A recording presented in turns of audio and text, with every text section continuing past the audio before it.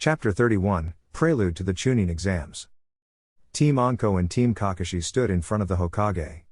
They had just finished giving their reports and were waiting for what the Hokage had to say. Hiruzen was very impressed with both teams, Anko's team more than Kakashi's. The mission was handled without too much bloodshed on their part. He was a little troubled with Sasuke's behavior, and it showed that the boy needed to learn that his name would not get him everywhere. I am glad that the mission was done and that you all arrived back safely. However, I am displeased with the behavior of your team Kakashi. A Jonin should not be questioning a Jonin.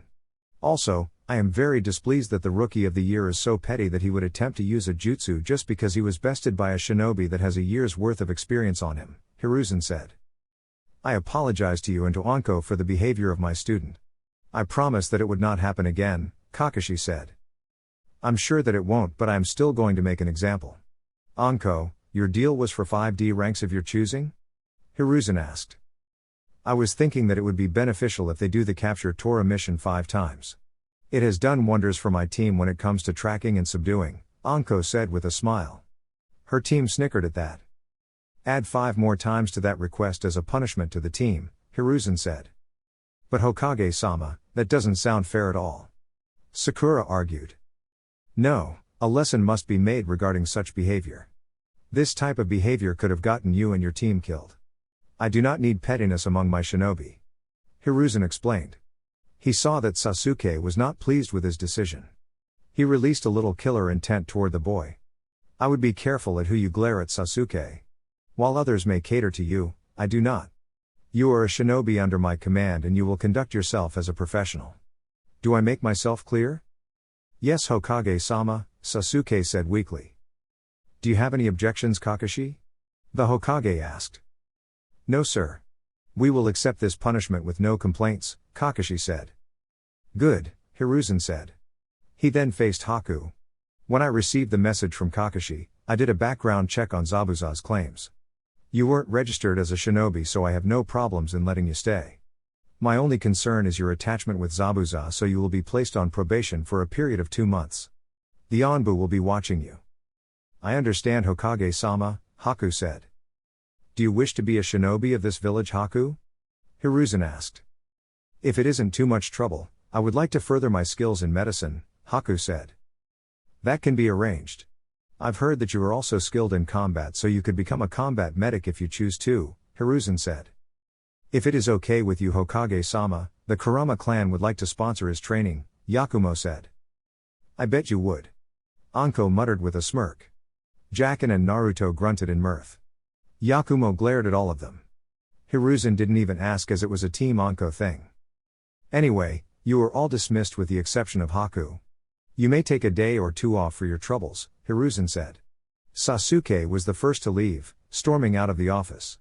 Everyone else left, leaving Hiruzen alone with Haku. 30. Jacken arrived at his apartment. As he entered, he noticed the seal that was near his door. It was glowing red and he was instantly on edge. He pulled out his kurosagama and moved slowly into his home. He looked around for anyone in his home. You can calm down, Jacken. It's just me. A familiar voice said. Jacken sighed and lowered his guard. Why are you in my apartment, Kuma?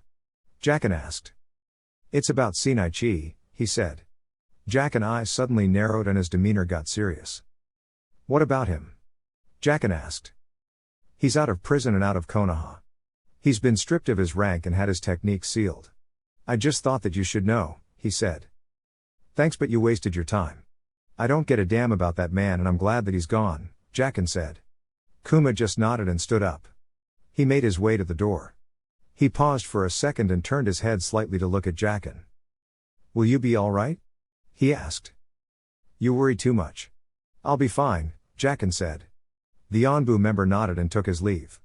Once the door closed, Jacken stood there in silence.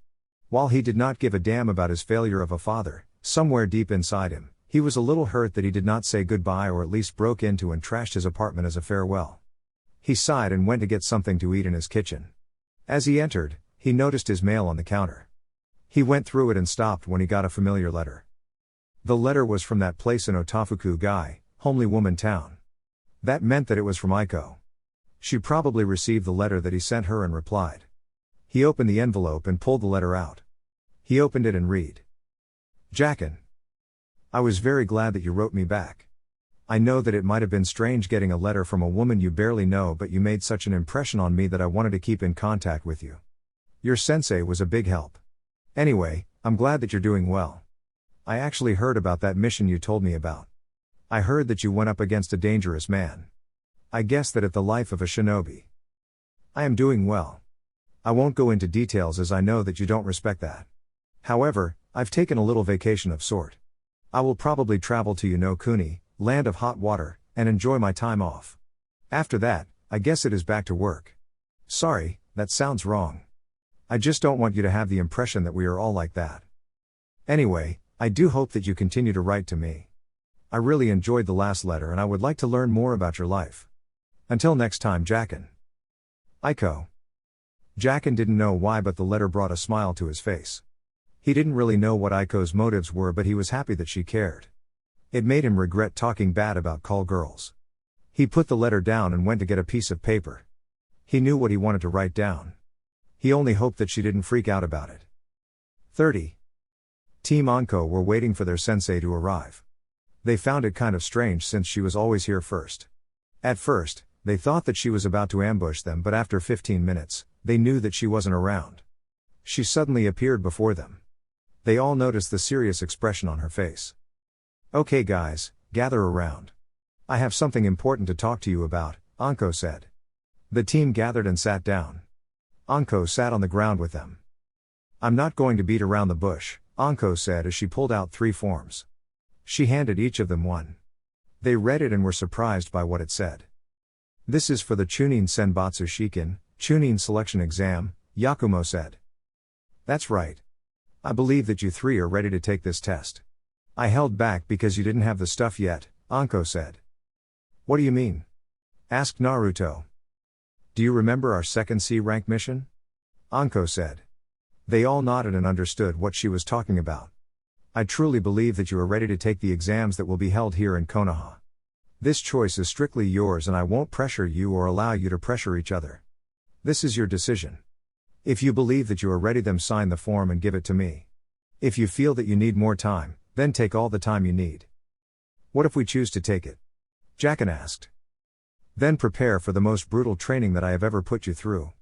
These exams are no joke and you can seriously die if you're not careful.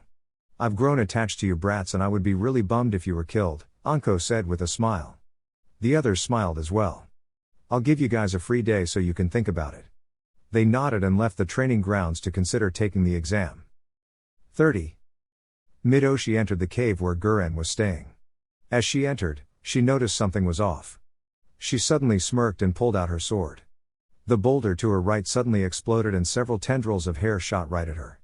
She twisted out of the way of the attack and used her sword to block the kunai that attempted to stab her.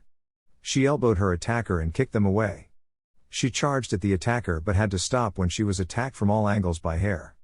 Midoshi danced out of harm's way. While in the air, she aimed her arm forward. Sin Ayashu. Hidden shadow snake hands, Midoshi called out. 4 snakes shot out and ensnared her victim. She pulled them forward with ease. She used the ceiling as a springboard and launched herself at the mid-air target. She drove her blade into them, gaining a gasp. Midoshi then noticed that the person she believed to be Kotoheim was actually a log. Kaden, Kasumi and Bu no Jutsu. Fire release, mist blaze dance technique, Kagero called out. Midoshi was covered by a clear mist. She noticed the smell and her eyes went wide. That's when the hidden explosive notes detonated. A huge explosion rocked the cave. As the smoke cleared, a burnt body hit the ground with a thud. Kagero and Kotoheim came out of their respective hiding places, to see what they had done. Suddenly there was clapping coming from behind them. They turned to see Midoshi. Very good, you have improved greatly. You do good work Guren, Midoshi said turning to her left. Guren just stood there with her arms folded. It wasn't easy but they can hold their own against anyone now, Guren said. Continue the great work. I will need them should I face this one Konoha team at the exams, Midoshi said. Are you admitting that there is someone out there that can beat you? Guren said. Midoshi just smirked at her and left the cave. She had another month and a half before the exam began. 30. Naruto stood in an abandoned field and faced a tree. He summoned a clone and held his arm out to him. The clone began to move his hand around his open hand. He watched as a ball of chakra appeared. The clone dispelled and Naruto charged at the tree. He thrust the ball into the tree and watched as it grinded into the tree. When the technique was finally over, the tree had a hole in it. Naruto watched it with a smile on his face. "That's not bad," a voice said. Naruto turned and faced Jiraiya. "You still haven't mastered it, however." "What are you talking about?" "The damage is similar to what you showed me," Naruto said. "True, but the technique is supposed to be done one-handed, not with help. I'm not saying that you can't use the Rasengan in battle, but you haven't mastered the technique," Jiraiya explained. "Well, it will have to do for now. I need to be prepared for the Chunin Senbatsu Shiken," Naruto said. "Is that so? Anko is allowing you guys to take the exams?" Jiraiya asked. "Yeah, and she's running us through the ringer. She wants us to be prepared for what's coming," Naruto said. "She's right to do so. These exams are no joke. Just be careful, kid, and watch your team's back," Jiraiya said. "No problems, Uro-Sennin, Pervy Sage. I'm going to ace this exam and become a Chunin," Naruto boasted with confidence. Jiraiya just chuckled at him. 30.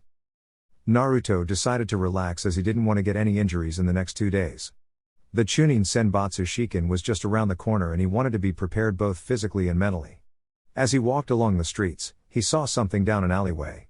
He moved closer and was shocked to see Suna, Sand, Shinobi. Not only were they Suna Shinobi but the same Shinobi with their unstable brother.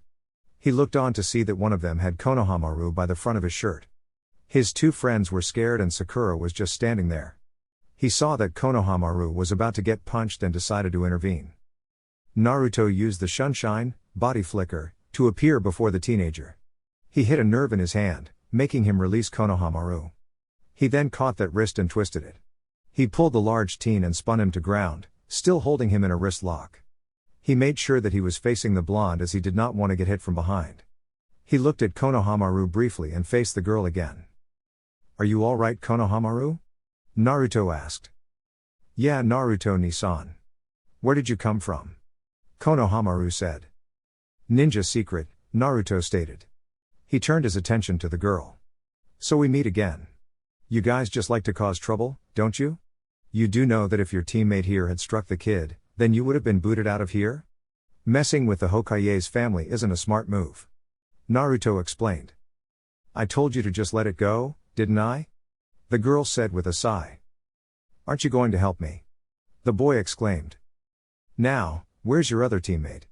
"I know he's here somewhere," Naruto said. He got his wish when the redhead appeared in a swirl of sand. The two stared at each other, ignoring everyone including Sasuke who jumped out of the tree. After an intense stare down, Naruto was the first to speak. "I know that you're here for the Chunin Senbatsu Shiken, but your teammate here nearly got you kicked out of the village. I suggest that you keep a tighter leash on him," Naruto said. "I will do just that. Now head my message. I will kill you and prove my existence. I do not care about that other one that is after you. I will be the one who kills you," he said. Naruto was a little confused by that. Was there someone else that wanted him dead? He would need to talk to Anko about this. He released the teen and slowly made his way to Konohamaru and his friends. He never took his eyes off the redhead, and the same for him. He slowly led Konohamaru and his friends away. Gaara began to walk away with his siblings following. Sasuke looked at the two and was not really happy. What was their issue? The redhead looked strong and he was making death threats toward Naruto. It also made Sasuke wonder how strong Naruto was. A little pissed at being ignored, Sasuke ran off to get some training in. He needed to be ready for the upcoming Chunin Senbatsu Shiken. Chapter 32, The First Stage, Escape from Ibiki. Team Anko walked up the side of the academy instead of entering through the doors. They really didn't have to, but they figured that they should enter the building like ninja. They arrived on the 3rd floor and made their way toward the main room. They were surprised to see their sensei with a bunch of other sensei. Anko saw them and was shocked. "Wow, I didn't expect you guys to reach up here so fast," Anko said. "We entered the ninja way," Naruto said. Anko just smirked at them and then to the others. She presented her team like they were the best to the other jonin. "Well, I wish you guys luck, but you don't really need it. Watch out for each other and do me proud," Anko said. "Hi sensei," they said and entered the main room. Once inside, they picked a spot in the room so that they could see who comes in. They waited and watched as the teams came filing in. Team after team filed into the room and Yakumo narrowed her eyes. This is way too much competition. I was sure that the examiners would have had genjutsu traps laid out around the building, Yakumo said. It looks like someone may have spoiled the surprise, Jacken said. That's when they saw Team Guy enter the room. They saw them and gave them a nod. They nodded back and picked a spot. The next familiar team they saw was the Suna siblings. Gaara and Naruto locked eyes before they moved to a different spot of the room. It seems that he hasn't heeded my warning. I will have to do something about that. A female voice said. Naruto noticed her voice instantly and pulled out his staff. The end of it was right in her face. Some turned to see what the commotion was about. A dark chuckle escaped the female's lips before she removed the hood to reveal Midoshi. It seems you recognized my voice. So, you're the one that Gaara told me about? I didn't figure you to hold a grudge, Naruto said. You think that I'm out to kill you? Oh, perish the thought, Naruto-kun, Midoshi said. That got Naruto to blink owlishly at her. Why would I want to kill you when you are so interesting? That power of yours, I don't think I've been so overwhelmed in my life. I need you alive so that I can defeat that power of yours. Naruto didn't like the way she said that and narrowed his eyes at her. You don't know what you're asking for, Midoshi, Naruto said seriously. Oh, I know what I want, Naruto-kun, and I will get it. Just survive long enough to have our rematch. I will be waiting, Midoshi said and made her way past them to go to her team. Naruto relaxed a little as Yakumo and Jacken flanked him. I know that this sounds ridiculous, but I could have sworn that she was flirting with you, Jacken said. Yakumo looked at him with annoyance. That's what's going through your head? You're not worried at all about the fact that Midoshi is here and may want Naruto's life? Let's not forget the psychotic redhead that also wants our teammate dead, Yakumo said. I'm not trying to sound insensitive, but it looked like she was flirting with him. You guys kind of agree with me, right? Jacken asked a couple of Taki Jinan. He has point. The way she kind of walked away wasn't just for show. The Jinan said. Jacken gave Yakumo a look who just sided him. Naruto chuckled at their antics until something got his attention. He turned to see a teenager with one of the Jinan who graduated 6 months ago. He was holding a card and was facing Sasuke. The reason this got him interested because he heard his name called. Uzumaki Naruto, age 13, rank Jinan. He is a member of Team 13, teammates Kurama Yakumo and Watanabe Jacken, Sensei Mitarashi Anko. They have quite a mission record with 50D rank mission, 3C rank mission, and 2 of them got bumped up to B rank. They have done a B rank mission and an A rank mission. It says here that they were credited with Gado's removal. His taijutsu, ninjutsu and bojutsu are really high while his genjutsu is unknown. He is also very skilled in fuinjutsu and kekai ninjutsu. On a special note, he was trained at an early age by the Sandaime Hokage and has been taught by the Gama Sennin, Toad Hermit, Jiraiya. Wow, this guy sounds like he's no joke. The teenager said. Team Anko narrowed their eyes at the boy. How in the hell did he get that information? Jacken whispered. Yeah, only a select few knows about my training with the old man or Uro Sennin, Pervy Sage, Naruto said. Also, to have such detail of your mission history is very suspicious. No Jinan should have access to that information. Yakumo added. What do you think we should do? Asked Naruto. They ignored the small fight that happened, which put Kabuto on the ground.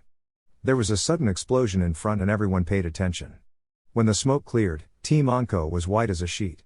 In the front of the room was the head of the Konoha Gamen/Jinmon Butai, Konoha Torture and Interrogation Force, Morino Ibiki. Holy shit, we are fucked. We are so fucked. Jacken muttered in fear.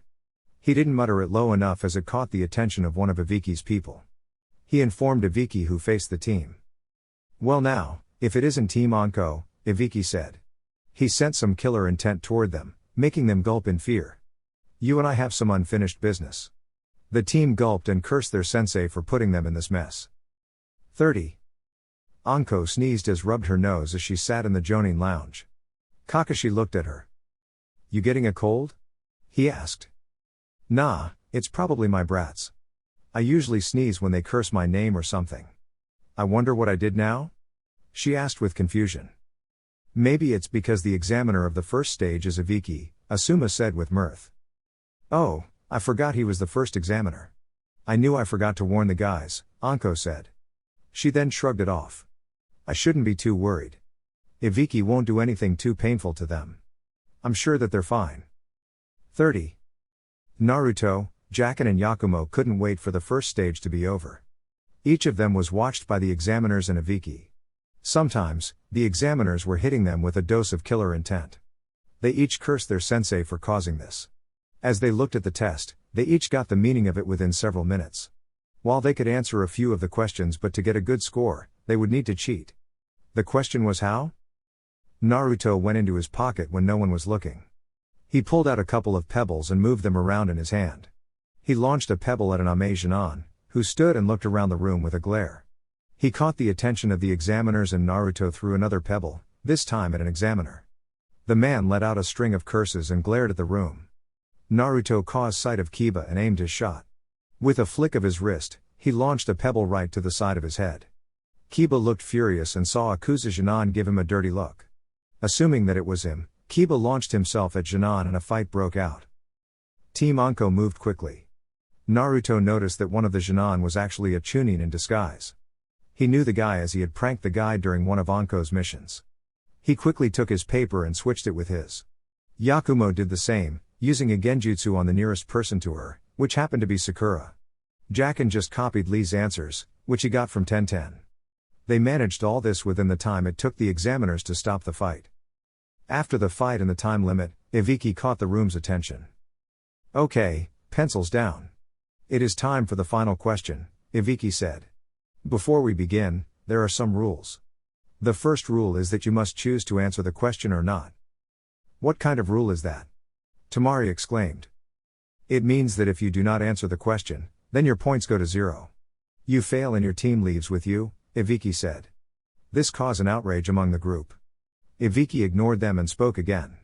Another rule, if you choose to take the question and get it wrong, then you will never get another shot at the Chunin Senbatsu Shikin, Chunin selection exam.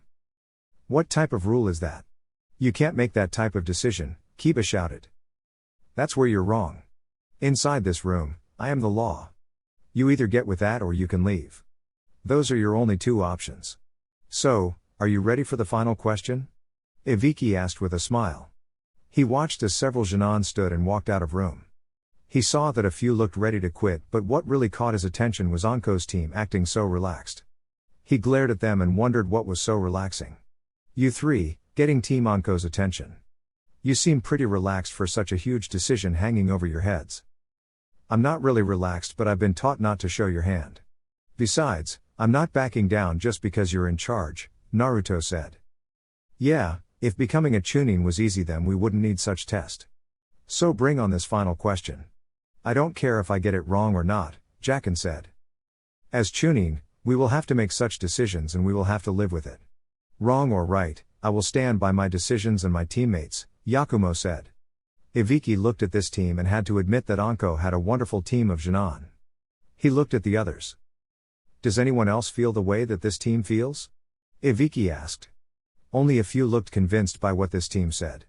Very well, the first stage of Chunin Senbatsu Shikin is now over. Say what now?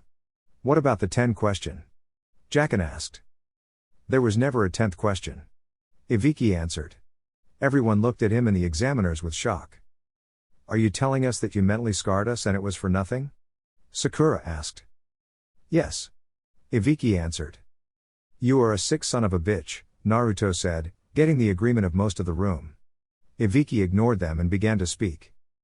The object of this test was to see how well you can gather information. Did you really believe that no one would notice the use of dojutsu, animals or puppets? Those who were eliminated would have been killed on the spot by how bad they were getting their information. The 10th question was just to see if you have the stuff to be Chunin. As a Chunin, you will be given more difficult mission. Some of those missions, your life would be in great danger and you have to make a decision. Ibiki suddenly removed his bandana, allow everyone to see his man's scars and holes in his head. Depend on your choice, you make it in the service of your village.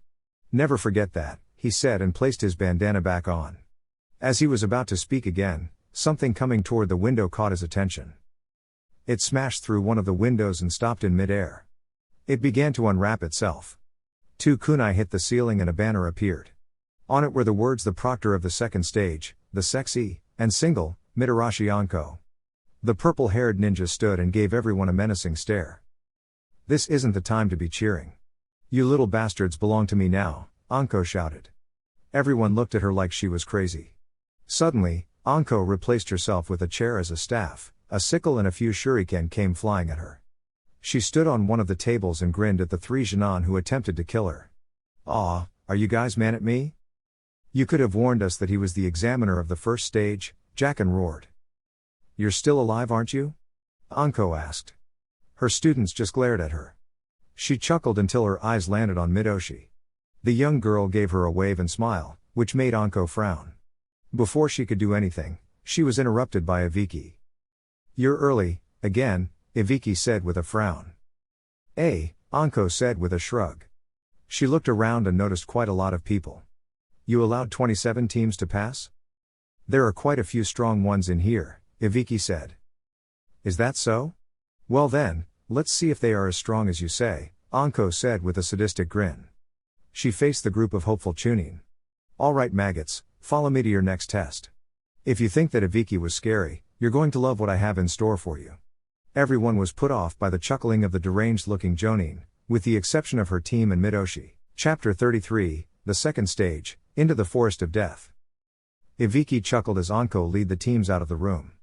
He was going to let the Jonin in the lounge who passed and who failed. As he made his way out, he saw a piece of paper under one of the exam papers. Curious, he made his way over and picked the paper up. He unfolded it and read the message. "Ibiki-san. Please check on Yakashi Kabuto. He has information that he should not have. He may be a spy or you may have a leak." He looked at the note and back at the spot where he found it. That was where one of Anko's brats sat. This was a serious accusation and he needed to check up on it. He quickly left to go and speak with the Hokage. 30. Anko stood in front of the Chunin hopeful and faced all of them with a smile. She had secretly sent a note to the Hokage about Midoshi's involvement in the exams. That could only mean that Orochimaru was somewhere in the village. She couldn't search for him now, but she would soon. "Okay maggots, welcome to the second part of the Chunin Senbatsu Shiken, Chunin selection exams. I like to call this place my and my team's home away from home. This is the Daiyanji-on Inshuho, 44th training ground, or as I like to call it the Shinomori, Forest of Death." Anko began to speak. "Why do call it that?" asked Ino. "You'll soon find out why. I would like to keep that a surprise for you all to see," Anko said with a vicious grin. As she was about to continue, Sakura decided to speak up. "Wait a minute, you said that this is your team's training ground?" she asked. "So?" Anko asked. "Does that give you a huge advantage?" "That's cheating," Sakura exclaimed. Team Anko watched as Anko looked at the girl with a glare. Anko was not happy and walked up to her. Sakura gulped under her stare and felt weak in the knees. "Do you realize how much of an embarrassment you are right now? You're complaining about an unfair advantage? We're shinobi. We live a life of unfair advantages. Hell, we strive on unfair advantages. You are a kunoichi of Konohagakure, so act like it. If you're so worried about it, then leave. You are a disgrace, acting like a child," Anko stated loudly. Sakura seemed to shrink into herself and the looks she was getting from the others only embarrassed her further. Anko straightened up and looked at everyone else. "Does anyone else have a problem with my team's advantage? Are there any more bitches within this group of wannabe Chunin?" "No ma'am," everyone exclaimed. With a final glare to Sakura, Anko walked back to the front of the group. She faced everyone again. "Now, I will explain the point of this exam." Anko pulled out 2 scrolls, a white one and a brown one. "In my left hand, I hold a scroll with the label Heaven, in my right hand, I hold a scroll with the label Earth. Each of you will get a scroll, one with Heaven or one with Earth. Your objective is to gain both scrolls and make your way to the tower that is at the center of this training ground," Anko said. "So it's like a capture the flag type of mission?" asked Midoshi. "Something like that. Since half of you will be holding the Heaven scroll and the other half will be holding Earth, you will have to fight each other to get it. As Chunin, you will have to get information by force and return it back to your village while others are after you. If you can't, then you will die. Which reminds me," Anko made a motion and several Chunin who had papers. "These are waivers that you may choose to sign. This dissolved Konoha from any deaths that happen within the forest." Anko explained. Some of them looked a little worried about that, but no one left. So how long is this exam? Asked Jacken. The exam ends in 5 days. Anko informed them. 5 days? What about food? Exclaimed Choji. There are a lot of animals who can hunt and eat. There are also some plants that are edible, Anko said offhandedly. Do you have any advice? Asked Yakumo. Just one. Don't die, she exclaimed. 30. Hiruzen couldn't believe the trouble that was brewing in just one day. He had just gotten Anko's message about Midoshi. He still did not have too much info about the girl, but he could do nothing about her. Otokage, while new, had permission to compete in the Chunin Senbatsu Shiken. To pull her out to question her would cause all types of internal problems for Konohagakure and Hino Kuni. That was something he was not willing to get into.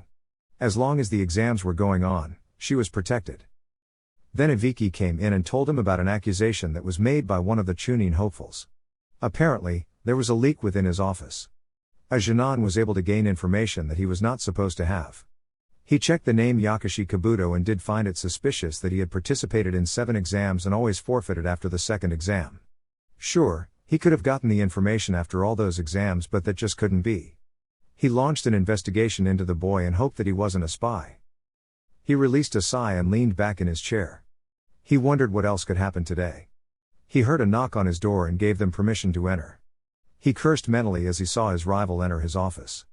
He could only wonder what Danzo wanted now. Hello, old friend. What can I do for you today? Hiruzen asked. I heard that Orochimaru might be within the village. Danzo said. Nothing is confirmed, but I have been informed of that girl participating in the exams, Hiruzen said. Are you sure that it is wise to allow her to continue? Her objective includes your student who is also in the exams. Danzo said. Naruto can handle himself. I also trust his team to watch his back as we did during the wars, Hiruzen said. You are not handling this seriously, Hiruzen. I also thought it was idiotic that we allow other villages into ours, but you are risking the life of our weapon and placing your trust in that woman. Danzo said. I have warned you before, Danzo. He is not a weapon and you will never refer to him as such in my presence again. Also, I trust Anko much more than you do. She has raised this team to be one of my best. I dare say that they can even surpass my team without falling to the events that led to 2 of them leaving. I cannot touch Midoshi because she protected by the guidelines that make up the exams. Until they are over, I can do little, Hiruzen said. I still see that you are too soft, Hiruzen. Danzo said. And yet, I was chosen and not you. Do you wish to know why? Hiruzen asked. He watched as Danzo's lone eye narrowed. He just turned and left the office without another word. He walked out of the tower and made his way to his home. Once home, he tapped his cane and a shinobi appeared. Danzo-sama. The shinobi said and bowed. I want you to send a team into the Sho no Mori and bring a girl named Midoshi here. Capture her team as well, including the Jonin sensei. Danzo ordered. The shinobi bowed and vanished. Danzo just sat and waited. If Hiruzen wasn't going to do anything, then he would, as it was to protect the great tree that is Konoha. 30. Naruto, Jacken and Yakumo were making their way to a familiar place within the forest. It was somewhere that they could rest and plan their opening move. As they moved along, Naruto suddenly felt something. He turned to his team and did some signs. We got a tail. 3 kunoichi, Takigakure symbol, they move like a complete unit. Dressed like Anbu, strapped with weapons, Naruto signed. They must be thinking about taking our advantage away. What's the plan? Jacken signed. We lure them into a trap. I can use my clone technique and a genjutsu to tire them, Yakumo said. Let's lead them to that area where those spiders are. You know how they are, Naruto signed. That's kind of cruel, isn't it? Yakumo signed. Don't worry about that. We aren't going to let the spiders kill them. So are we in agreement? Jacken asked. They nodded and began to make their way to the spider's nest. They were followed by the 3 Takigakure kunoichi. Yakumo did some seals and did her jutsu. Oboro Bunshai no Jutsu. Hei's clone technique, 3 clones appeared that looked like them. The originals ducked and covered while the clones went forward.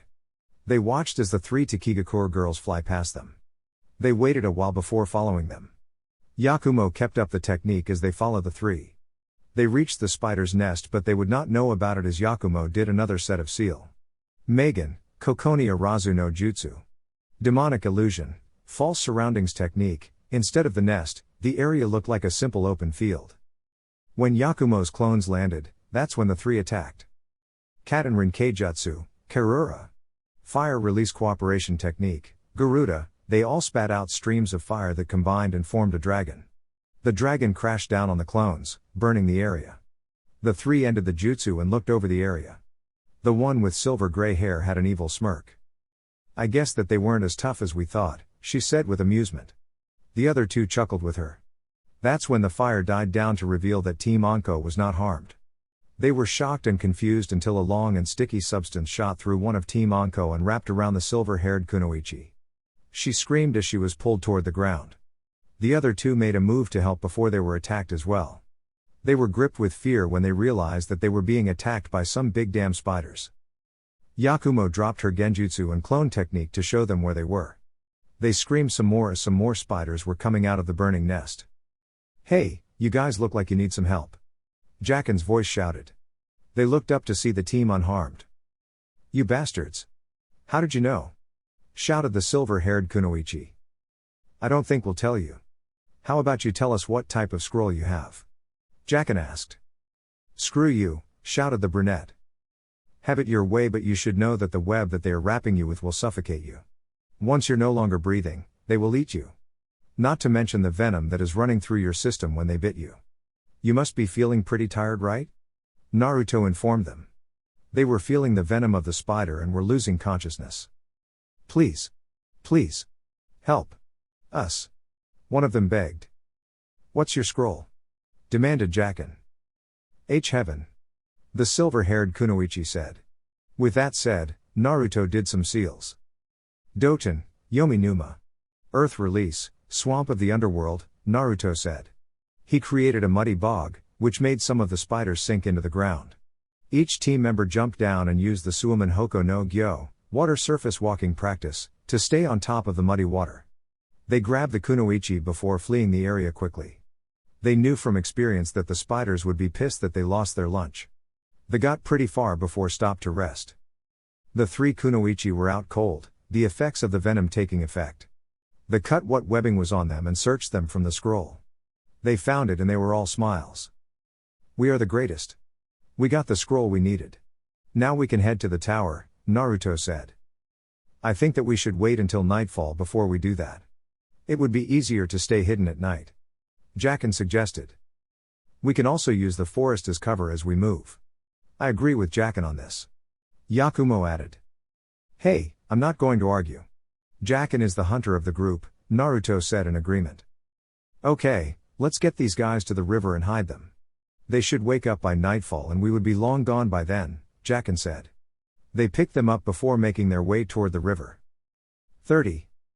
Anko was practicing her sword movements. She didn't want to let up on her sword training as she was advancing in the Odori Konoha Ryu, dancing tree leaf style. Right now, she was mastering the Yanagi, willow, technique and was getting pretty good at it. She was preparing to do it again when someone appeared before her. She turned and recognized the guy as Mizuku. Anko, you need to come and see this. We have a situation, Mizuku said with urgency. Anko sheathed her sword and followed him. She arrived where Izumo and Kotetsu was waiting. She walked up to them and waited. So, what's up guys? The two moved out of the way and showed her what they found. She looked at the bodies with shock. Izumo showed her some files. We checked it out. This is the team from Kusagakure. What's wrong with this picture is that this team is supposed to be in the forest. I saw them to the gate myself. Izumo reported. Anko didn't answer him and continued to watch the bodies that had no faces on them. She knew of only one person who knew how to do such a thing. She might have been a changed person since becoming a Jonin instructor, but that man was still the bane of her existence. She still had that drive to make him pay. Anko turned to Mizuku. I want you to get to the Sandaime and tell him that Orochimaru is in Konoha, disguised as a Kuzujinan. Go now. Anko ordered and Mizuku left via Shunshine. She turned to Izumo and Kotetsu. I need you to get 2 squads of the Anbu and send them into the forest after me. They nodded and were gone. Anko turned toward the forest. I don't know why you're here, but you won't be leaving here unhurt. It's time that we settle things, Orochimaru. 30. The Konoha Jinan's head hit the ground with a thud. Midoshi flicked the blood off her sword before sealing it. Kotoheim walked over to her, as did Kagero, who was wearing the face of one of the Jinan that they just killed. In Midoshi's hand was an earth scroll. She was about to pocket it and make her way to the tower when she felt something in the air. "You can come out," Midoshi said. She waited as 5 men in masks surrounded the group. Midoshi looked at them and smiled. "Well now, what do we have here?" Chapter 34, Death by Sound. Midoshi, Kagero and Kotoheim looked at the 4 men that surrounded them. Midoshi held a small smirk as she was curious as to who they were and why they were here. She could tell that they were not regular Konoha shinobi. They seemed to have a purpose for her and her team. "So, what can we do for you gentlemen today?" Midoshi said. "You are to disarm yourselves and come with us," the man said. She watched as they reached for their weapons. "And if I refuse?" Midoshi asked. "You will be coming with us. It depends on your how," the man said. Kotoheim and Kagero looked ready to deal with them, but Midoshi held her hand up. "No, you guys make your way back to our camp with the scroll. I will deal with them," she said. The 2 looked ready to refuse, but they started to feel the air shift. They got scared and made their way out of the area. One of the shinobi attempted to stop them but suddenly found their head removed from their body. The others 3 removed their weapons and faced the young woman. She looked at them with a bored look. "I really don't know why you Konoha nins are here. I don't really care who you really work for because I know it isn't the Hokage. However, you are attempting to stop me from getting what I want and I will not allow that to happen. It's time I show you what type of an apex predator I am," Midoshi said, and unleashed her killing intent, freezing them in their tracks with just a glance. 2 of them were able to get out of her gaze as the 3rd was run through their chest by Midoshi's hand. She threw the body away as she watched the other 2 begin to do hand seals. Kaden, Ryuka no Jutsu. Fire release, Dragon Fire Technique. Both were surrounded by fire and several flames that took the shape of dragons attacked Midoshi. She skillfully dodged and avoided the attack and rushed at the 2 with a smile. Disengaging their techniques, they launched shuriken at her. Midoshi stopped and held her arms out. Sinai Tajashu. Many hidden shadow snake hands, she called out calmly, and an army of snakes shot forward. Some caught the shuriken while the rest went at the 2 shinobi. They cut through the snakes with their tanto, but this proved to be a mistake. Midoshi appeared behind from within the army of snakes and wrapped around one of the men. She quickly snapped their neck and at the same time pulled out a kunai and stabbed it into their forehead. She stood up straight and faced the last man. She was impressed that the man was not running away and had his tanto in an attack position. Midoshi summoned a snake from out of her arm and held it. It then transformed into a sword. The blade was beautiful with red and yellow hilt. It gleamed in the moonlight as Midoshi held it above her head. She brought it to her side and with a flick of her wrist, the blade began to move like a snake, rippling at a high speed. She smirked at him and readied herself to attack. The man dug in as Midoshi's charged at him. Through the night sky, no scream was heard, only the tearing of flesh. 30. Guren walked around the village without a care. She wasn't scouting or anything, as it would be very soon when the village would be burnt to the ground. She was trying to remain casual, but it was beginning to become very hard with her tail on her. She noticed it about 5 minutes when she stepped outside of her hotel room. She didn't know why they were following her, but if they thought that she was going down without a fight. She decided to stop playing this cat and mouse game. She turned into an alley and made her way to a building that was abandoned. She walked into the building and made her way upstairs. When she arrived on the 2nd floor, she found herself confronted with her tail. She looked at them with a sly smile. "So, you've decided to stop playing as well? Well boys, what do you want from me?" Guren asked. "Under orders from our lord, you are to come with us," the leader said, and they removed their blades. "On whose orders? Certainly not the Sandaime Hokage?" Guren mocked. They didn't say anything and rushed Guren. Guren just stood waiting as 2 blades came down on her. She didn't cry out, only grinned at the 2 as she broke into crystal particles. The 2 were shocked by this, and they were then suddenly attacked by multiple projectiles that came from under them. They were both filled with holes and fell to the ground dead. Under the floor, Guren waited until she saw small drops of blood come from above. She smirked and dispelled a green snowflake-looking mirror. She watched out of the building and made her way back to speak with Orochimaru. 30. Anko's search led her deep within the forest. She managed to pick up her sensei's trail and followed it. It wasn't long until she caught up with him. She caught the man's attention and snarled at the smirk that was on his face. Well, my dear Anko, you have grown into a beautiful young woman, Orochimaru said mockingly. Anko calmed herself and glared at him. Orochimaru of the Densetsu no Sannin, the legendary 3 ninja, you are wanted for crimes against Konoha. Come peacefully or I will have to use force, Anko said. Why so cold, Anko?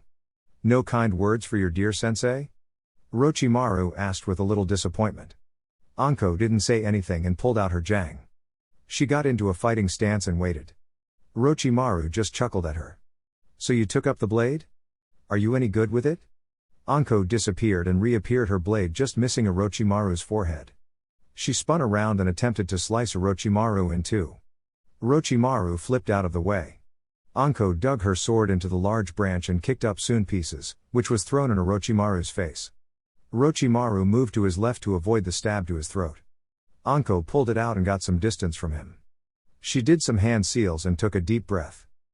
Kaden, Hosenka no Jutsu, Fire Release, Phoenix Sage Fire Technique, Anko shouted and spat out several medium-sized fireballs at him.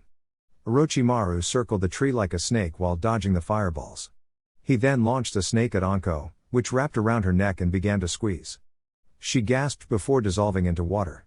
Surprised, he was hit but a torrent of water that came from his left. He landed on a branch with a thud. He quickly moved as Anko appeared and drove the blade where he just was. Anko continued her assault on Orochimaru, who just dodged her attacks. She watched as he ducked behind a tree. She hit the tree with the flat of the blade. It bent and managed to catch a bit of Orochimaru if the small bit of blood was any indication. She pulled her blade back and thrust it into the tree. She heard the sound of her blade piercing through flesh. She waited for a while when 4 snakes came from behind the tree, each having a blade sticking out of their mouths. Anko quickly pulled her blade free and began to parry the blades. With quick movements, she served the heads of snakes and was at the ready. She spun and deflected a kunai but could not block the kick to her gut. She slid across the branch before coming to a stop. She faced her former sensei and glared at the mocking smile on his face. She took a deep breath and began to wave her sword around. Orochimaru was amused until he saw multiple images of her blade. He waited and raised his arm. He grabbed Anko's wrist and flipped her onto her back. Konoha Ryu Yanagi, Lee-style Willow, that is a pretty impressive technique you learned, Anko-chan. It seems that you have gotten stronger, Orochimaru said. Anko growled but then smirked at him. He was suddenly struck by several snakes that came out of her sleeve. He released her and Anko did another group of hand seals. Futon, Daitapa. Wind release, great breakthrough, Anko shouted and blew a strong chakra-enhanced wind which connected with Orochimaru. He was sent into a tree with some force and he slumped down onto a branch.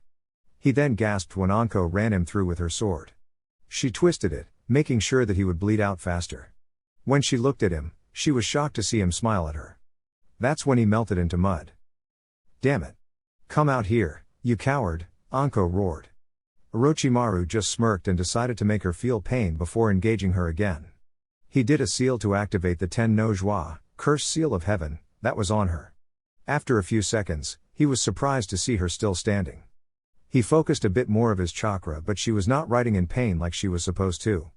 That little bit of chakra alerted Anko to his location and she charged at him. Orochimaru moved faster and slammed into her. She hit a branch with a thud and was held down by Orochimaru's foot. He took a kunai and cut off a bit of her clothes to see the curse mark. What he saw made him very curious as another seal was over his. Well now, what type of seal is that? Orochimaru asked. It's a brand new seal from Jiraiya-sama. You like it? Anko asked mockingly, which made the Sannin dig his foot into her some more. I think not. I know Jiraiya's work and this is not it. So whose work is this? Orochimaru asked her again.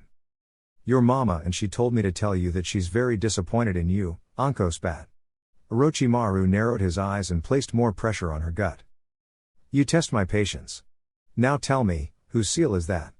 Orochimaru asked loudly. He then heard something coming at him and he moved out of the way. He saw that it was a chain that was attached to a fist-sized ball. As he was in mid-air, he was suddenly consumed in darkness. He looked up to see several black swords appear. He tried to dispel the genjutsu and found that he couldn't. The swords dived at him and looked ready to skewer him. He unleashed a large amount of chakra to free himself from the genjutsu. When he looked around, he saw that Anko was gone. "Ha, I don't know who you are, but I will not forget this," Orochimaru said to no one. He melted into the tree, knowing that the Anbu would have felt his chakra. After a few minutes, Yakumo released the genjutsu that she placed after casting the first one.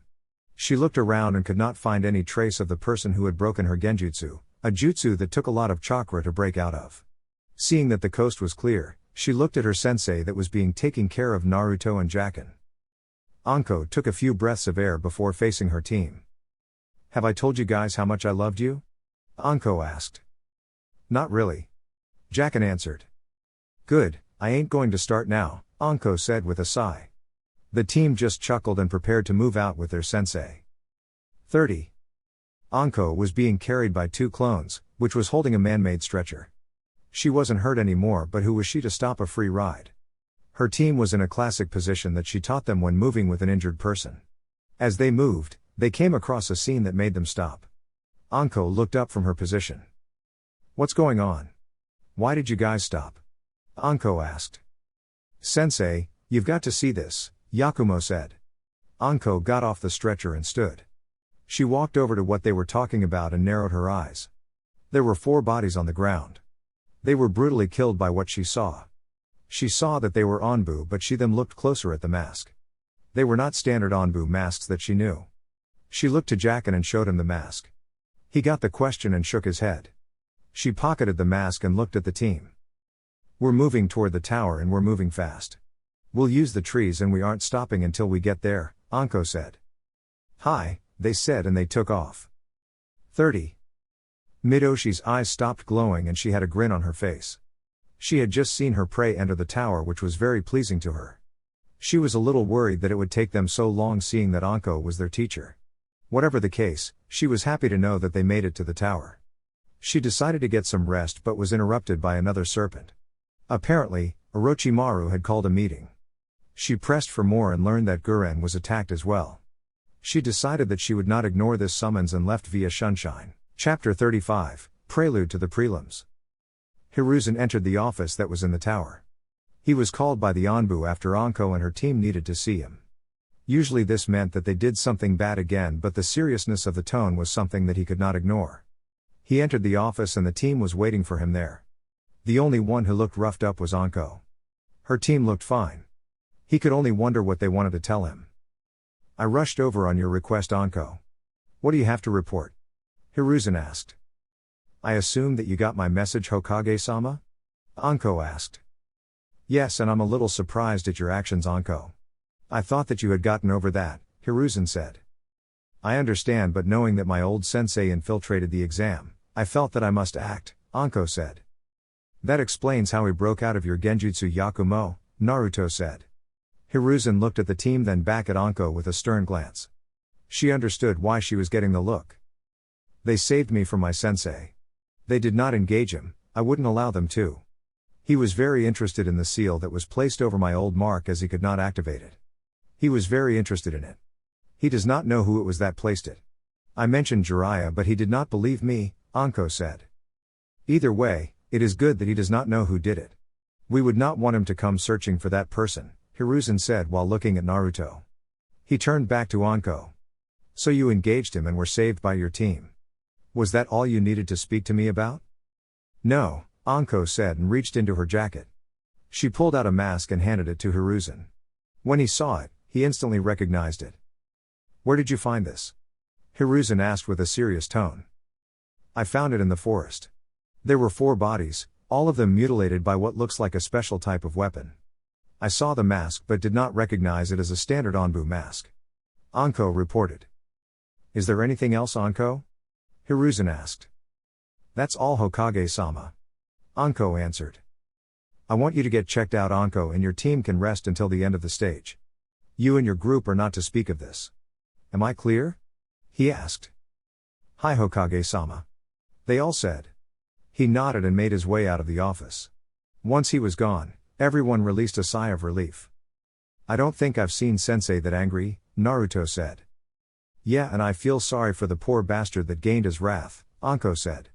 She looked at her team and asked if they wanted to get something to eat. She led them to the cafeteria. 30. Orochimaru was waiting for the arrival of Midoshi. He did have to wait long as she appeared from the shadows. In the same room with him were Kabuto, his teammates, Guren and her team. Once she was there, he stood up straight and faced them. First things first, Kabuto, how is my new body? Orochimaru said. He's still out of it, but it looks like that he will survive the process. His teammates are watching over him and the Auto team is in waiting to attack in the morning. However, I'm worried about the pale-skinned boy. He seems much too skilled for a Genin, Kabuto said. He belongs to Danzo. I can tell that he has been through the training. He will be of little consequence. He then turned to Guren and her team. However, the attacks on you and your team do bother me, Orochimaru said. I wouldn't worry about us, Orochimaru. We came out of it fine and showed whoever sent those men that we are not to be messed with, Midoshi said. This is no time for your arrogance, child. You are just luck that Danzo did not send any of his elite shinobi, Orochimaru said with a tone. Be careful who you speak to, Orochimaru. I care not what you do with your petty little revenge against your sensei, but if you try anything to stop me from getting what I want, I will make you pay. Midoshi threatened with a dangerous tone. Your obsession with the Kyuubi child is getting to be troublesome. Orochimaru snarled. Orochimaru-sama, perhaps you should allow this to continue, Guren said. Orochimaru snapped his gaze at her. She flinched but remained calm. We did not come all this way just to get scared of this Danzo. We have proven that his men are not so dangerous, and even if he sent his elite, they would be no challenge against us if we work together. To pull out now will give the Hokage reason to investigate. We are still able to move around, thanks to the rules of the exams. We must be cautious. Orochimaru calmed down and let out a sigh. He turned to Kabuto and his team. Return to the forest and continue watch over Sasuke-kun's team. Orochimaru ordered. They nodded and vanished. Orochimaru looked at Midoshi, who had already begun to leave. Her team was following her, as was Guren. He glared at the back of the child and did not like the type of power she held. He could do nothing, however, against the little upstart. If he did, then he would be the enemy of the Hebi clan and they would do everything in their power to destroy him. For now, he would let her live. Another thing that he was concerned about was that seal he saw on Anko's mark. There were very few seals that could contain the power of his joie, curse mark. Whatever this seal was, complete cut him off from the seal that he placed. While Anko's joie was an old design, it was still troubling that it could be done. Not even Jiraiya found a way to do that.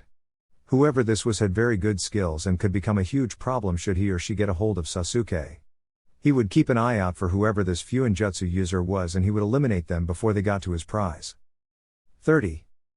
Hiruzen made his way toward the council room where he called an emergency meeting. He did not show his anger, but it could be felt by the two Anbu who were escorting him. He reached and entered the room where the elders and clan heads were waiting. A representative of the civilian council was there as Hiruzen made it clear that they had no reason to be there. He stood in front of them with a serious expression. I thank you for coming on such short notice. I assure you that it is important that you are here tonight. Before we begin, I would like to speak to you, Danzo, Hiruzen said. What do you? Was all he got out before he was grabbed by the neck and slammed down onto the table. He was choking a bit as Hiruzen had his hand around his throat. He was very surprised at the look of rage on his face, as were the other two elders. However, they could do nothing as they saw the two Anbu members right behind them, their hands on their blades. Danzo looked back at Hiruzen with a glare of his own. What do you think that you're doing? He choked out. You will be silent, Danzo, as you have forgotten your place. Did I give you orders to confront that girl? I told you that nothing could be done as she is a part of the exams, but you decided to go and disobey me. Let me be clear so that this does not happen again.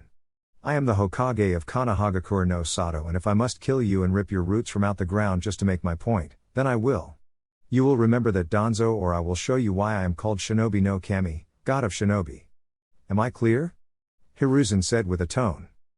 Yes. Hokage-sama, Danzo gasped. Hiruzen released him and Danzo was immediately attempting to get his breath back. The two former friends looked at each other with nothing but contempt. Danzo broke the gaze and sat down on his seat. Hiruzen made his way to his seat and sat down. Everyone in the room stayed silent and waited for the shinobi on Kami to speak. When he did, the meeting got on its way. 30.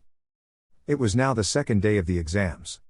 Naruto decided to check out the tower while Jacken went back to sharpen his weapon and Yakumo went to meditate. As he walked around, he met Kurenai's team and met the 2 members of the Suna team. He sent his hellos and continued his trek around the tower. He wondered if anyone else was in the tower. As he turned the corner, he came to an area that was pretty open and close to where the Jonin and Chunin were staying. He stood in the area and waited. When a few moments passed, he decided to call out whoever was following him.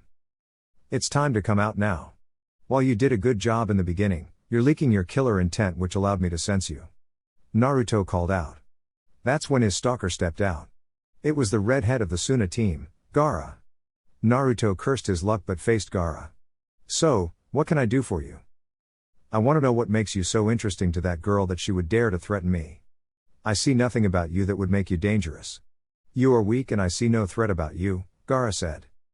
"Gee, don't I feel special in your eyes? I guess that you're talking about Midoshi. I don't know what her interest is in me, but a more important question, or rather questions, is when did you meet Midoshi and when did you 2 cross paths?" Naruto asked. Now, those are questions that you shouldn't be able to ask," a female voice said. Midoshi appeared from behind a column and was standing with the 2. She faced Gaara and glared at him. "You should keep your mouth shut, Sant Rat. I don't care about your crazy mother or whatever you call that thing inside you, but you better keep your mouth shut or I will shut it for you." "You would dare?" Gaara growled and removed his cork to his gourd. I would be careful. There's a reason why Naruto-kun lead you here. You wouldn't want the Jonin and Chunin to come out and deal with you?" Midoshi said. Gaara snarled but did not attack. Midoshi just sided his face. "It's such a task to control such rabid beast, don't you agree, Naruto-kun?" "I'm not even touching that comment, Midoshi. I am curious about why you're here. It can't just be because of your curiosity," Naruto stated. "Oh, but it is. I don't really have an agenda other than satisfying my curiosity. I mean, student of the Sandaime Hokage, student of Jiraiya the Gamma Sennin, Toad Hermit, student of Mitarashi Anko and Jinchuriki of the Kyuubi. You have such a wonderful resume and I want to see it matches up. I'm especially excited to see how much better you have become with that wonderful chakra you hold at bay," Midoshi said. "You can forget it, Midoshi. Even if we do fight, I won't use that chakra just to satisfy you lust for battle," Naruto exclaimed. "So you say, but you know that I am just as skilled and I have been trained just as well as you have. You may not have a choice and I have all the time in the world to find your triggers," Midoshi said with a smile. Naruto just narrowed his eyes at her. Gaara was a little pissed at being ignored, but he did look at Naruto in a new light. "So you carry one just like me? Yet, why do you not have the same eyes as me?" Gaara asked. "He's nothing like you," Midoshi hissed, surprising Naruto. "He's better. Do not forget Gaara, he is my prey. You do not want to test me." Gaara just glared at her. "I swear, by the end of this, I will kill you both," Gaara said. He then left the area via Sunshine. "Filthy animal," Midoshi snarled. She turned her focus back to Naruto. "The same goes for you, Naruto. You're my prey and no one else can have you." She turned away and left the area as well. Naruto just sighed and wondered when did he get so popular. He decided to go back to his room, having enough of today's exploration. 30. The rest of the exam came and went. Everyone who managed to get into the tower was standing in front of the Hokage. Naruto listened to the old man, but he surveyed the competition that was around him. It looked like the rest of the rookies passed the second part of the exam, but they came around the last day. His team, Midoshi's team, Kurenai's team and the Suna team were pretty well rested. Another team that came in before the deadline was Guy's team. The other Auto team came in with the last 2 rookie team and so did Kabuto's team. That added up to 9 teams. Naruto had just finished listening to the Hokage's speech, which was interrupted by Yugao's boyfriend, Gekko Hayate. The guy still looked pretty sick as he remembered. The man explained that since there are still too many competitors that a preliminaries had to be held. That's when a screen came down from above and Hayate explained that the matches would be random. He asked if anyone wanted to quit and Kabuto was the only one to do so. He watched as Ibiki watched him as he left and signaled 2 people to silently follow him. It meant that their suspicions were on the mark. He forgot about Kabuto and focused on what was about to happen. The preliminary matches of the exams were about to begin. Chapter 36, The Prelims, Part 1. A digital board came down from the ceiling. It hovered over them and began to run through the names. It landed on two names. One was Uchiha Sasuke and his opponent was Kagero. Alright, everyone but these two, please leave the floor and go onto the balconies. Hayate ordered. As everyone made their way to the upper level, Kakashi appeared next to Sasuke. He leaned down and whispered into his ear. I know about that mark on your shoulder. If you decided to use it, then you will be disqualified and we will seal that mark up immediately, Kakashi said. What? Why? Sasuke hissed. Kakashi squeezed his shoulder and Sasuke winced. Do not argue with me, Sasuke. It was me who got the Hokage to allow you to compete, much to everyone's disagreement. You will not use that mark or I will take you out of the match right now, Kakashi said with seriousness. Sasuke just nodded but he was not happy with the decision. Kakashi released him and made his way to the balcony. Sasuke didn't know what the problem with the mark he received. It gave him the power that he was looking for. It was such a rush to use. Whatever, Sasuke thought. He looked across to his opponent and smirked. This guy doesn't look like much. Are you ready? Hayate asked Sasuke. The boy nodded with a grin. He looked at Kagero and asked the same question. Kagero grunted and prepared. Then begin. In a flash, Kagero was in front of Sasuke, which surprised him. He felt a sting to his jaw and took some steps back. He was then struck from the side.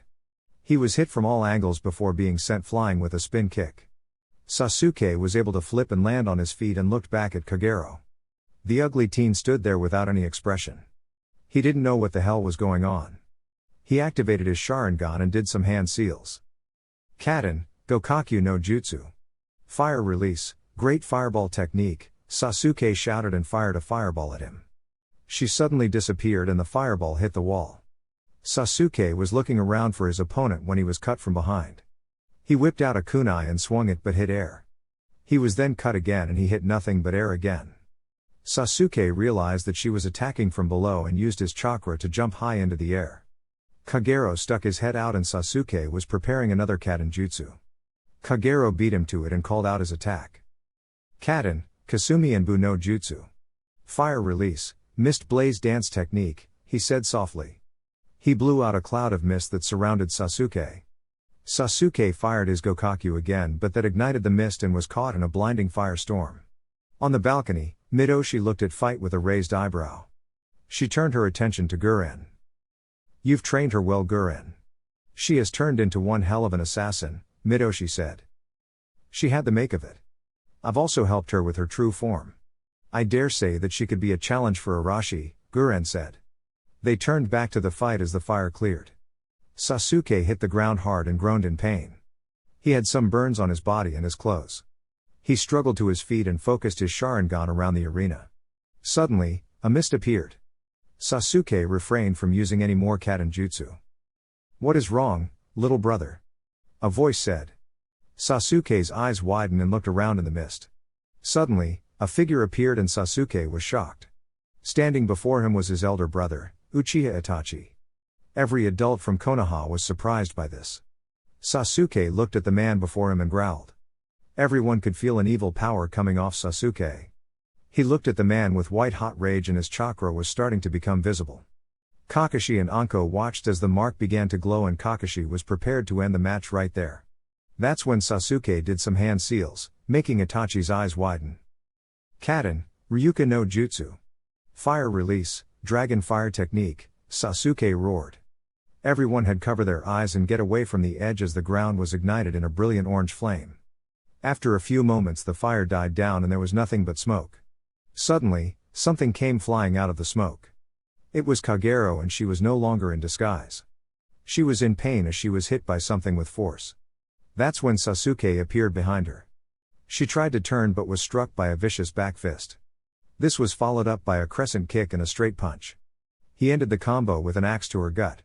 Because the last attack connected when she hit the ground, the attack was doubled. Kagero gasped in pain as the smoke cleared. However, Sasuke wasn't even done. His Sharingan was blazing and there was nothing but hate in them.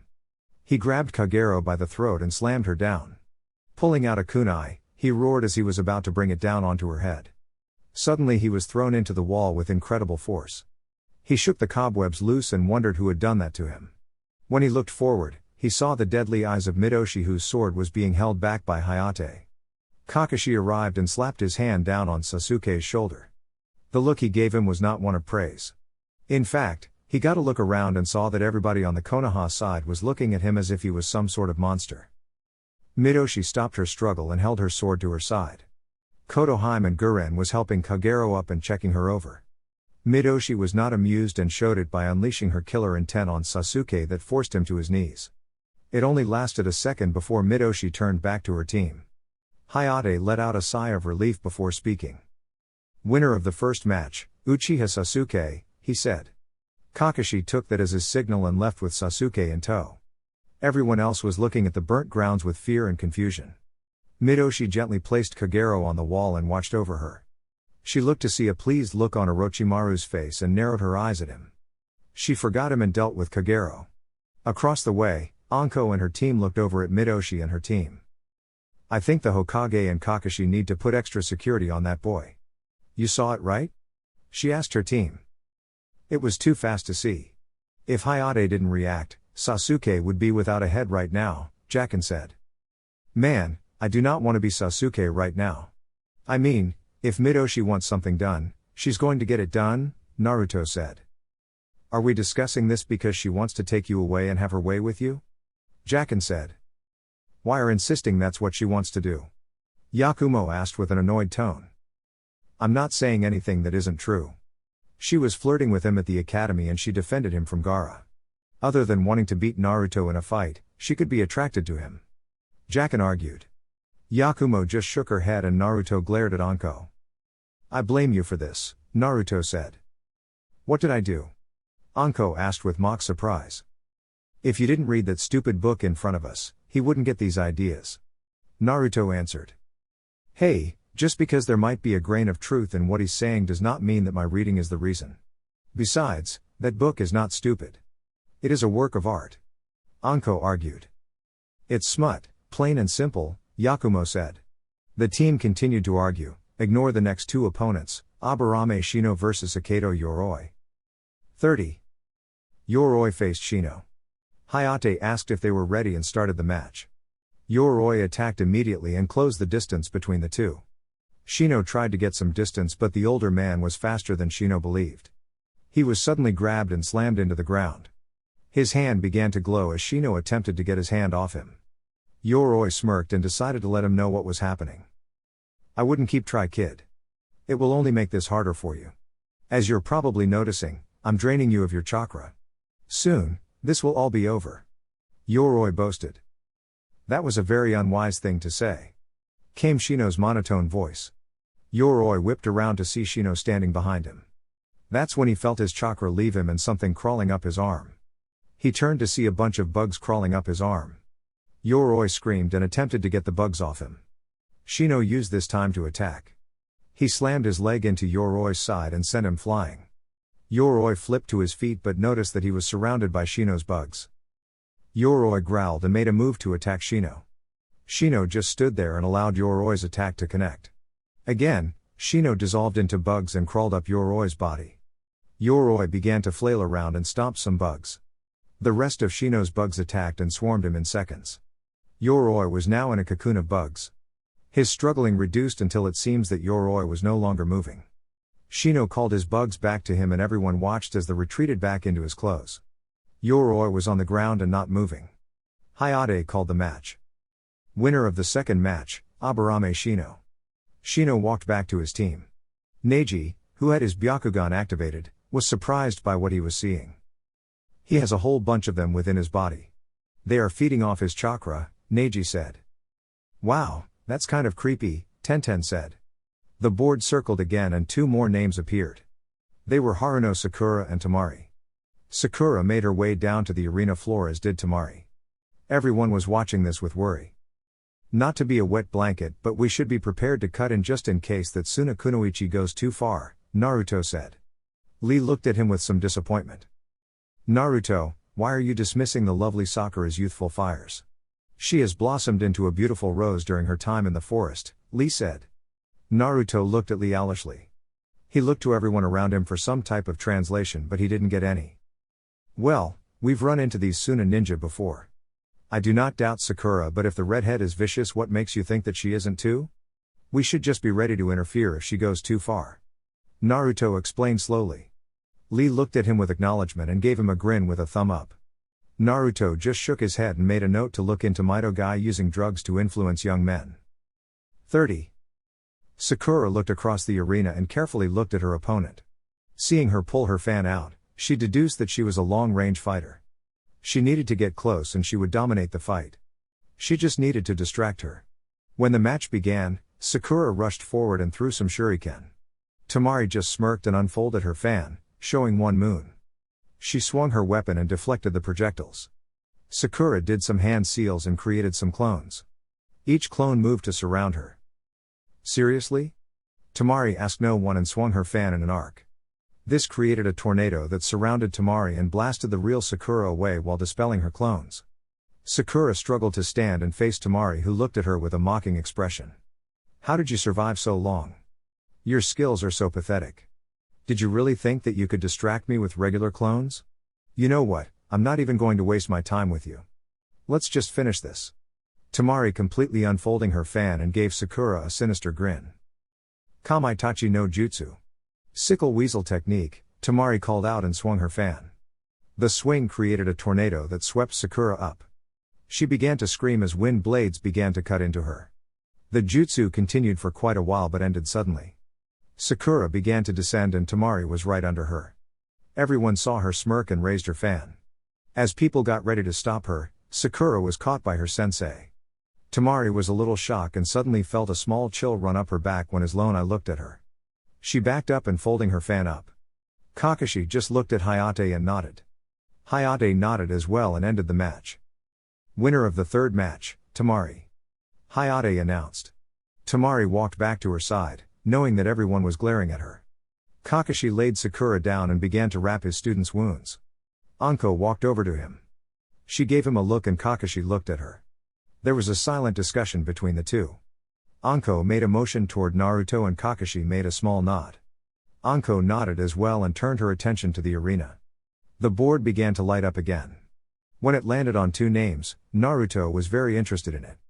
It would be Midoshi vs Kinuta Dosu, Chapter 37, The Prelims, Part 2. Midoshi walked down slowly as Dosu jumped over the railing. It took a while before Midoshi was standing in front of the bandaged-faced boy. Midoshi did not have a smile on her face and folded her arms in annoyance. Dosu pulled back his sleeve to show the gauntlet on his arm. Before the match could begin, Dosu had some choice words for the young girl. Are you still upset about that weak girl that nearly got killed? You are pathetic. To think, I used to fear you because of your cruelty. Now I see that you are too sentimental for your own good. I shall show you and prove to your keeper that I am more than just a pawn, Dosu said. After that was said, Hayate started the match. Dosu got 2 steps before a sword blade was sticking out of his head. His lone eye was wide with surprise.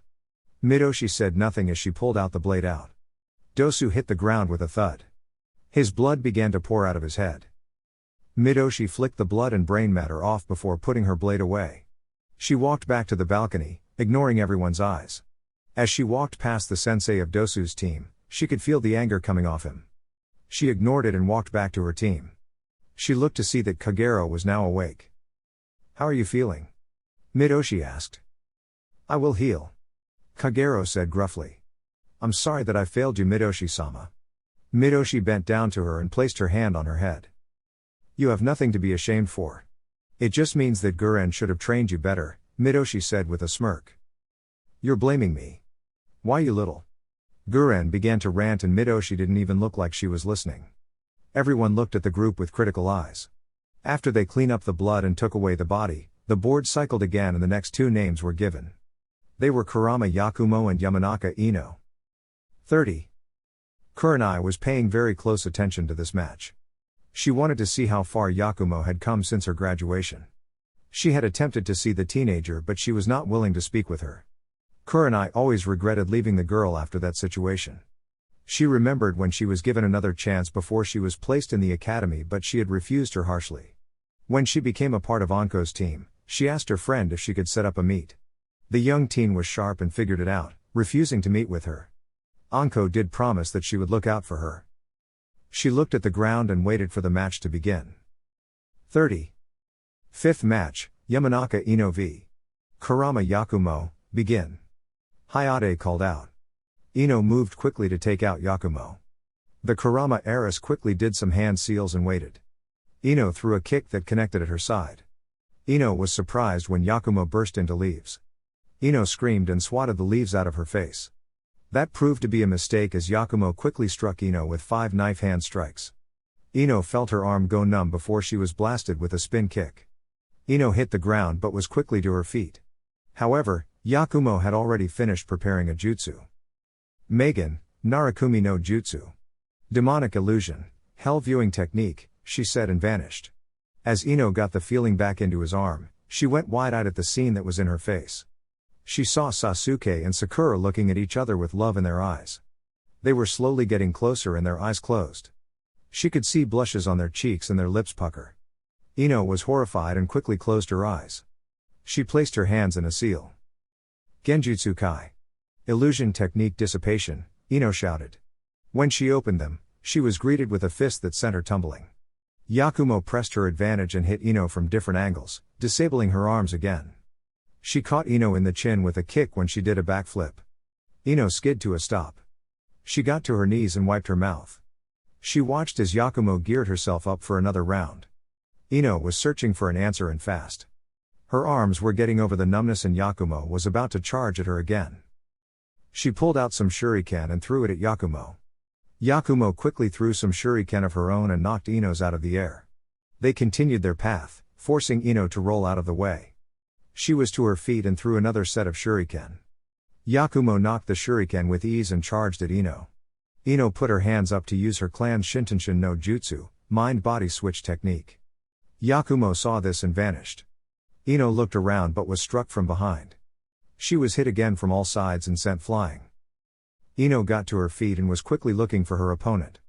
She truly needed to do something and something fast. Quickly thinking of something, Ino quickly cut her hair with a kunai. She threw the hair around and slammed her hands to the ground. She focused her chakra through the hair and waited. Her patience paid off as Yakumo suddenly appeared. She was trying to move but she couldn't. Ino saw this as her chance and did her seal. Shintenshin no Jutsu. Ino called out. Ino hit the ground and Yakumo went stiff. As she looked around the mind, she attempted to gain control of her opponent and make her forfeit. Suddenly, she felt something behind her and turned to see something scary. It looked like a monster with sharp fangs and teeth. Ino was frozen stiff as the monster closed in on her. She was suddenly grabbed and thrown through a black hole. Back on the outside, Ino quickly opened her eyes and scrambled to get away. Yakumo shook the cobwebs. She looked at the blonde and could see the fear in her eyes. What the hell was that? Ino demanded. That was the curse of the Kurama clan. I would think that a Yamanaka would be advised of such dangerous things. No matter, it's time to finish this, Yakumo said and did some hand seals. In an instant, Ino was caught in another genjutsu and was unable to move. Yakumo did another genjutsu, which showed Ino the image of the Ito coming after her. Ino screamed and immediately surrendered. Winner of the fifth match, Kurama Yakumo, Hayate said. Yakumo dispelled her genjutsu and freed Ino. The blonde quickly made her way back to her side, eager to get away from the teenager. Yakumo felt a little bad about that, but she suddenly felt a hand on her shoulder. It was Anko and she gave the young woman a grin and a thumbs up. She looked to see her teammates giving her congratulations as well. This made her feel a little better and she retreated to join her team. Kurenai watched her and was very glad that Yakumo had succeeded. She then felt a little sad that she was not the reason for Yakumo's groan. Guilt crept into her mind as she gave up on the girl because of her failure as an instructor. Anko, while a very good friend, did not give up like she did and produced a very skilled and dangerous kunoichi.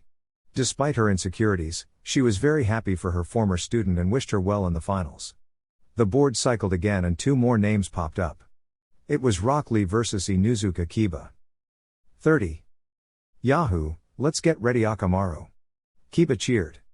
The small white puppy cheered and the 2 jumped down to the ground. Yosh, it is time for my youth to shine, Lee exclaimed and did the same. The 2 landed and walked up to each other. Hayate saw that the 2 were ready and started the match. They jumped back and got into their respective stance. Kiba. Take this boy serious. Kurenai ordered. Kiba saw the look on his sensei and did not want to face the consequences if he disobeyed. "Alright Akamaru, let's get started," Kiba said and threw a small pill to the dog. He ate it and everyone watched as his fur turned red. Kiba got low and put his hands into a seal. "Shikyaku no Jutsu. 4 legs technique," Kiba called out. He took a more animal-like appearance and growled at Lee. Akamaru then jumped onto his back and barked. Kiba did another seal. Jujin Bunshine. Beast human clone. With a puff of smoke, Akamaru changed into his partner, looking just like him. Instead of concern on the face of Lee, the large eyebrow guy looked happy about it. "What a splendid challenge." Lee cheered. "Hey, let's see if you'll be smiling after we tear you apart," Kiba said. The two charged at him with amazing speed. They closed the distance between them pretty quickly and attacked. However, instead of connecting their attacks, Lee dodged them with ease. Kiba was not deterred and with Akamaru, attacked Lee with ferocity. Lee ducked and dodged the two-man attack without too much trouble. He decided to stop dodging and return the favor. He ducked under a claw strike and landed a crushing blow to Kiba that sent him flying. Akamaru attempted to hit him from behind but Lee batted the attack down and quickly swept his feet from under him.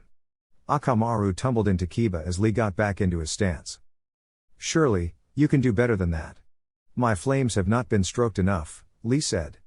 Kiba and Akamaru growled. "Oh, I'll stroke your flames." Kiba growled and charged at him with Akamaru.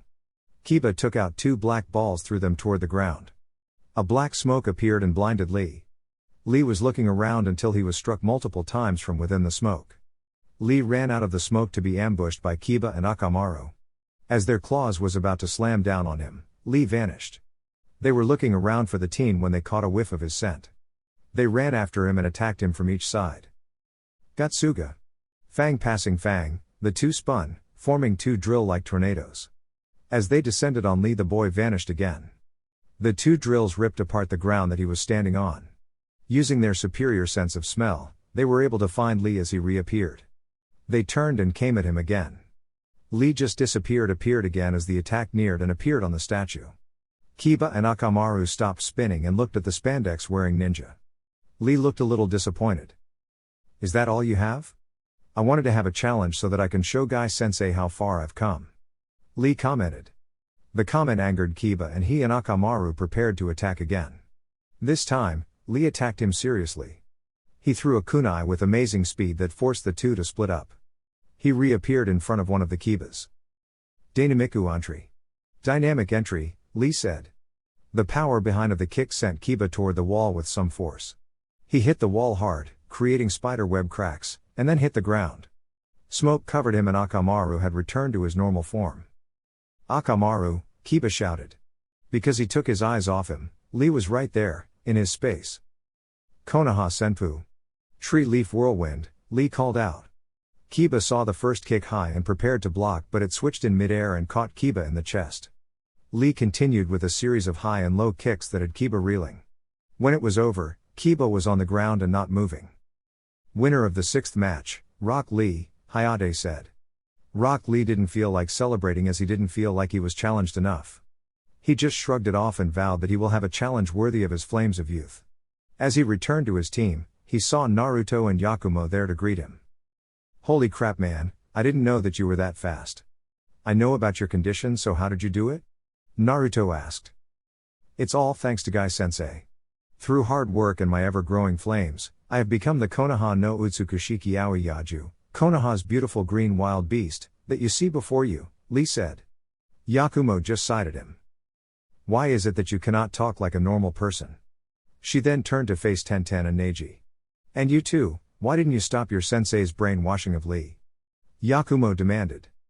"Look Yakumo, it was either we left him to Guy-sensei or we all would be wearing that spandex," Tenten commented. "A sacrifice had to be made," Neji added. Yakumo looked at Lee's outfit. "Well, I guess I can understand, but still." Yakumo began on another tirade. Naruto just chuckled while Anko and Kakashi dealt with the dejected Guy and Lee. Jacken just shook his head and looked at the board. The 7th match had been made. It would be Tsurugi Misumi vs. Kotoheim. 30. The two fighters stared at each other. Kotoheim had a very disgusted look on her face at the look that Misumi gave her.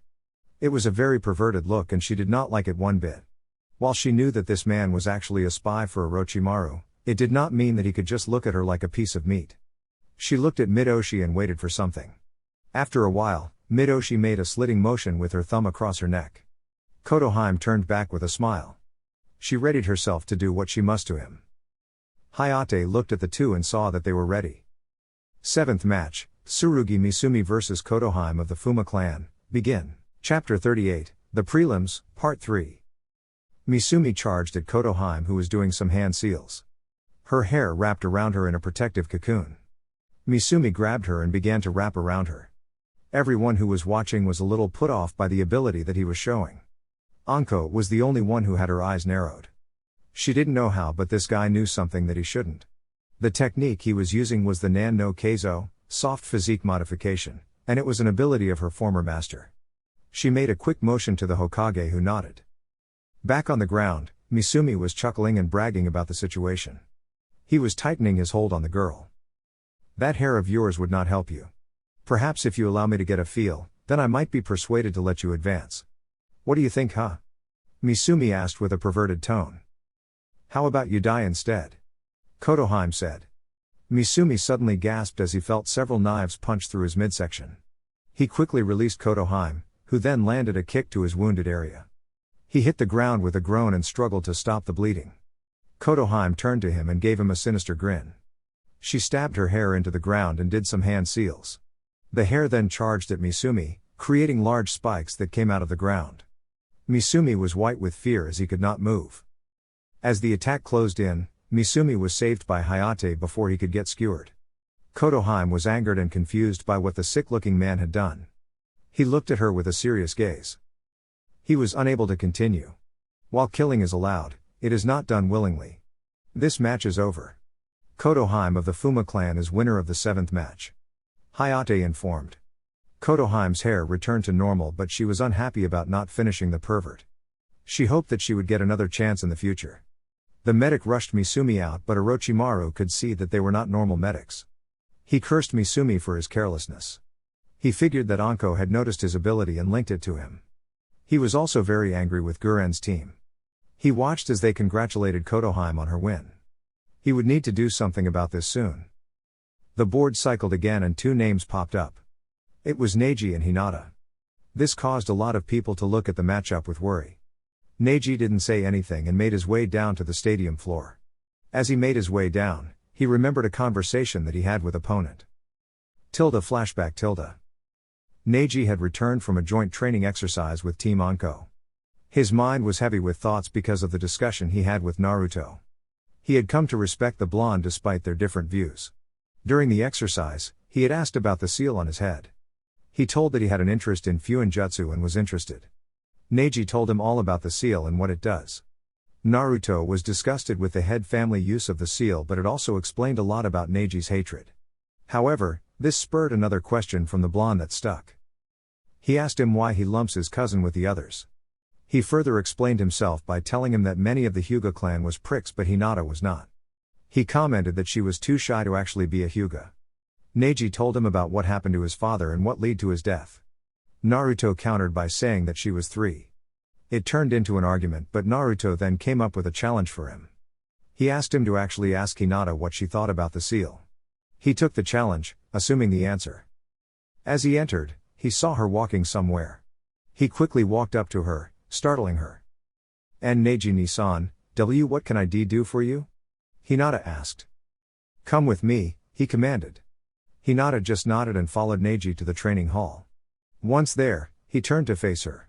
"I want to know what you think of the seal," Neji said. What?" Hinata asked with shock. "I want to know your true thoughts.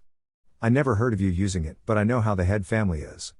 You may have others fooled, but my eyes can see through you. Now, tell me," Neji said in a demanding voice. Hinata was very nervous, but she gathered her courage and faced him.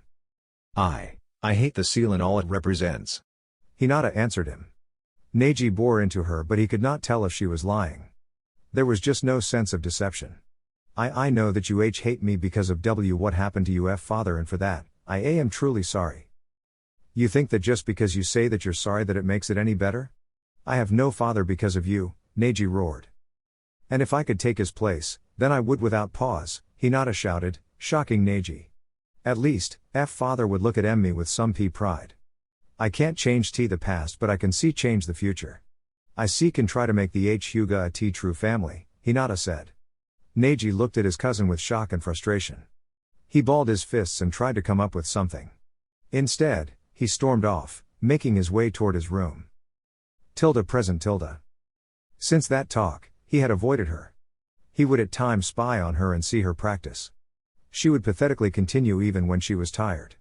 After a while, he began to begrudgingly respect her. Now, he would see if it would pay off. He looked across from him and saw Hinata. She was nervous and shaking. He sighed, gaining her attention. Normally, I would just tell you that you have no chance, that destiny has named me the winner. However, that is not what I'm going to do. You will show me the depths of your resolve, Hinata-sama, Neji said. What do you mean? Hinata asked with a little surprise. You said that you want to make the Hyuga a true family, right? Let's see if you have the resolve to actually do that, Neji said. He slipped into his stance and prepared himself. Show me, Hyuga Hinata, heiress to the clan, if you have the resolve to complete your objective. That statement must have done something to Hinata. She lost her nervousness gradually and did a seal. Byakugan. She called out. Activating her dojutsu, she slipped into her stance as well. Neji activated his Byakugan as well. Hayate looked at the two and saw that the talk was over. Hyuga Neji versus Hyuga Hinata, begin, Hayate said. The two charged at each other and began to throw blows. Using the Jukin, gentle fist, their clan style, they both went at it. Everyone was at awe at the taijutsu skill that was being shown by the two. They would counter, parry and avoid each other's strikes, knowing that one hit could prove to be damaging. Neji was still holding back but he was a little impressed with his cousin. He had seen her use the Jukin and she was just awful at it. However, the girl must have found a way to suit it to her natural flexibility. He would not get a clean shot against her. After a great length of time, the two separated and faced each other. Hinata looked a little winded and so did he. He winced a little as during the exchange, Hinata managed to get a glancing blow on his side. Despite that, he had done much more to her. He decided to show her what he did and dropped his guard. Hinata saw this and attacked. Her palm landed but Neji didn't even flinch. He grabbed her wrist and pulled down her coat sleeve. There, she saw what he did. She was very surprised that Neji managed to shut off her chakra within that exchange. She tried to attack with the other arm but Neji caught it and cut the chakra off. He then hit her with a Jukin strike to her midsection.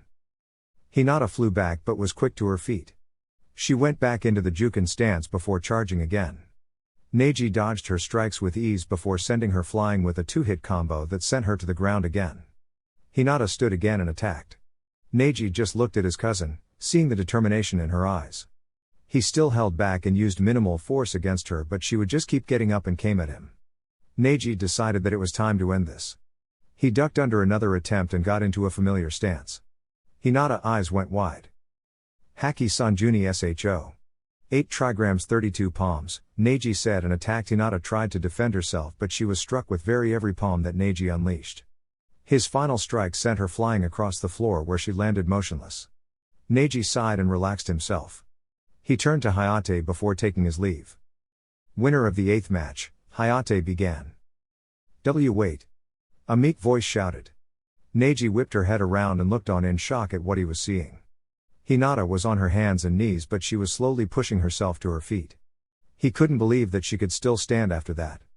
Hinata pushed forward slowly toward Neji before gaining a quick stride. That stride turned into a dash. Hinata reared her hand back as she closed in. She roared as best as she could and struck Neji in the chest.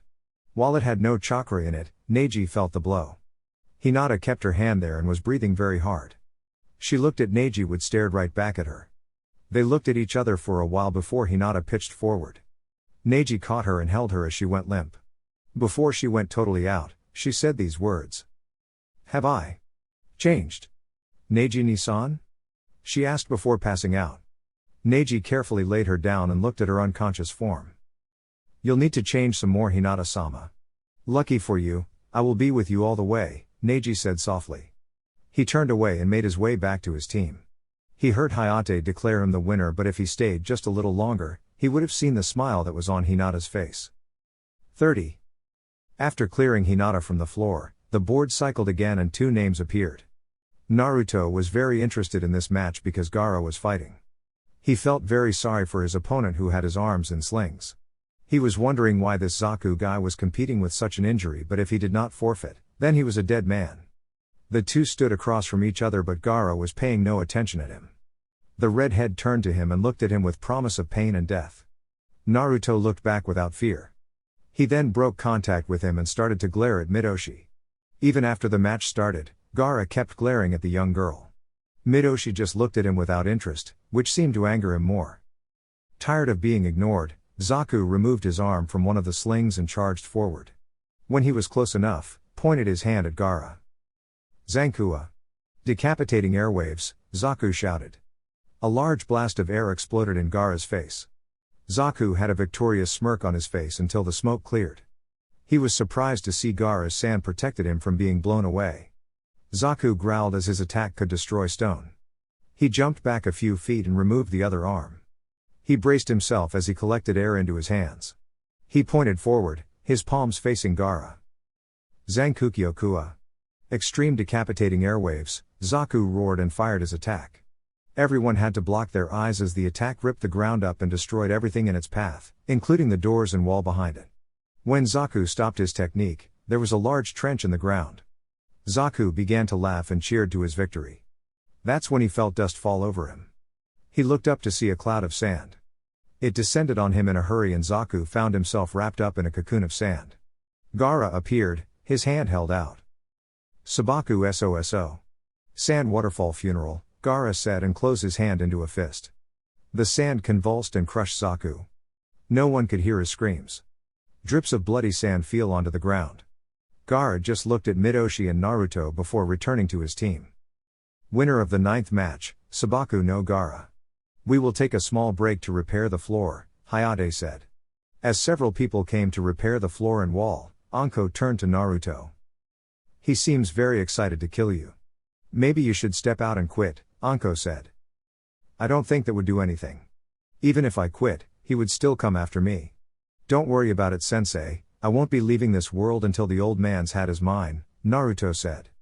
Anko chuckled and ruffled his hair. Across the way, Guren was having a similar conversation. I'm just saying, that boy is unstable.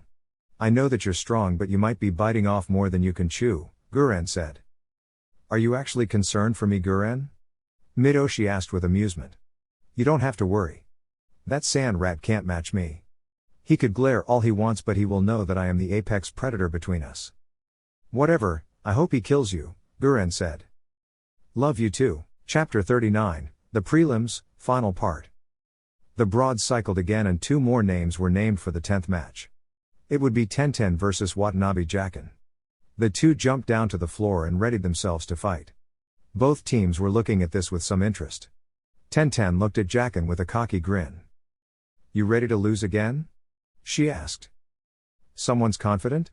It's going to be so fun to see your face when I'm the victor, Jacken said with a grin.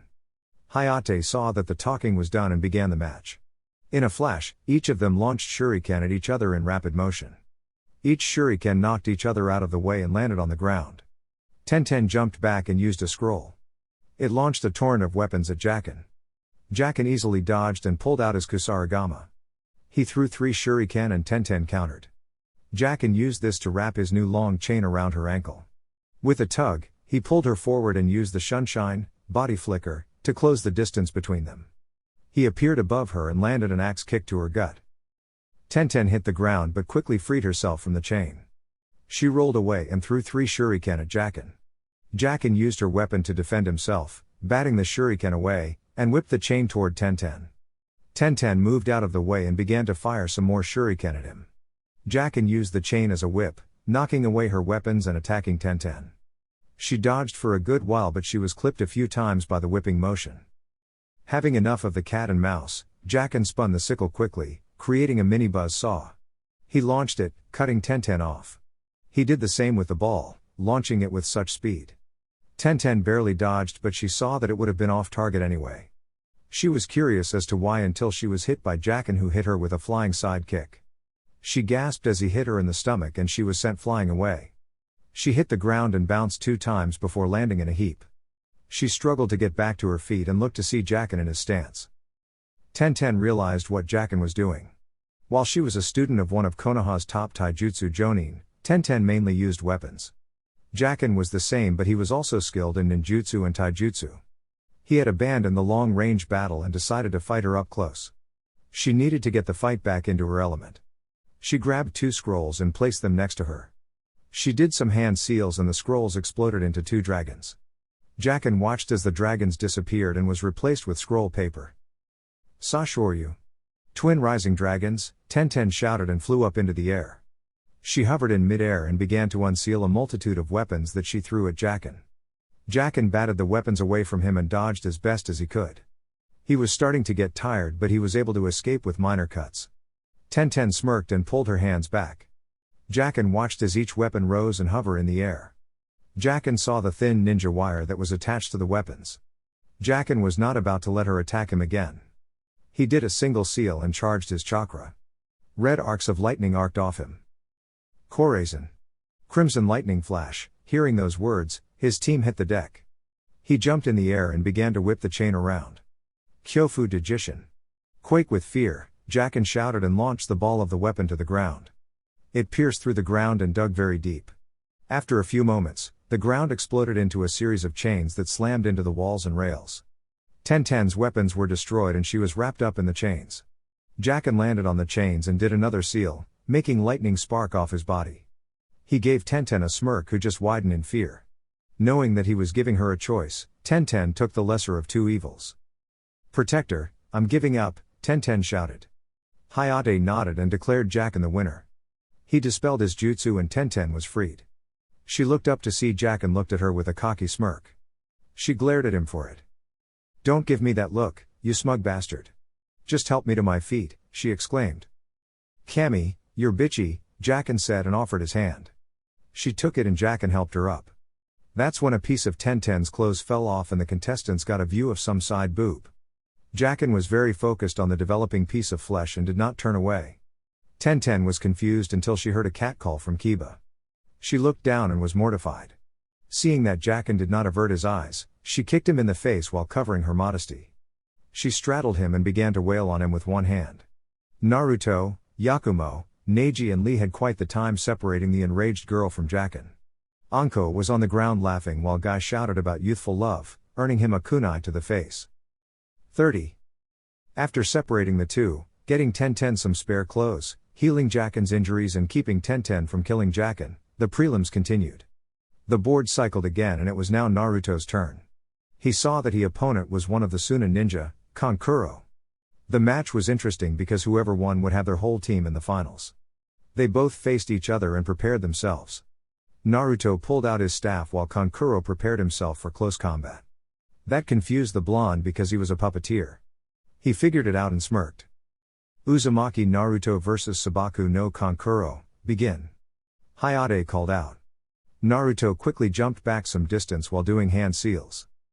Kaden, Gon no Jutsu. Fire release, great flame technique, Naruto shouted and launched a large stream of flames at Kankuro.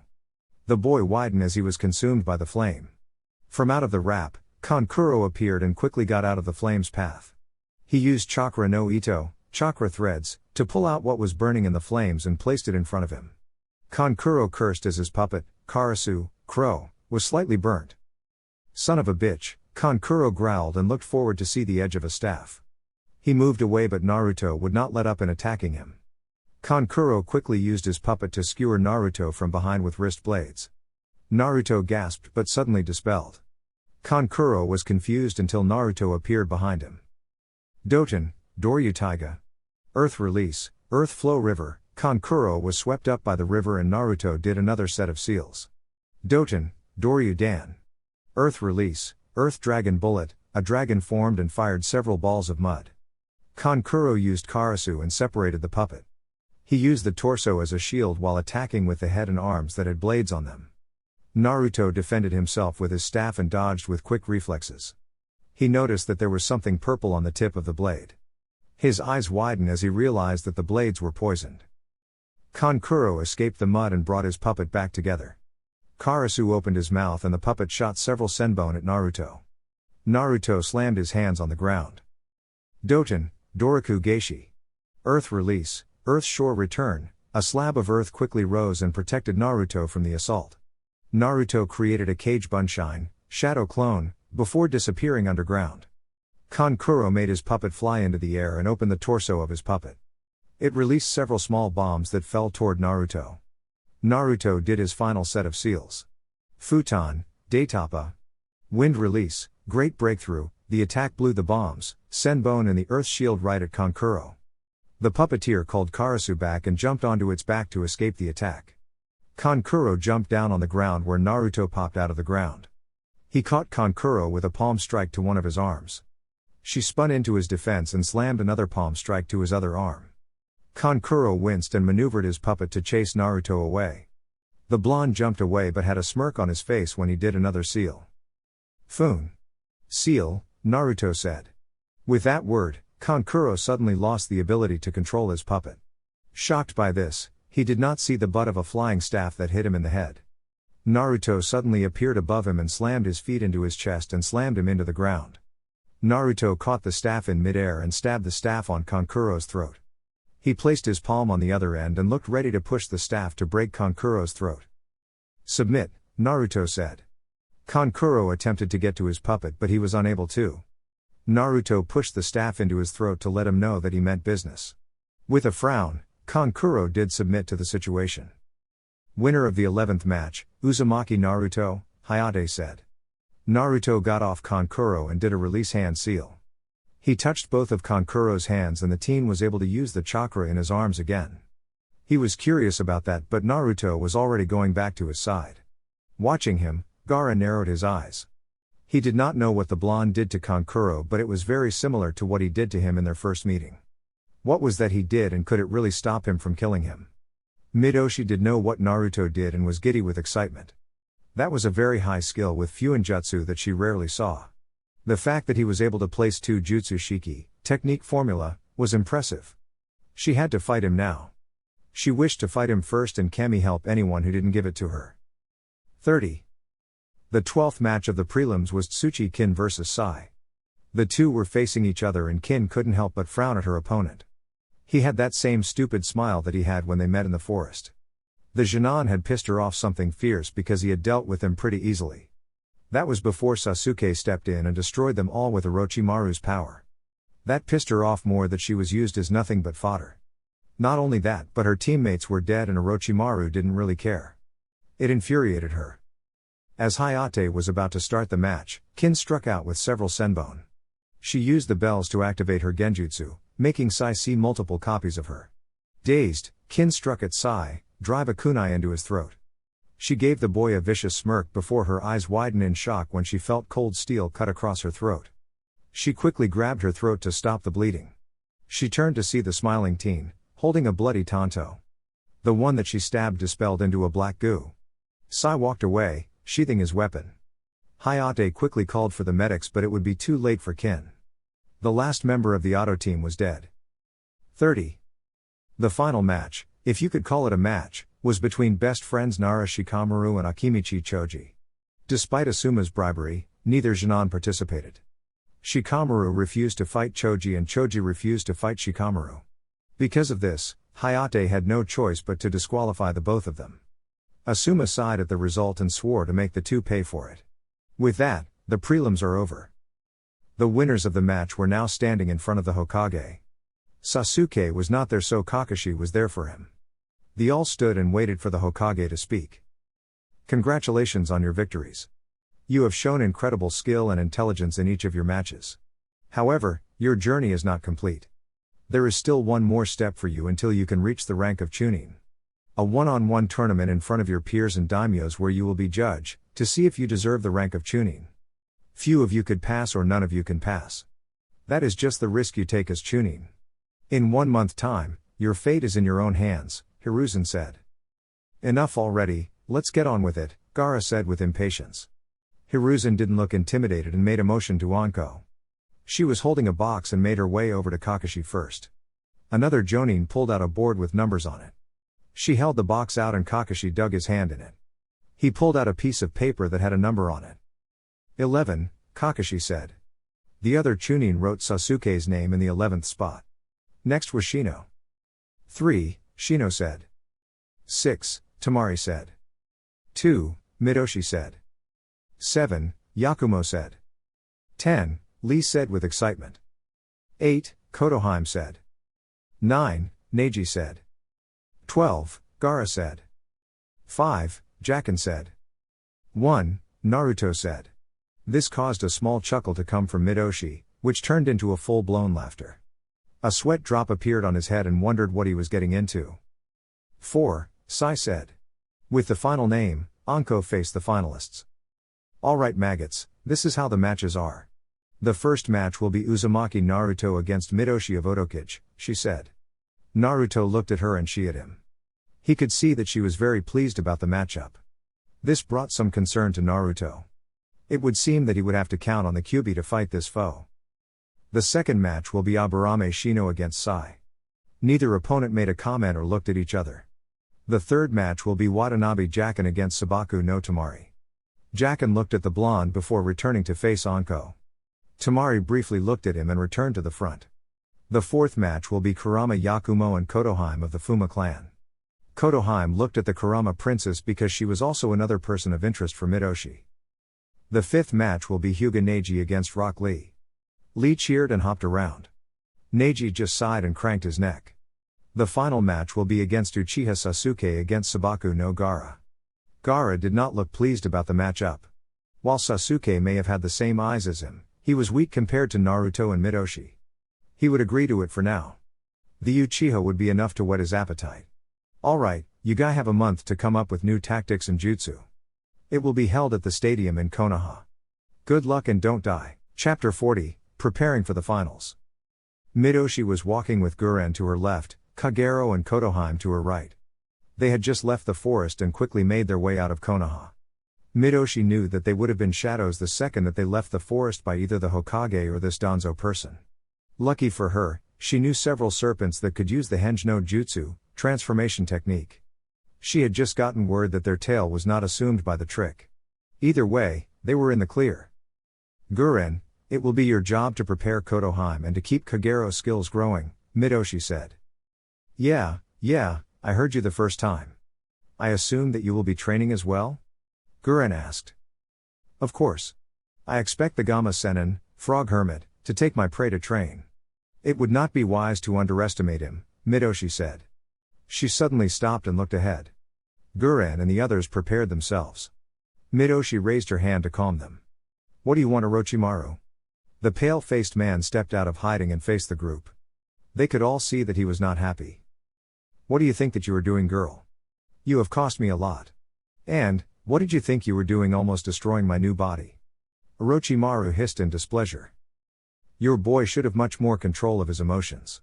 They will get him killed one day. As for your selected team, Dosu should have known better. Zaku was never going to survive against the animal and Kin was too overzealous in attacking that killer, Midoshi stated. She then gave Orochimaru a smirk. Why are you so angry with me? You have many in that village of yours that you don't care about. Any one of them can be used for your jutsu. She was suddenly grabbed by the throat and slammed into a tree. He bore a hole in her when he suddenly realized that the other three were preparing to attack him. He turned to them, giving them a glare. Realizing what they were doing, they backed down. Orochimaru turned to Midoshi. Do not forget, Midoshi, if it wasn't for the power you hold, I would have killed you by now. Do not think that the protection of the Hebi, Snake, clan can save you, he hissed before releasing Midoshi and disappearing like mist. Midoshi rubbed her throat and glared at the spot that Orochimaru once was. Regaining her composure, she turned to Guren. I wasn't expecting that for you. You're pretty loyal to the snake, Midoshi said. A temporary lapse of judgment, trust me, it won't happen again, Guren said to her. Midoshi scoffed but had a small smile on her face. She then got serious. We're going to have a change of plans. You guys are coming with me, she said. Where? Guren asked in genuine curiosity. Ryuchido, Dragon Ground Cave. 30. The next day, Anko had gathered her team at the entrance of the Forest of Death. She had gathered them because she was having a time figuring out what to do about two of her students. Yakumo, she knew that her clan would be taking on her monthly training. She wasn't too worried about her because she knew that Unkai was not one to hold back. She also, secretly, knows what she would be going through. Her other two were a problem. She considered dumping the training on the Hokage with Naruto and the Anbu with Jacken. However, the appearance of Orochimaru put a damper on that. So she decided to do this in the only way she knew how. Too bad her students did not agree with the method. What's wrong with this idea? Anko asked with a grunt. We are not picking up the kunai and we are not stabbing each other. Just because you live off blood doesn't mean that we have to, Naruto said. Yeah, didn't you get enough murder and mayhem during the prelims? Jacken asked. Ah, but I want some blood. Anko whined. The three Genin sighed at her antics. There you are. A voice said. Everyone turned to see Jiraiya. The white-haired ninja waved at the group with a smile. Uro-sennin, what are you doing here? Naruto asked the man. He got a slap upside the head for the name and Naruto glared at him. Jiraiya returned the glare but turned his attention to Anko. Hey Anko, I was hoping that you wouldn't mind if I took the brat of the month? He asked. Really? Do you honestly think that I will allow it after the last time you trained him? Anko said with a dangerous tone. Jiraiya held his hands up in surrender. I promise I won't do that again. The truth is I'm a little concerned about his opponent, Jiraiya said with a serious tone. Anko was as well. She didn't like Midoshi's interest in him and feared the worst. Alright, I'll leave his training to you, Anko said. Jiraiya nodded and gave her a thumb up. Anko then walked up to Jacken and draped her arm on Jacken's shoulders. Well, that makes you the odd man out, Jacken. Is there a chance that I can find another sensei? Jacken asked. Naruto quickly grabbed Jiraiya and used the Sunshine no Jutsu, body flicker technique, to go. Yakumo had already used a genjutsu to get out of the area. Jacken growled at his teammates. Traitors! Ah, don't be like that. We are going to have so much fun this month. Anko cooed. She then let out a chilling laugh that had the young man whimpering in fear. 30. Neji had put on his sandals and was preparing to go and meet Tenten for training. He needed help with a jutsu that he had just replicated. He stood to feet and was ready to go when a member of the main house had just summoned him to the meeting room. Curious as to what they wanted, Neji made his way to the meeting room. He was let in and made his way to the center of the room. He kneeled and faced the head of the room where Hiyashi, Hinata, Hanabi and a Hyuga elder sat. You summoned me, Hiyashi-sama? Neji asked. Yes, I did. Starting today, you will be trained by me for the month that you are allowed to train for the finals, Hiyashi said to the point. Neji looked at the man with surprise and shock. He could hear the murmurings of the other main house members but he ignored it for the time being. I do not understand, sir? Why am I being given such an honor? Neji asked. That, you must ask Hinata, Hiyashi said. Hinata took a deep breath before facing Neji. Neji, you are the Hyuga's greatest prodigy. You have no equal in our age group. Why should you not be taught main house jutsu? Wouldn't it be better if you were given more strength? Also, I need to have someone of your level to help me improve this month. I wish to stand on my own 2 feet and I would like for you to lend me your strength. Do you accept this honor, cousin? Hinata asked. Neji looked at his cousin before bowing his head. I accept this honor, Hinata-sama, Hiyashi-sama, Neji said. Very well, your training will begin later today. You are dismissed, Hiyashi said. Neji bowed and made his way out of the meeting room. He ignored the talking as he had the biggest smile on his face. He needed to tell Tenten that he would not need her help anymore. 30. Gaara made his way to the gates of Konoha. He had his gourd and his things with him. Everyone gave the redhead a wide berth as he was emitting a dangerous aura. As he neared the gates, Baki appeared in front of him. With him was his sibling. The boy gave the Jonin a glare as the two stood facing each other. What do you want? Gaara demanded. Where do you believe that you're going, Gaara? Baki asked. To the desert until the finals begin. Gaara answered. Baki, Kankuro and Tamari looked at him with shock. That Uchiha kid that much of a problem for you? Kankuro asked. Gaara threw him a glare before facing Baki again. I don't care about the Uchiha. My targets are Uzumaki and Midoshi. They will prove my existence and I must prepare to kill them. The Uchiha is only a stepping stone, Gaara said and continued on his way out of the village. The three looked at his back and watched him go. Baki only sighed in frustration while the other two siblings were surprised. I didn't think that he would ever take training seriously. He must really fear these two if he's training. Temari commented. Midoshi, I can understand. That chick is not stable. The blonde kid, I don't see anything that is too threatening to Gaara, Kankuro said. This is the same guy who sealed off your chakra and defeated you in the prelims, Temari said with a mocking grin. Kankuro growled at her but didn't say anything. He has a right to be worried.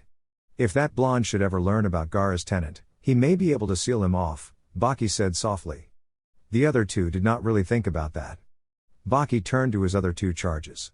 Temari, follow Gaara and stay with him.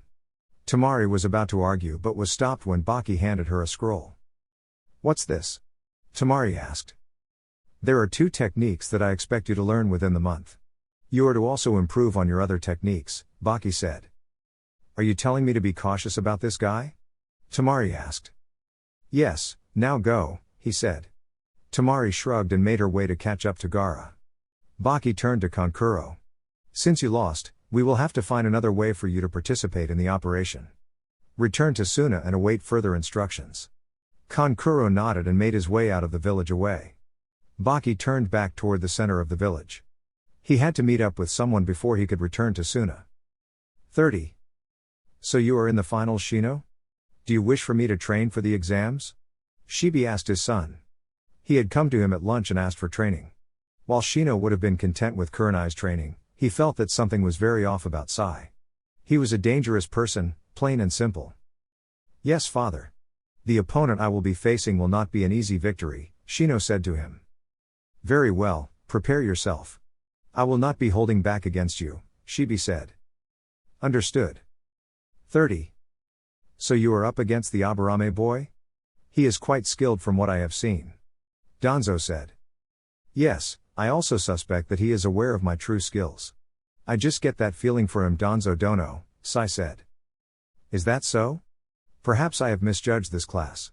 Either way, Torune, Danzo called out to the shadows. A man covered with a robe and had on a mask appeared from the shadows. You will be training Sai for the month.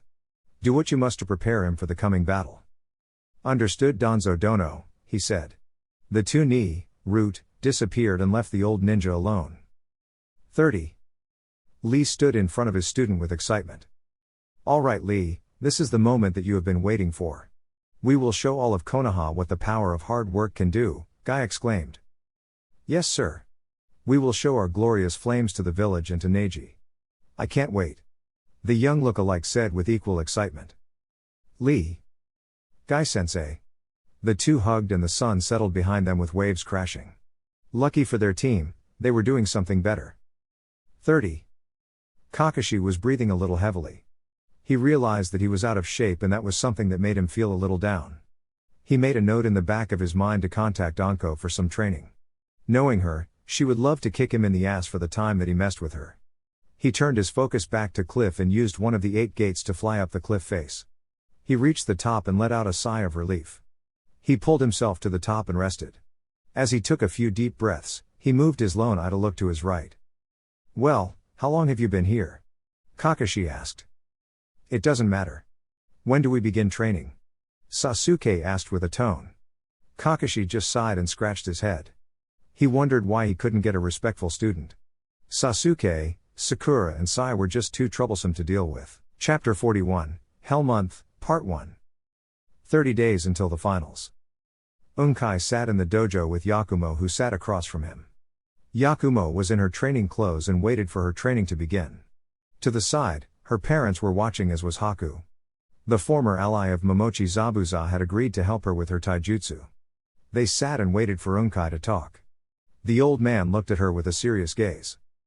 Let me first say that I am proud at how far you have come in your life as a ninja.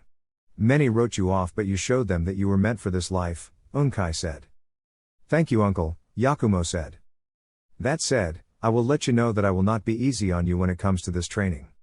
I have given your friend Haku instructions not to take it easy on you. I will also be hard on you and I will push you to your limits so that you are prepared for your opponent in the finals. Your other sparring partner will also be tough on you, Unkai said. Other instructor? Yakumo asked with confusion. Unkai nodded his head and the doors opened. In stepped someone that made Yakumo's eyes narrow. She faced her uncle and was about to speak, but he stopped her. I know that you have a history with her, but she is one of the village's top genjutsu users. Since she has no one to help as her student is being trained by his father, she has agreed to help you prepare for the exams, Unkai said. Yakumo just took a breath and calmed her angry. Very well, I will abide by your decision, uncle, Yakumo said. Yakumo gave one look to Kurenai before turning her head around, refusing to look at her. Kurenai just sighed and waited for the training to begin. 30. Midoshi looked at Manda, who was looking right back at her. The two were in a starring contest that had been going on for a while now. To the side, the team that she put together was waiting for the answer that they came here for. Manda sighed and faced her. Very well, they can stay here and train. However, I will keep an eye on them. They can use you part of Ryuchido. They are your responsibility, and if they get eaten, I am not responsible, Manda said. Thank you, Manda Shishi.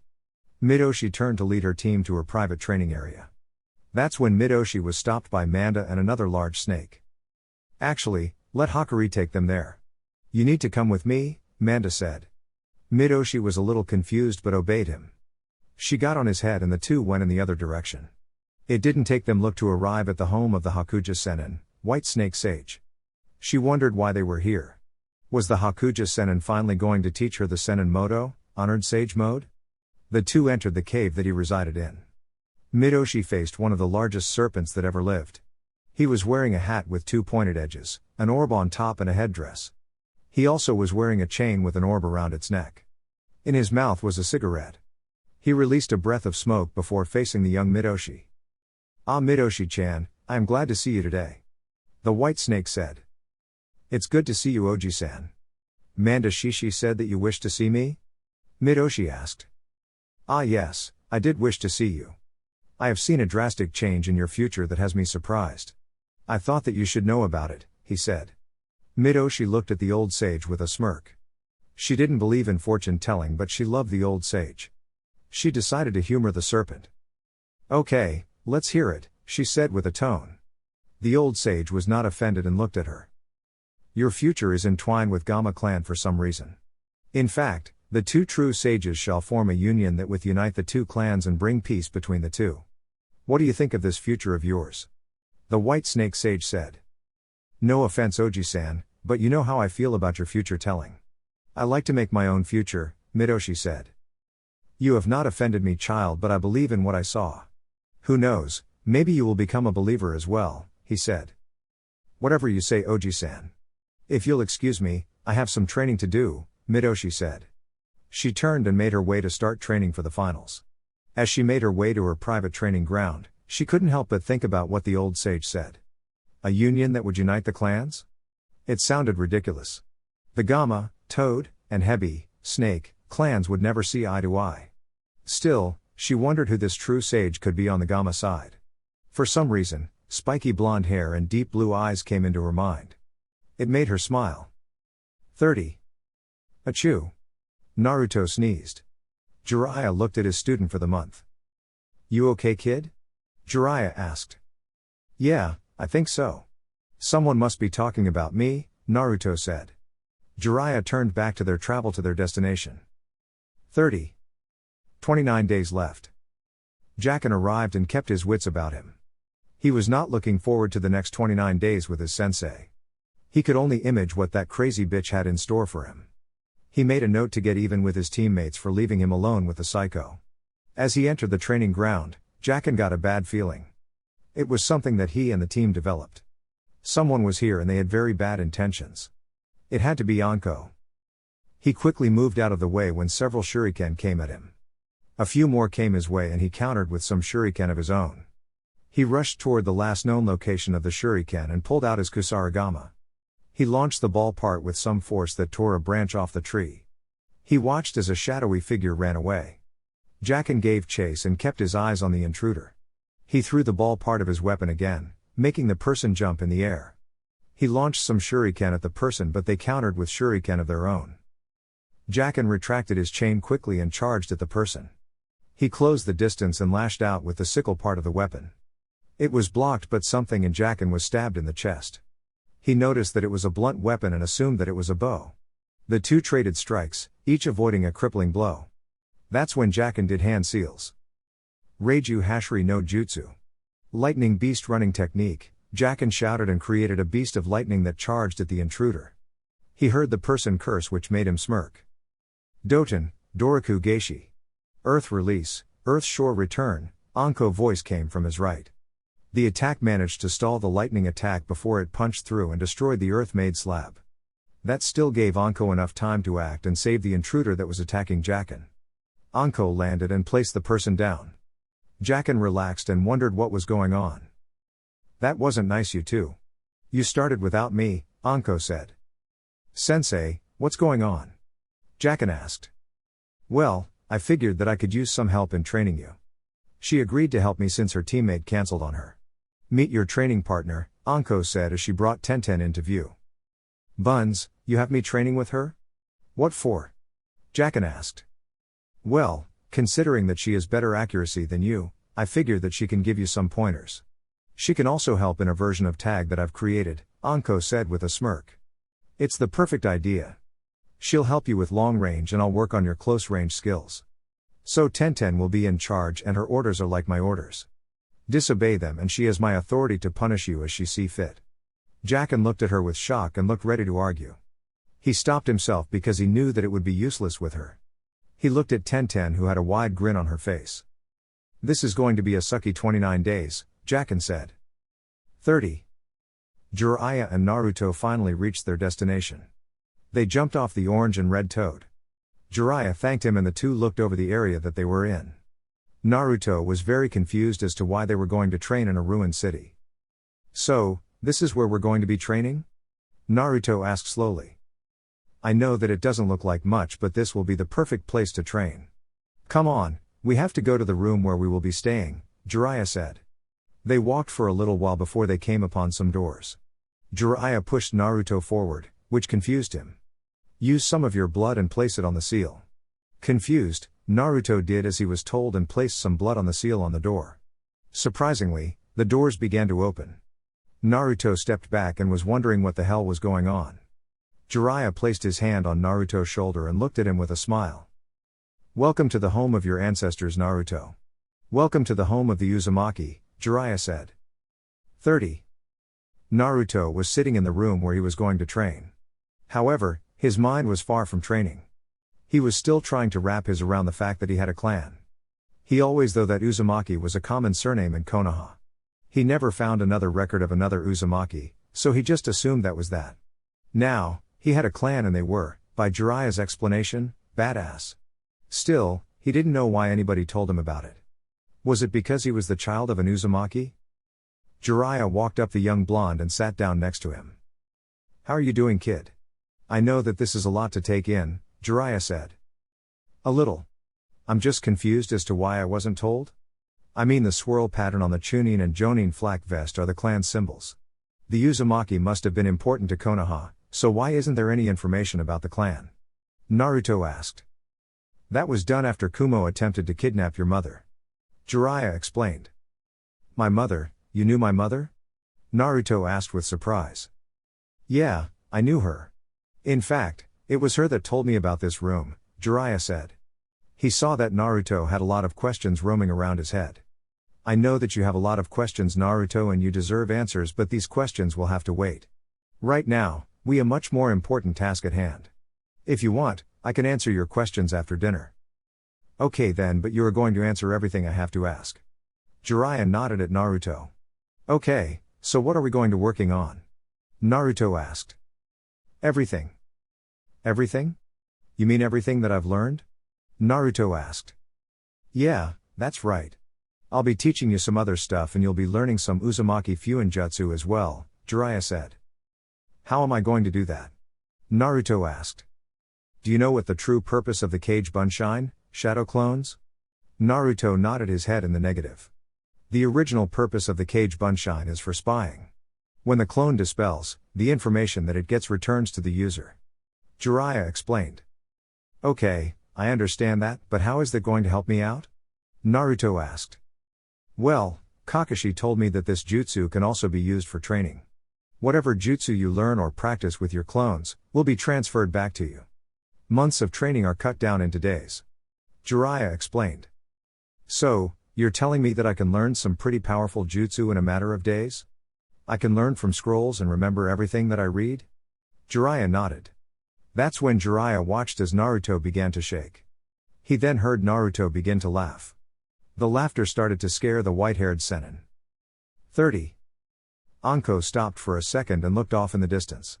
She didn't know why, but she felt happy for some reason. It was as if something or someone was influenced by her charm.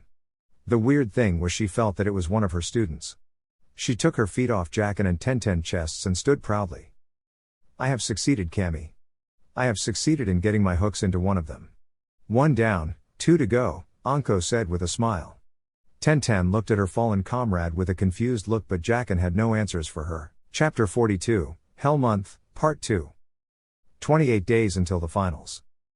Neji and Hinata were trading blows with each other. The spar was very intense and has been since the beginning of the match. Hinata did not wish to hold her cousin back and did her best to keep up with him. Neji was actually having a time sparring with her, but he was still her superior. Both of them began to expel chakra and began to spin. Hakushu Kaiden. 8 trigrams palms revolving heaven. The domes of chakra grinded against each other, each trying to fight for dominance. Both attacks cancelled each other out and the two slid away from each other. Neji was a little surprised at that. Hinata had just learned the Hakushu Kaiden and she was able to actually match his output. However, he could see that it took its toll on her. That's enough for now, Hiashi shouted out. He was standing at the wall of the dojo with Hanabi at his side. That was very impressive, the both of you. However, you should not push yourself so hard, Hinata.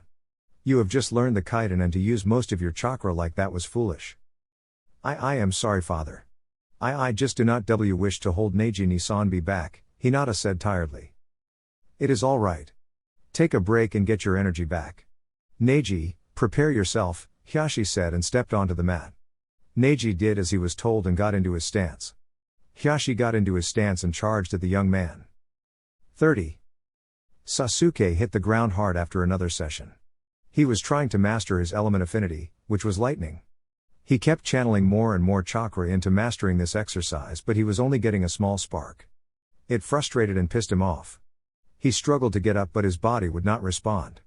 A shadow fell over him, making Sasuke turn his head to see who it was. It's time to take a break, Sasuke. You have been at this for 3 days straight. You will not be able to compete at 100% if you keep going at this pace, Kakashi said. No. I can.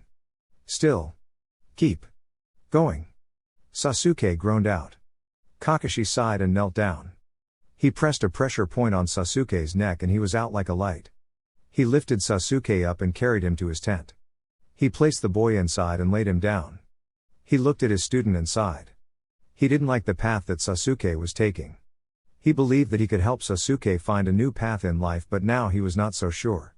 If Kakashi was honest with himself, he saw Sasuke as his redemption for all the decisions that he made in his past life. He could finally repay his old friend Obito for his sacrifice. Still, Sasuke was consumed by revenge and nothing would deter him for it. It worried Kakashi as he knew what that could lead to and he did not want that to happen to him. It would mean that he would be forced to deal with him. He quickly banished those thoughts and made his way out of the tent. He had some training of his own to do for the upcoming battle that was to befall Konoha. 30. 25 days until the final. Jacken was being dragged along by his training partner, Tenten. Anko had been truly ruthless today, but Jacken took it as normal. He did his best to fight Anko off, but she wasn't a jonin for nothing.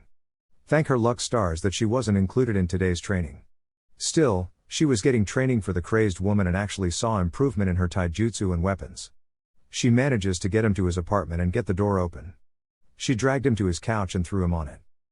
Ah, geez, be a little gentle, huh? Jacken exclaimed.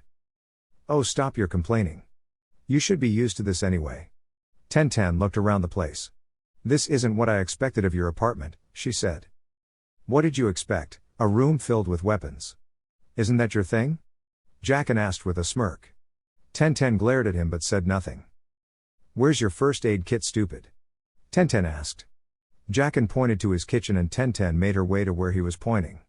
She grabbed the kit and made her way back when something caught her attention. It was a letter that was from Aiko. She remembered that was the name of the woman that Jacken was writing to. She grabbed the letter and made her way back to the couch. Hey, you got a letter from that Aiko woman. How's that going anyway? I don't know what to tell you. We're just talking to each other. She tells me some things, I tell her some things, that is the extent of our relationship, Jacken said. Tenten gave Jacken a weird look before opening the letter. Hey, what are you doing? That's private. He tried to grab the letter but Tenten quickly moved out of the way, making him fall on his face. She opens it and begins to read. Dear Jacken, I have heard of these exams that you are talking about. Are you sure that you wish to compete? I've heard that people die in these exams. I don't want to sound like I'm worried but I am. I guess that I should have more confidence in you but I just worry. Then again, you have 2 great teammates and that sensei of yours so I shouldn't worry. If you want, I can come to Konoha and watch you compete. Would that be okay with you? Tenten finished the letter and gave Jacken a mocking smirk. Jacken just looked at her with a glare. Aw, that is so sweet. She cares so much about you. You must have made quite an impression on her, Tenten joked. I swear, I'm going to get you for this. Jacken growled. I'm so scared, Tenten said. 30. Midoshi charged at Kagero with her blade. The petite girl took to the skies and began to do hand seals. Katen, Karyudan, fire release, fire dragon bullet, she shouted and spat out a stream of flames at Midoshi. Midoshi uses a substitution to avoid the flames and appear behind Kagero. She had to use another substitution to avoid Guren's shoten, shuriken rambu, crystal release, shuriken wild dance. She landed on the ground, right in Kotoheim's path. Kamishigure Roga, hair shower, wolf fang. Kotoheim shouted. Her hair shot out at Midoshi and formed the head and body of a wolf. The wolf attempted to eat Midoshi but she dodged and cut the hair off. She twisted her blade and engaged Guren in a blade fight. Kagero landed and did some more seals while Kotoheim jumped into the air. Doten, Orijigoku no Jutsu, earth release, antlion prison technique. Kagero shouted. Kamishigure Hagane Ame. Hair shower, steel rain.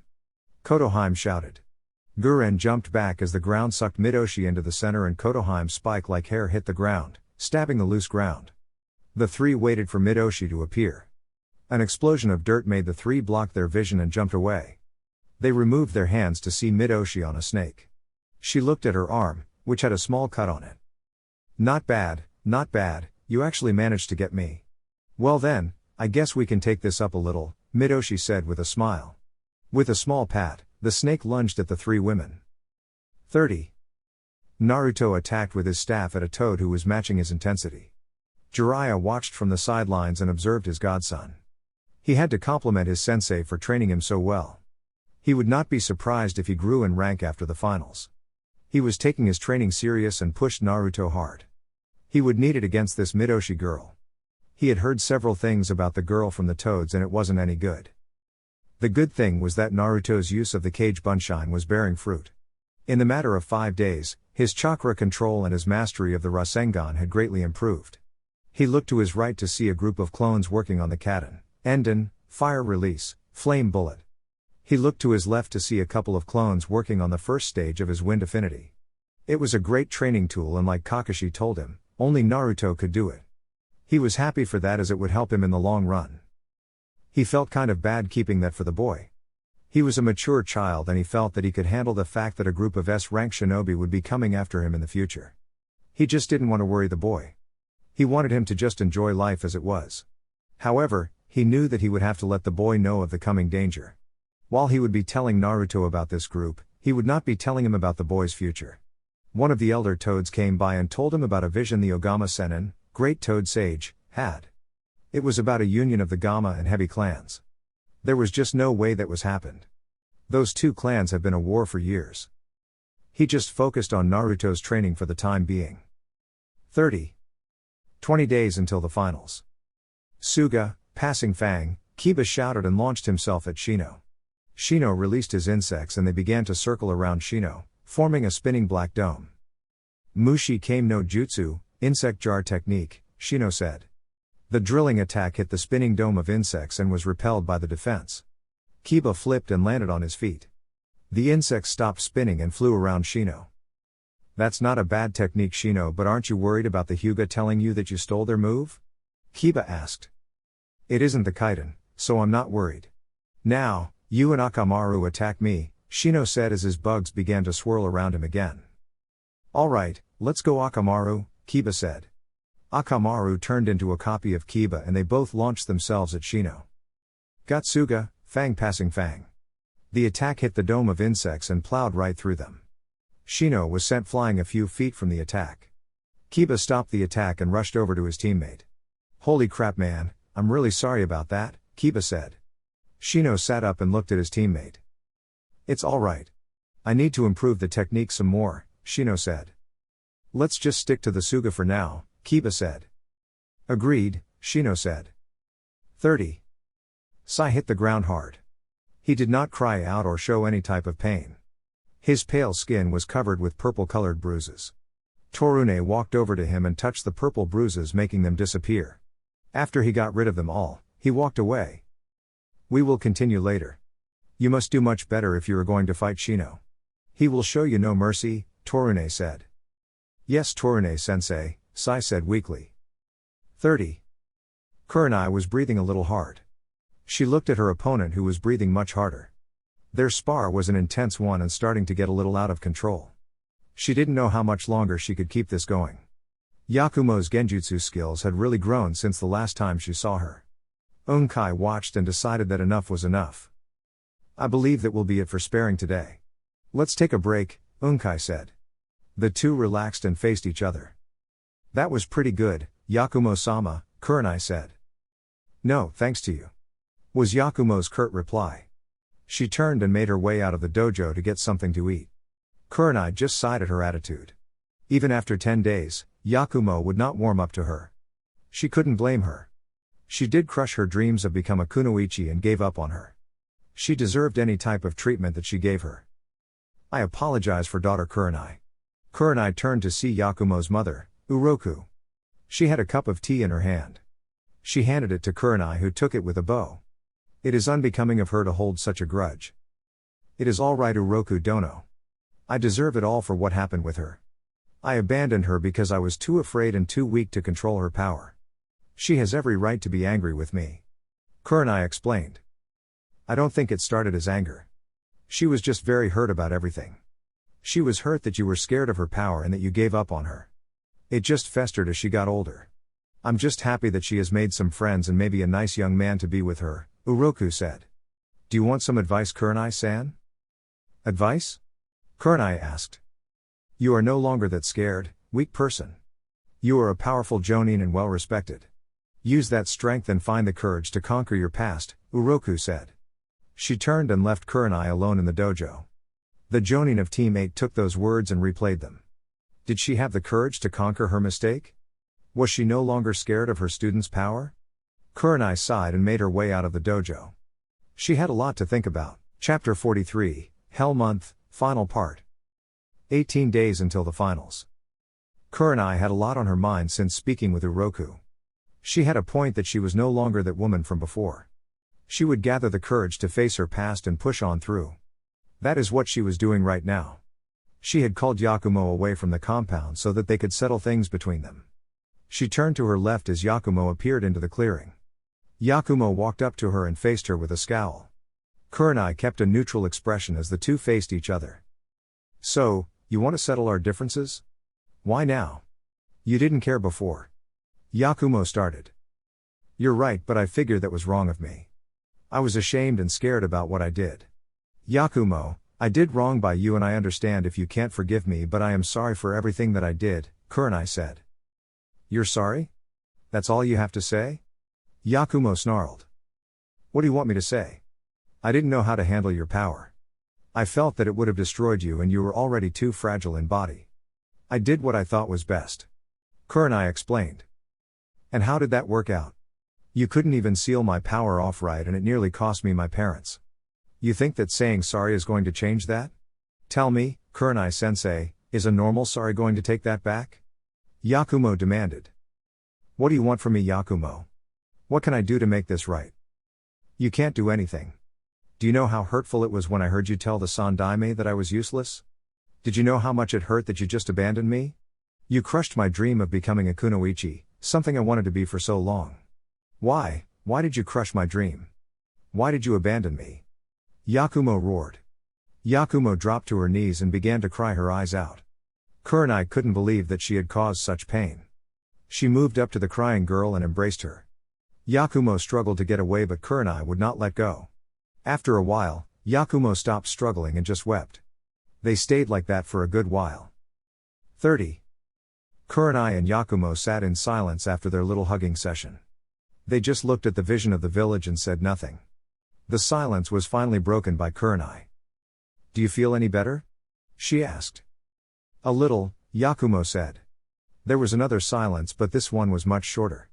I'm still pretty mad at you. I don't think that I could stop being mad at you. However, I'm willing to put it past us and try to work with you. I could use the help, Yakumo said. I can agree with that. We have 18 days left. I will not go easy on you, mainly because I know your sensei well. I believe that you can take it, Kurenai said. Thank you. Kurenai sensei, Yakumo said softly. Kurenai smiled a little and the two just continued to watch the village. 30. Jacken dodged another volley from Tenten as he closed in on her. Tenten pulled out her 3-section staff and met the charge. The two engaged in a brief weapons battle until Tenten backed away. Jacken wouldn't let her, managing to discreetly wrap his chain around her leg. He pulled her down and she hit the ground hard. Jacken then channeled a little lightning to give her a small jolt. Tenten screamed before throwing the chain off her. She quickly jumped to her feet and was in Jacken's face. What the hell? I said no damn lightning, Tenten roared. Oh, stop acting like a drama queen. It was a small shock. Jacken waved her off. Tenten was about to erupt when Anko arrived. Looking at the two and seeing that they were in such close proximity, Anko had a small grin on her face. Am I interrupting something? Anko asked with mirth. Jacken just huffed at her and Tenten just scoffed. It was a running joke with Anko and them that the two liked each other. They had gotten used to it and would just ignore the snake woman. What's that in your hand? Jacken asked. Oh, this? Well, this is your equalizer. Say hello to your new friend, Anko said with excitement and brought out a new kusarigama-like weapon. There were 2 sickle blades, with one inverted, giving it the resemblance of a fan. The blades are connected to a short pike-like rod tethered together by a long chain. Jacken and Tenten marveled the weapon as Anko handed it to him. He observed the weapon and noticed the blades could be swung by their chain in large circles, allowing the bladed portion to spin like a fan. Anko just grinned at the two. So, what do you think? No. Words. Can. Be. Said, Jacken said with awe. Beautiful, Tenten said breathlessly. Anko looked at the two with a smile. I knew that you would like it. So, we have 18 days too. Anko stopped talking as the two teens were still mesmerized by the weapon she had forged for Jacken. Anko sighed and wondered how she was going to get her student back on track. 30. 16 days until finals. Neji hit the ground again after getting hit with the Haki Rakujuion Sho, 8 trigrams 64 palms. Neji struggled to stand but was stopped by his uncle.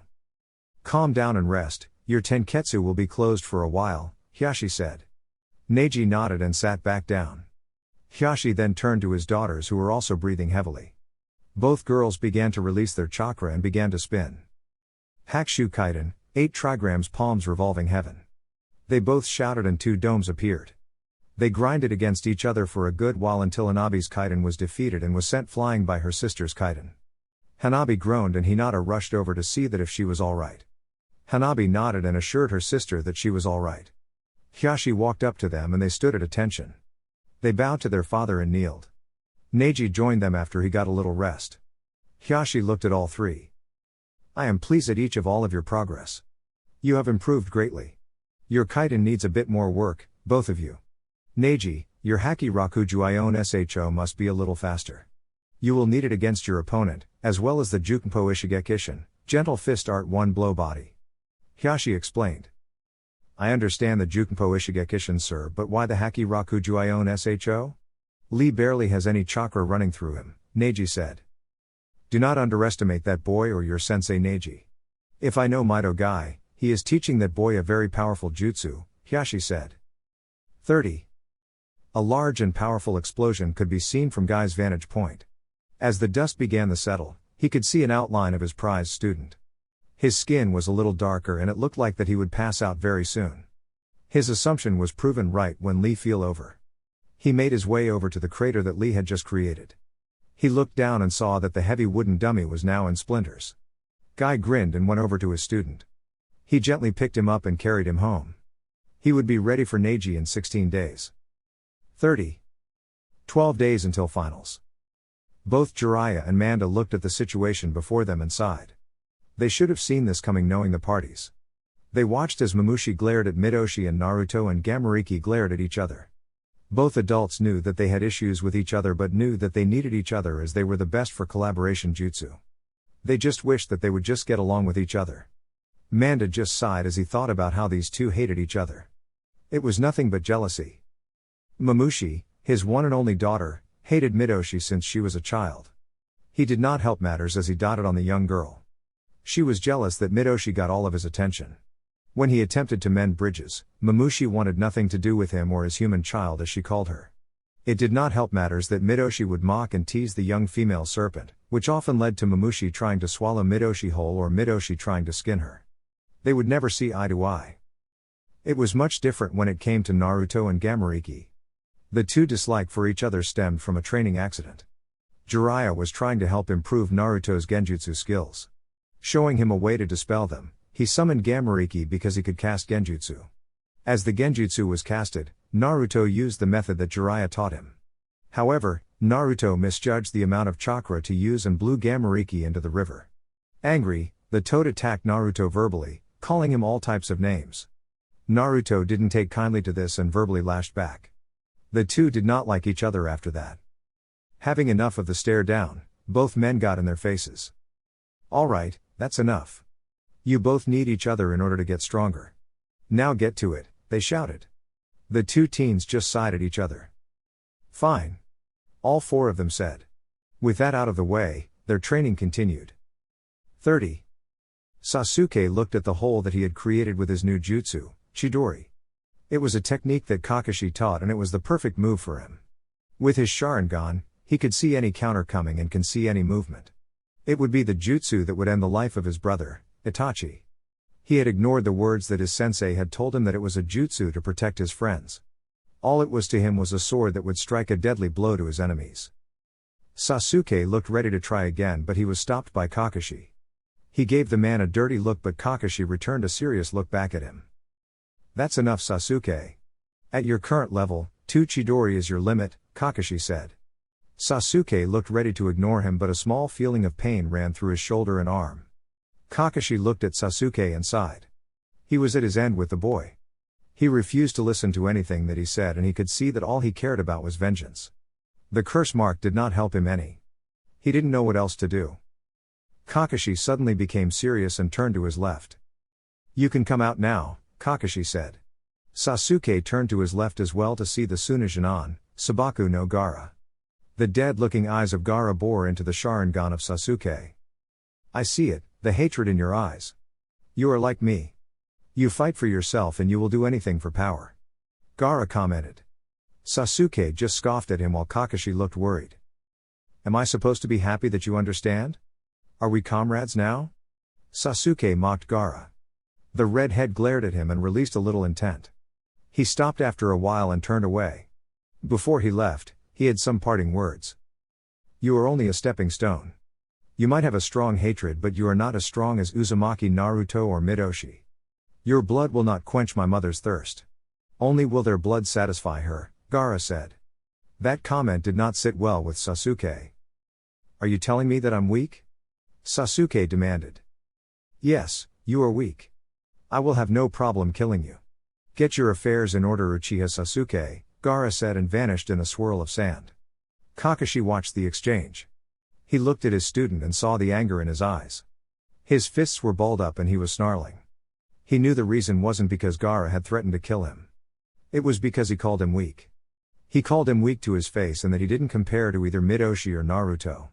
In a way, Gaara was right. Midoshi was on another level. Anko even admitted that if the two were to fight again that she would not leave the battle without some serious injuries. The fact that she had been trained by the Heavy clan was something altogether. What really terrified Kakashi about the girl was that she had no issues when it came to killing. She would end Sasuke's life without a care if he crossed her. Naruto was a highly skilled Jonin. He knew the boy's skill set, which only got better with the training of his godfather, Jiraiya. He had also improved greatly in Fuinjutsu, which was a surprise but it shouldn't have been. He was Kushina's son and had her attitude, yet Kushina was a whiz at Fuinjutsu. Not only that, Naruto's chakra pool allowed him to use ninjutsu without getting too tired, and he could combine jutsu like his first sensei, the Sandaime. Naruto was on his journey to become the next shinobi no kami, God of Shinobi. Sasuke never liked being compared, and he definitely didn't like to be called weak. He just knew that this was going to be a serious problem in the future. He only hoped that he could prevent it from happening. Chapter 44, Prelude to the Finals. It was 5 days until the Chunin exam finals would begin. Naruto and Jiraiya entered the village in the afternoon hour. Naruto looked dirty and his clothes were torn up from the training that he went through. Jiraiya had a few smudges on his clothes but nothing bad. Naruto looked different from his trails in the ruins of Uzushiogakure, Hidden Whirlpool. He had improved quickly due to the training that had been suggested by Kakashi. Naruto was at least twice as strong as he was a year ago. The Kage Bunshin training method allowed Naruto to learn several ninjutsu techniques in Fuinjutsu. Jiraiya worked on his physical strength, strategy and chakra pool. He had also improved his relationship with the Gamma clan and was able to work with Gamariki. Naruto stretched as he entered the gates. "It feels good to be back," Naruto said. "That it does, boy," Jiraiya said with a smile. He was very proud of his godson. He was stubborn when it came to their training, but he stuck with it and grew. "Anyway, I would go and get some new clothes. Remember, no more heavy training. Just relax and do some light training." Yeah, you don't have to tell me all the time, you know. I'm not that hard-headed," Naruto complained. Some people who passed by them snorted in amusement at the statement. Jiraiya laughed while Naruto pouted. 30. The sounds of steel rang through the forest of death. Jacken and Tenten dashed at each other and clashed. They tried to gain an advantage on each other as they were locked. They pushed away and landed across from each other. Jacken spun one of the sickles of his new Kurosagama as Tenten slipped into a stance with her staff. The two narrowed their eyes at each other, began pushing off their back legs. Just as they were about to clash again, a kunai stopped them. They looked up into the trees to see Anko sitting on a branch. The Jonin looked at the two Jonin with some respect. Jacken had learned how to use his new weapon in the short amount of time. His taijutsu had improved and he had learned a few more Raiten jutsu. Tenten had improved in close combat, Anko showing her how to use all the weapons in her arsenal. Now, she didn't launch all her weapons in bulk and could hang with a few Chunin level opponents. She also taught her some support jutsu to help her be more useful to her team. In all, she was proud of the two and happy at their improvement. "Okay, you two, that will be enough training for the rest of the week. Jacken, continue to work with your new weapon but do only light training. That goes both for you, Tenten. Just relax and go on that date that you two have been avoiding," Anko joked. Shut up. I've told you a dozen damn times that I don't like him. He's not my type," Tenten exclaimed. "The feeling is mutual and I have told you to just ignore her. She is just trying to rile you up," Jacken said calmly. "That's easy for you to say. You're used to her and I'm not," Tenten said. "She's a lot better than Guy though," Jacken said. Tenten really had no comment for that. Anko just smirked. 30. Yakumo sat in a meditative position. Unkai and Kurenai watched as she began to channel the power of the Ito. Her hair whipped in the air and her aura was visible for all to see. She held that position for a complete hour before stopping. She pitched forward and took some deep breaths. After a while she relaxed and stood up. Unkai walked up to her with a small smile. "You did much better than before, Yakumo. I believe that this will be enough for the finals. Just remember that feeling you get when you begin to lose control and activate the seal," Unkai said. "I understand, uncle. Thank you for taking care of me," Yakumo said with a happy smile. He returned it. Kurenai just watched with a smile of her own. Yakumo had grown as a shinobi and she couldn't be any more proud. She had taught her the genjutsu in her arsenal and helped her create two techniques that could really cause some damage. Anko would come by sometimes and teach Yakumo some taijutsu and how to fight with two kunai. She was very confident that Yakumo could do well enough for a promotion. Kurenai walked up to her one-time student and gave her a smile. How about we go to the hot springs to celebrate your success? Kurenai asked. Yakumo quickly vanished and reappeared with her bath items. Kurenai and her uncle just laughed at her and her love for hot springs. 30. Is everybody ready? Midoshi asked her teammates.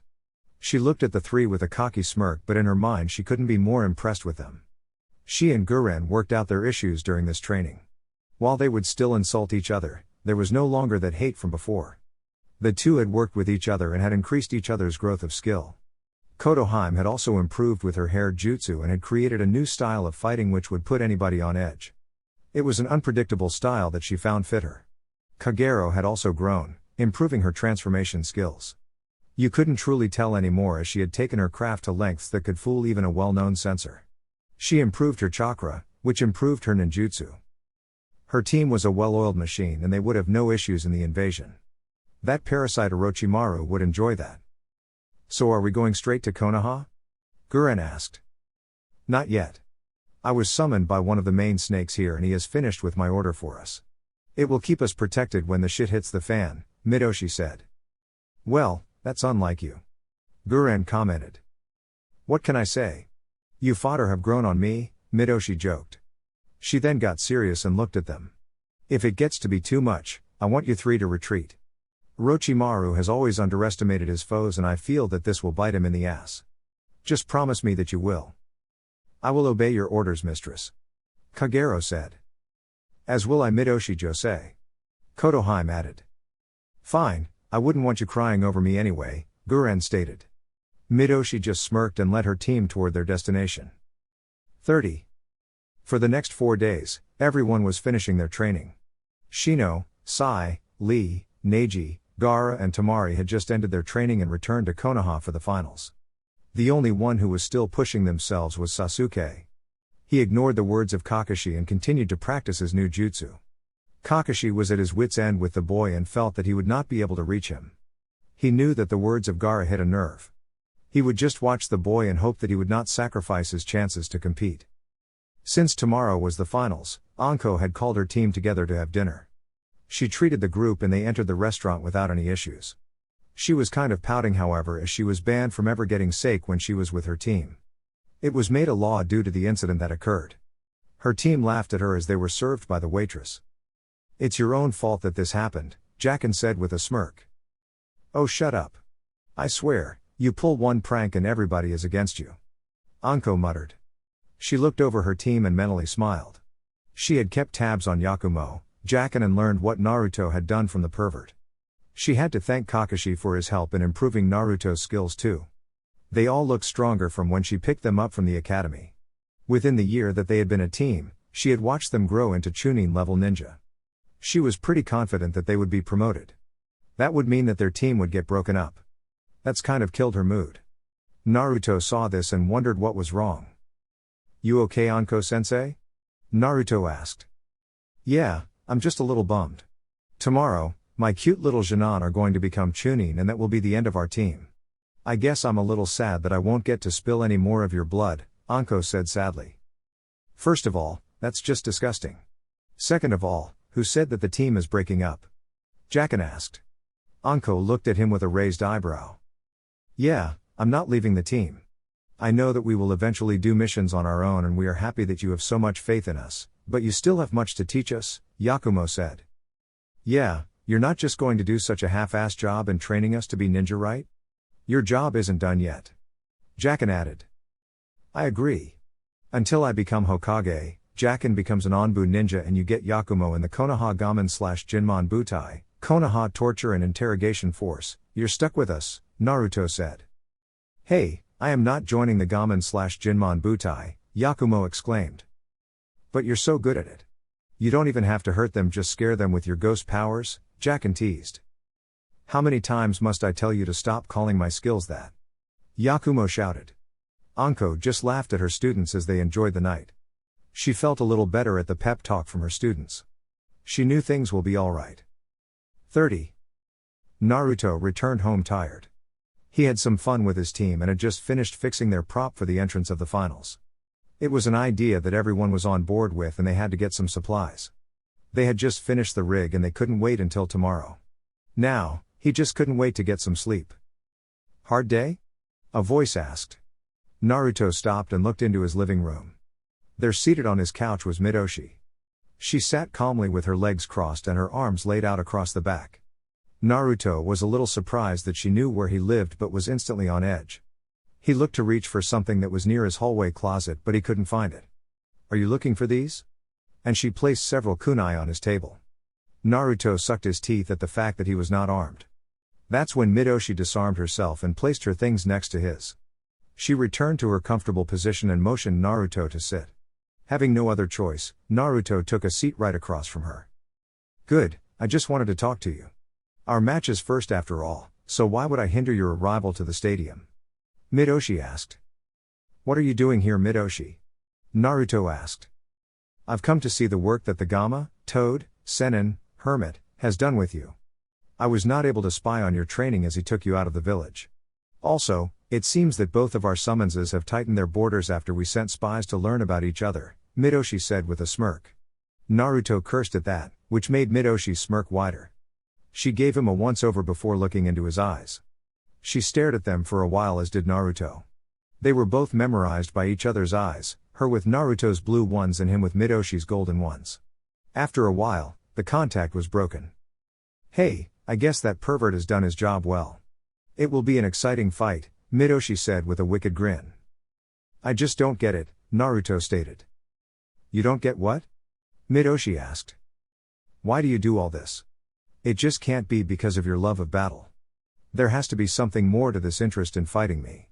Like I told you before, you don't know what you're asking me to use that chakra that is within me, Naruto said. Oh, I know what I'm asking, Naruto.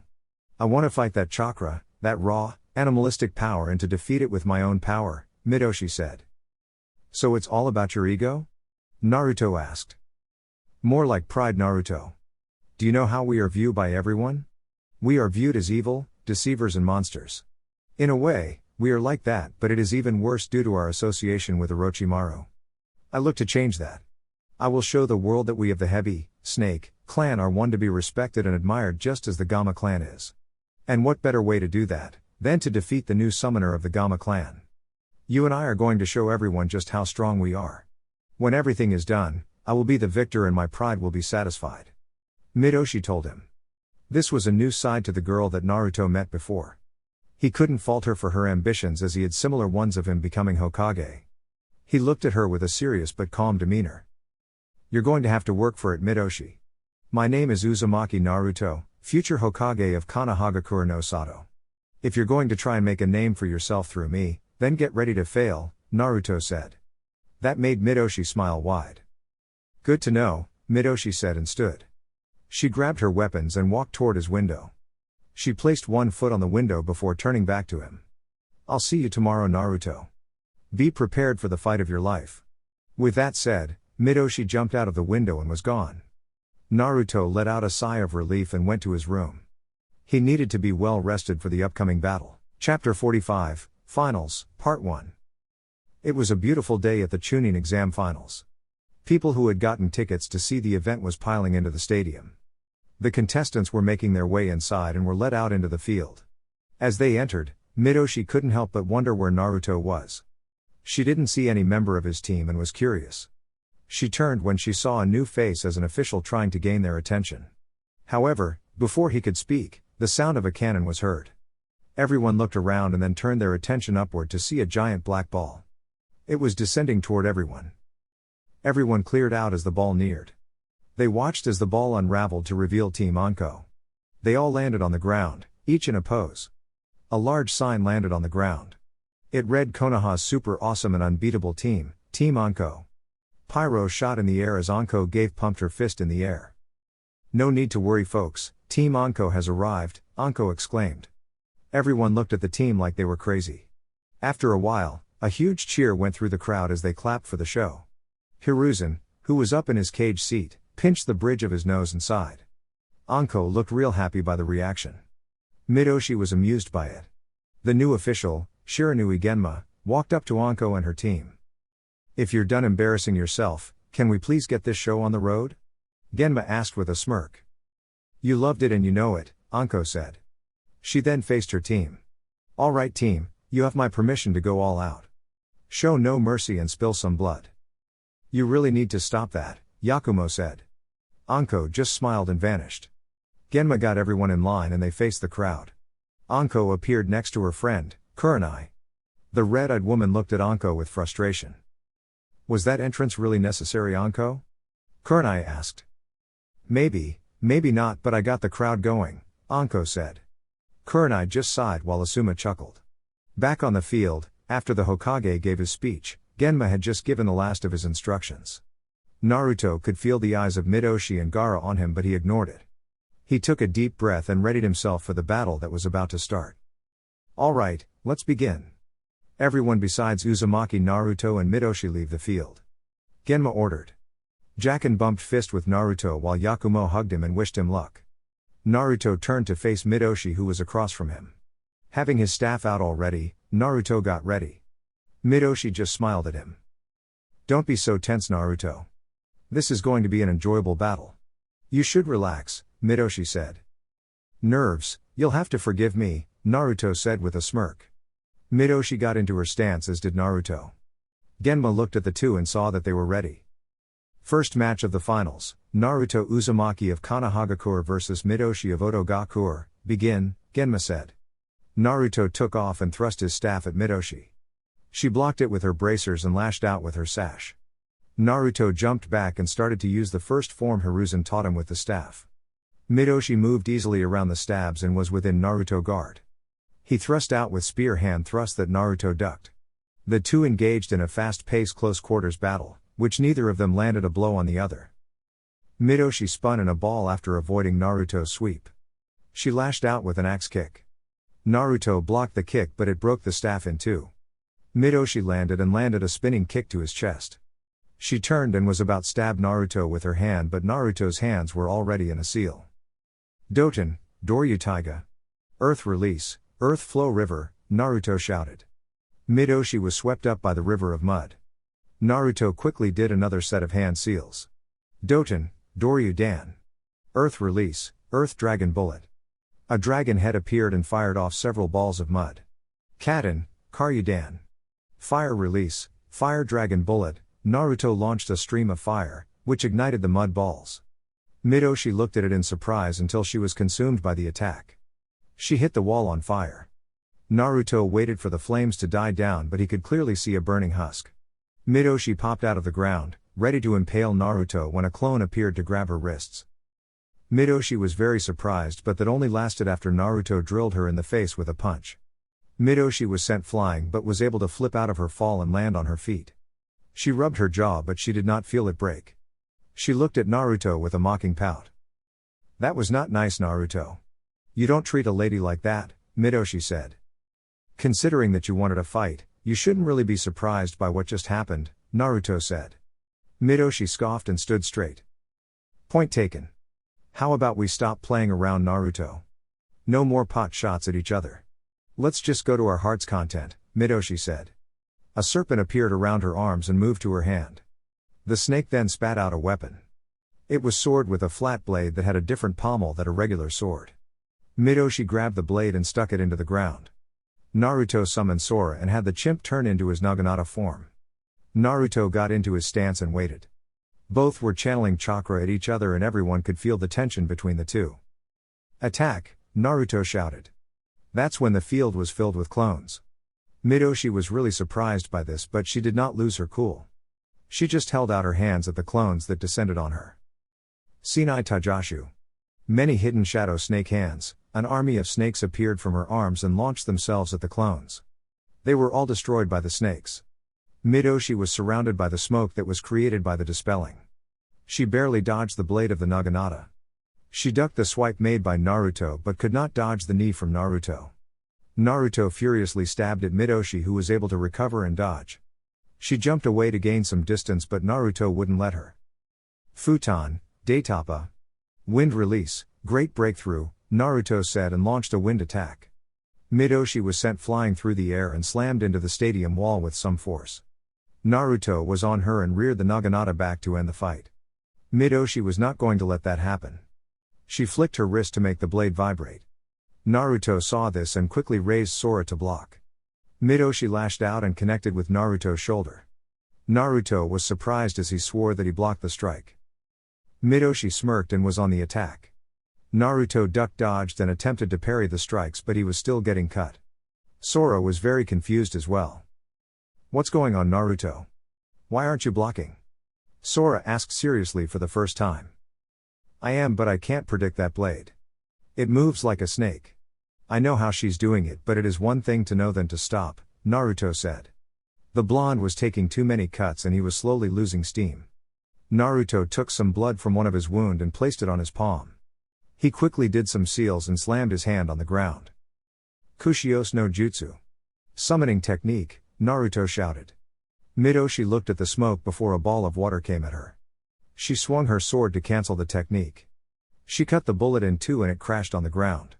Another bullet of water came at her and she attempted to cut it too, but this time, she was cut in her arms and her blade was sent flying out of her hands. She sucked her teeth and held her cut-up arms. The smoke had cleared and in front of Naruto was a toad that had on lipstick and a bow. Naruto let out a sigh in relief. Gamariki looked at the cut-up Naruto and scoffed. He looked at Midoshi, who was standing. "So, you are fighting her? I guess I can let you off the hook." "She is no joke," Gamariki said. "No shit. It's a good thing that we got rid of that sword. We're going to have to take her out before she can get that sword again," Naruto said. "Very well, let's do this beautifully," Gamariki said while striking a pose. Naruto just pinched the bridge of his nose at the toad's antics. He could have sworn he heard Guy cheering. Midoshi just smirked at the duo and did the same thing that Naruto did. "Kushios no Jutsu," Midoshi shouted. Naruto and Gamariki tensed, waiting for the smoke to clear. When it did, Midoshi was holding a very large boa. Gamariki seemed to growl at the sight of the serpent. The snake looked at Midoshi and hissed angrily. "I thought I made it clear that you were never to summon me," Mamushi hissed angrily. "I wouldn't summon you, but I figured that you would like to come out and deal with someone you know. I remember a certain toad that placed you in a very nasty genjutsu before throwing you off a cliff in the summon world," Midoshi said with a smirk. Mamushi snapped her head around to see Gamariki glaring at her. Well, if it isn't the fairy," she hissed. "You shut your mouth, you brat," Gamariki exclaimed. Naruto looked at his partner with a raised eye. "Do you two have some type of history?" Naruto asked. "That little tart is the daughter of Manda. She had the nerve to call me that name and to bite my beautiful skin, leaving bruises. It took days for those blemishes to heal." "My beautiful skin," Gamariki said sadly. Naruto just sighed again. Mamushi turned to Midoshi. "I will help you this time. I'm going to roast that toad and feast off his bones," Mamushi said. She slithered off Midoshi as the girl did some quick hand seals. "Doten, Chitokaku. Earth release, moving earth core," Midoshi called out. The ground under the two dropped to the ground. When they looked around, they saw that they were looking up in a square-like hole. Naruto readied himself and stood next to Gamariki. Mamushi attacked suddenly, but Naruto was able to feel her coming. He nearly stabbed her, but she moved quickly. She spat out a blob of black liquid at the group. They jumped away to avoid it and Mamushi disappeared back into the rock. Naruto observed the liquid and caught a smell. Before he could warn Gamariki, Mamushi attacked again. If she couldn't eat either one of the two, she would spit out the black liquid. She did this a couple of times and the area around them would get smaller. It wasn't long until the two were back to back on a small piece of dirt. "Damn it, she's surrounded us with this oil. How the hell can she do this anyway? From what Uro-sennin told me, only the toads can produce oil," Naruto asked. "Well, she infiltrated our home and consumed some of the oil that we produced," Gamariki said nervously. Naruto looked at him out of the corner of his eye and saw the sweat rolling down him. "Oh my god, it's your fault that she can do this, isn't it?" Naruto shouted. Gamakiri did not answer him because Midoshi decided to attack. "Kaden, Hibashiri. Fire release, running fire," she called out. A flame of fire ran down the hole and touched the oil. It ignited and the two were covered in flames. Looking for a way out, it was quickly sealed off by Midoshi's next words. "Doten Kekai, Doro Domu. Earth release barrier, earth prison of magnificent nothingness." The sky was blocked out by the earth jutsu and blocked any escape. Midoshi kept her hands on the dome as Mamushi came out of the ground and slithered around her. Very soon, It will be over and I'll have my meal and revenge, Mamushi said. Midoshi was smiling as well. That was until something hit the dome and blew a hole in it. It also sent both her and Mamushi flying in a watery vortex. From out of the hole, Naruto was riding Gamariki and they quickly got out of the oven. They landed and faced the two who were standing up. Naruto channeled his wind chakra and Gamariki gathered his water. Naruto placed his hands on Gamariki's back and they shouted their attack. Futon, Gamma Teppo. Wind release, Toad Gun, they shouted. A powerful and fast stream of water came rushing at the two. It began to spread, covering a large area. Midoshi and Mamushi had to dodge the attack. It continued on and smashed into the stadium wall. The wall gave way and the attack punched a large hole into the side of the stadium. Midoshi reappeared on the side of the wall and looked at the damage that the jutsu had caused. Midoshi looked at the damage with surprise and looked at Naruto. Perhaps I should have taken my collaboration jutsu training more seriously. That attack would have seriously hurt, she thought. Naruto looked at Midoshi and realized that the fight was going to be more difficult as it went on. He licked his lips and closed his eyes. Gamariki, Sora, you two step back and get clear. What I'm about to do is going to be dangerous, Naruto said. Sora returned to his regular form while Gamariki looked at him. When he opened his eyes, they were red. The two summonses nodded and got out of the way. Midoshi saw the same thing and smiled. Time for you to go. Feast on the toad and the monkey. It seemed that Naruto is about to get serious, Midoshi said with glee. Mamushi left her without even asking and sunk into the ground. She watched as Naruto clapped his hands and expels his chakra. Only it was not his blue chakra. It was red. Chapter 46, Finals, Part 2.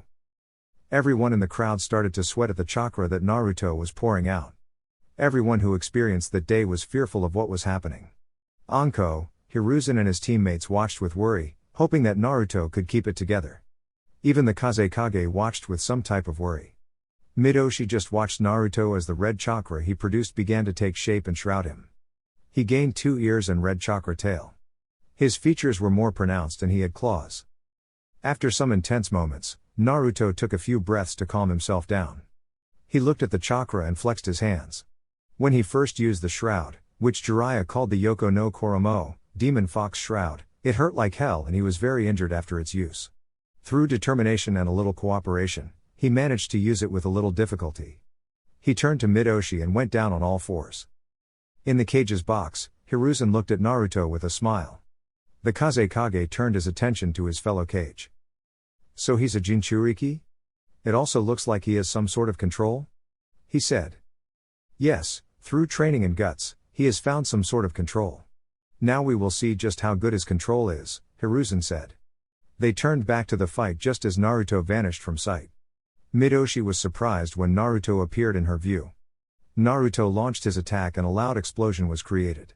From out of the dust, Midoshi appeared in the air. He's fast, really fast. Midoshi thought.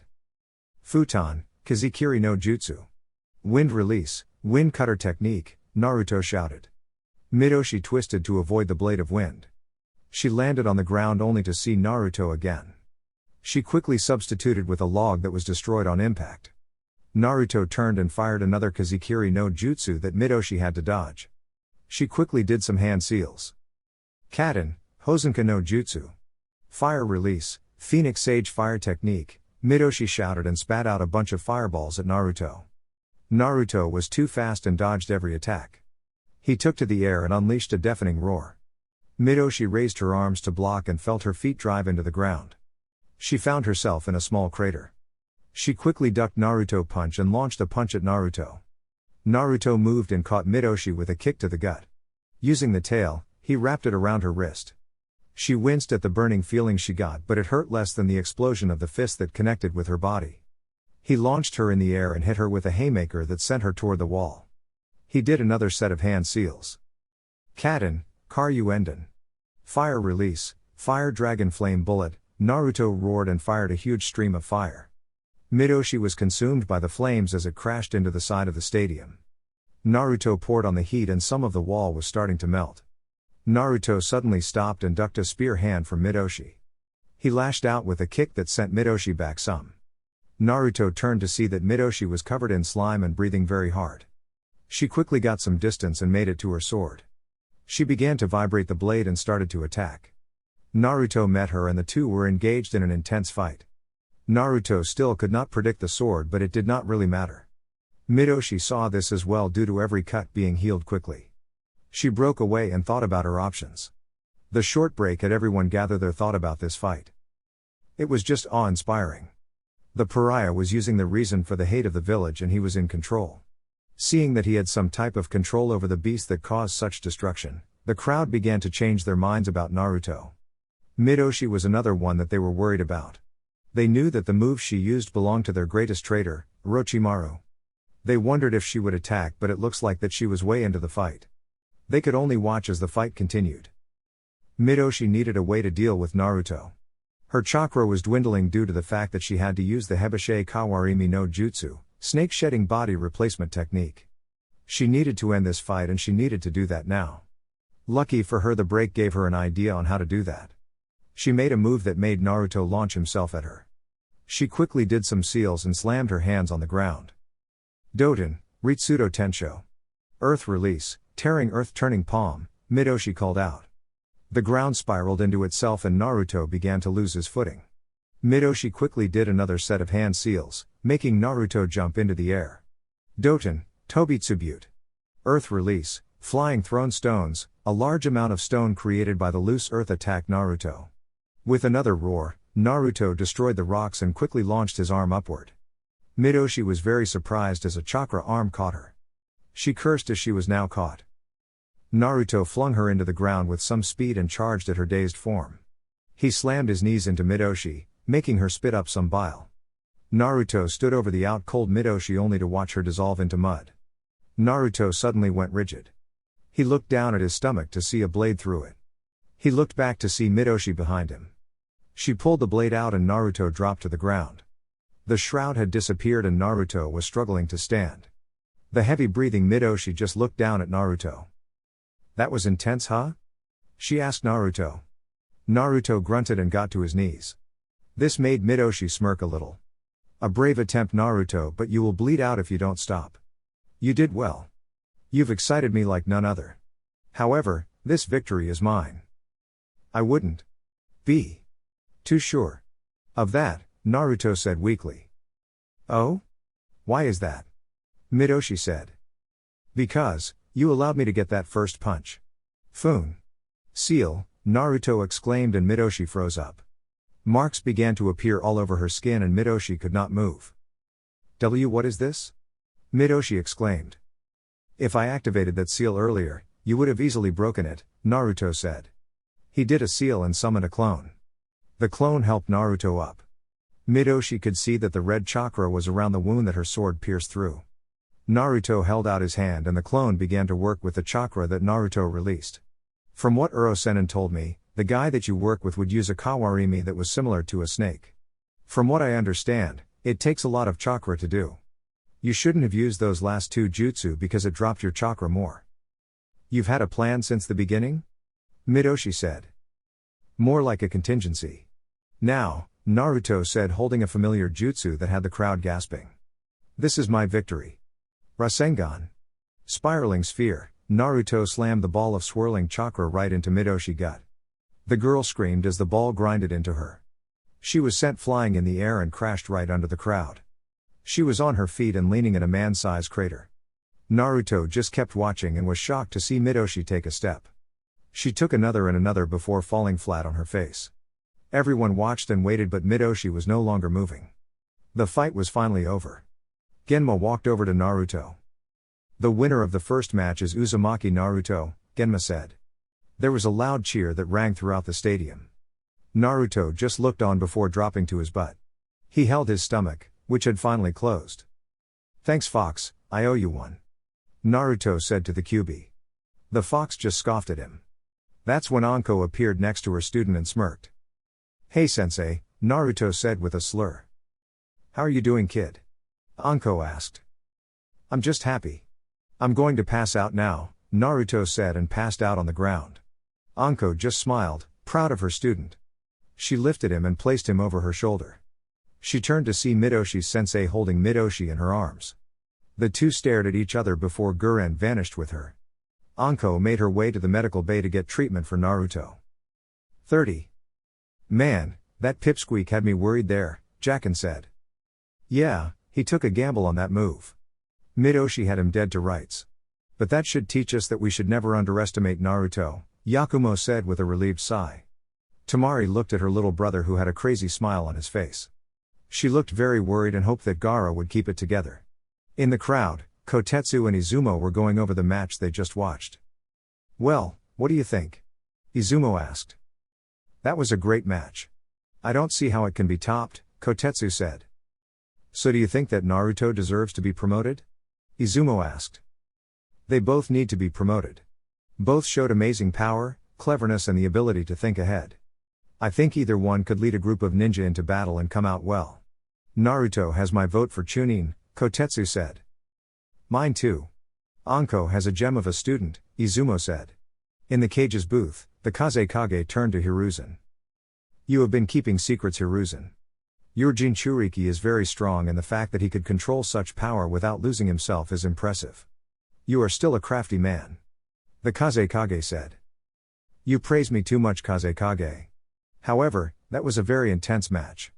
I'm very confident that my ninja will be promoted after this. What do you think? Hiruzen asked. Very much so, he does deserve the promotion. The Kazekage said. 30. Guren laid Midoshi down and checked her over. She would be alright, but she was really hurt. She figured that it would take her weeks to heal up. She heard about that last jutsu the blonde used, as it was the jutsu of the Yondaime Hokage. How did that brat learn it? She would never know. However, Midoshi would have a nasty burn on her stomach. As Guren thought about her next move, something popped out of the ground. It was Mamushi and she did not look to be in good health. You look like her, Guren said. The fairy and that monkey double-teamed me. Once I return home and heal, I'm going to hunt them down, Mamushi hissed angrily. She then looked at Midoshi. To think that she would be defeated, I'm glad to have seen it. I feel sorry for the blonde thought. Father will not be happy to see her in this state. Mamushi wrapped Midoshi carefully before vanishing with her. Guren stood alone until she was joined by Kagero. Where is the mistress? She asked. She is being taken care of, Guren said without looking at her. She then faced her student. Let's go and watch the next match. 30. Everyone was excited for this upcoming match. They were hoping that it was just as exciting as the last. On the field, which had to be fixed due to the major damage caused, Shino faced Sai. The pale boy smiled at Shino, whose expression you could not see. Genma stood between the two and looked to see if either one of them were going to say anything. With no words said to each other, he started the match. Sai moved fast and pulled out his tanto. Shino ducked the slash and got some distance. As he moved back, he released a swarm of Kikaiku, parasitic destruction insects, at Sai. The boy dodged the swarm and ran away as the swarm chased him. Shino unleashed another swarm to try and cut him off. Sai quickly vanished and appeared on the side of the stadium. He quickly took out his brush and paper. He drew a bird and channeled his chakra. Choju Giga. Super beast imitating drawing, Sai said. A bird popped off the paper and Sai jumped on the bird. Sai looked down at Shino, who had his swarm return. Sai did another Choju Giga and several lions charged at Shino from the air. Shino did some hand seals and called out his jutsu. Mushi Kame no Jutsu. Insect jar technique, Shino said. The Kikaiku surrounded Shino as a shield. They were flying in a dome shape at high speed. As soon as the lions hit the dome, they were destroyed. Shino stopped the jutsu and faced his opponent. Sai told his hawk to go higher just as a swarm nearly caught him. Shino looked at the smiling Sai and kept his expression. This battle was just getting started. Chapter 47, Finals, Part 3. The match had reached a stalemate, but Shino could see that Sai was making some sort of headway. The Mushi Kame no Jutsu, insect jar technique, was working, but Sai was now using ink birds to launch explosive attacks. His jutsu could not handle that, and now he had to come up with a new strategy. His first move was to ground Sai. It would take some chakra, but it would be worth it in the long run. Haijutsu, Mushios, secret technique, insect gathering, Shino said. A large web of chakra surrounded the floor. Sai watched as bugs came out of every crack. They gathered and were forming a rising hill. Sai looked to go higher, but Shino was not about to allow that. He jumped onto the hill and was shot into the air. The speed of his ascension surprised Sai. Shino launched several shuriken that hit the bird that he was on. Sai jumped off as it dispelled. Sai was looking to make another bird, but Shino stopped him with another volley of shuriken. One hit Sai in the hand, forcing him to drop his drawing scroll. Sai used a kunai attached to a wire to stop his descent to the ground. He swung and landed on the wall. Shino was back on the ground and the insects he summoned were returning to their homes. Shino unleashed his colony and they went after Sai. Sai cut the wire and ran down the wall toward his scroll. He dodged gracefully and was able to reach it. Sai quickly drew another bird and was quickly on it. Shino just looked at him as Sai took to the air. That's when Sai flew right at him. The bird moved very fast and Shino could not put up a defense. Sai passed and sliced Shino. A little bit of blood sprayed out from the wound on his arm. Sai flew back into the air and turned back to make another dive. Shino pulled out a kunai and readied himself. He was able to block another slash, but the speed that Sai was moving at knocked him off his feet. His kikaiku could not get Sai as he flew up in the air again. Sai decided to put several explosive notes on the bird he was on as it dove again at Shino. Shino stood and did his jutsu. Mushi came no jutsu. Shino called out and the kikaiku circled him. Sai jumped off of the bird and did a combat roll. As the bird hit the defense, he detonated the explosive tags. Most of Shino's colony was burnt to a crisp and Shino was sent flying. He hit the ground hard and rolled to a stop. Sai stood and made his way over to Shino. He looked at him and looked ready to finish the fight when he saw Shino move. That movement was Shino dissolving into kikaiku and attacking. Sai dodged and landed across from Shino, who was breathing a little hard. Sai smiled at him. "You are quite skilled, Shino-san. I can see why Danzo-sama wished to train you," Sai said softly. It was not too loud so everyone could hear. "Yet my family member was chosen instead. I do know of your master and I would have refused his offer for training," Shino said with the same soft volume. "Is that so? That's disappointing. Anyway, I believe that I will end this match," Sai said and prepared to strike. "The match has already ended in my favor," Shino said. Sai looked confused until he grabbed his chest. It felt like something was digging out his insides. What did you do to me?" Sai asked as he dropped to a knee. "Torune trained you well. Still, I had an ace up my sleeve. My shuriken, I covered them in larvae that would have injected into the body if they connected," Shino said, surprising Sai. "These larvae grow quickly and if you are not a member of my clan, they attack you from the inside. Right now, they must be feasting on your heart or lungs," Shino explained. Sai was shocked until he smiled again. "I now see why Danzo-sama wanted you," Sai said. He turned to Genma. "I would like to surrender," the boy said. Genma nodded and looked at Shino. Shino walked up to Sai and placed his hand on his chest. He flared his chakra to signal the insects inside him. Sai grunted a little as a few bugs dug out of his chest. They walked up Shino's arm and into his jacket. With that, Shino walked away. "The winner of the second match is Aburame Shino," Genma announced. The crowd clapped for the performance. 30. Naruto groaned and opened his eyes. Everything was blurry, but that soon passed. He tried to move, but it hurt to do so. "I wouldn't move if I was you, Naruto. Your body isn't healed from the strain of your fight." Naruto turned to see his sensei with a volume of Icha. Anko stopped reading and looked at her student. "How are you feeling?" "I'm still pretty trashed. Using the fox's chakra hurts a lot. Let's not forget that Midoshi put her hand in my chest," Naruto explained. "So, should I disqualify you from the next match?" Anko asked. "What? No way. I'll be better in time for my next match. Maybe not at 100%, but I'll be ready," Naruto said. "Don't rush it, kid. Besides, that Shino kid of Kurenai's will not be some pushover," Anko said. "Don't worry, I have something for Shino," Naruto said with a grin. That's when he realized something. "Oh hey, that means Jaken's match is up next, right?" "That's right, but you will not be seeing it or Yakumo's match. You're going to stay on that bed until I say otherwise. Don't argue with me or I will stab you with Doku," Anko threatened. Naruto pouted but relented. Anko just went back to reading, knowing that her Cage Bunshine, Shadow Clone, would dispel if anything happened. 30. Jaken stood across from Tamari. He had his new kusarigama out while Tamari unfolded her Tesen. In the stands, Tenten watched closely. She trained with Jacken with the weapon and she hoped that Jacken would be alright. Back on the field, Tamari noticed that Jacken was looked at her funny and it was starting to bug her. That's when he spoke. You know, you've got some nice legs. I think that's what I'll call you, Jacken said. Excuse me? Tamari said with an edge. Sorry, it's just a habit I have. I like to give people nicknames that fit them. You shouldn't feel insulted. You have some nice legs. Nice and smooth, you seem to take care of them. Tamari was snarling at Jacken. The teenager just smirked at her. What? You don't like it? Kamaitachi no Jutsu, sickle weasel technique, Tamari roared and launched her attack. Jacken twirled one of the sickles on his weapon. He then tossed it at Tamari's jutsu.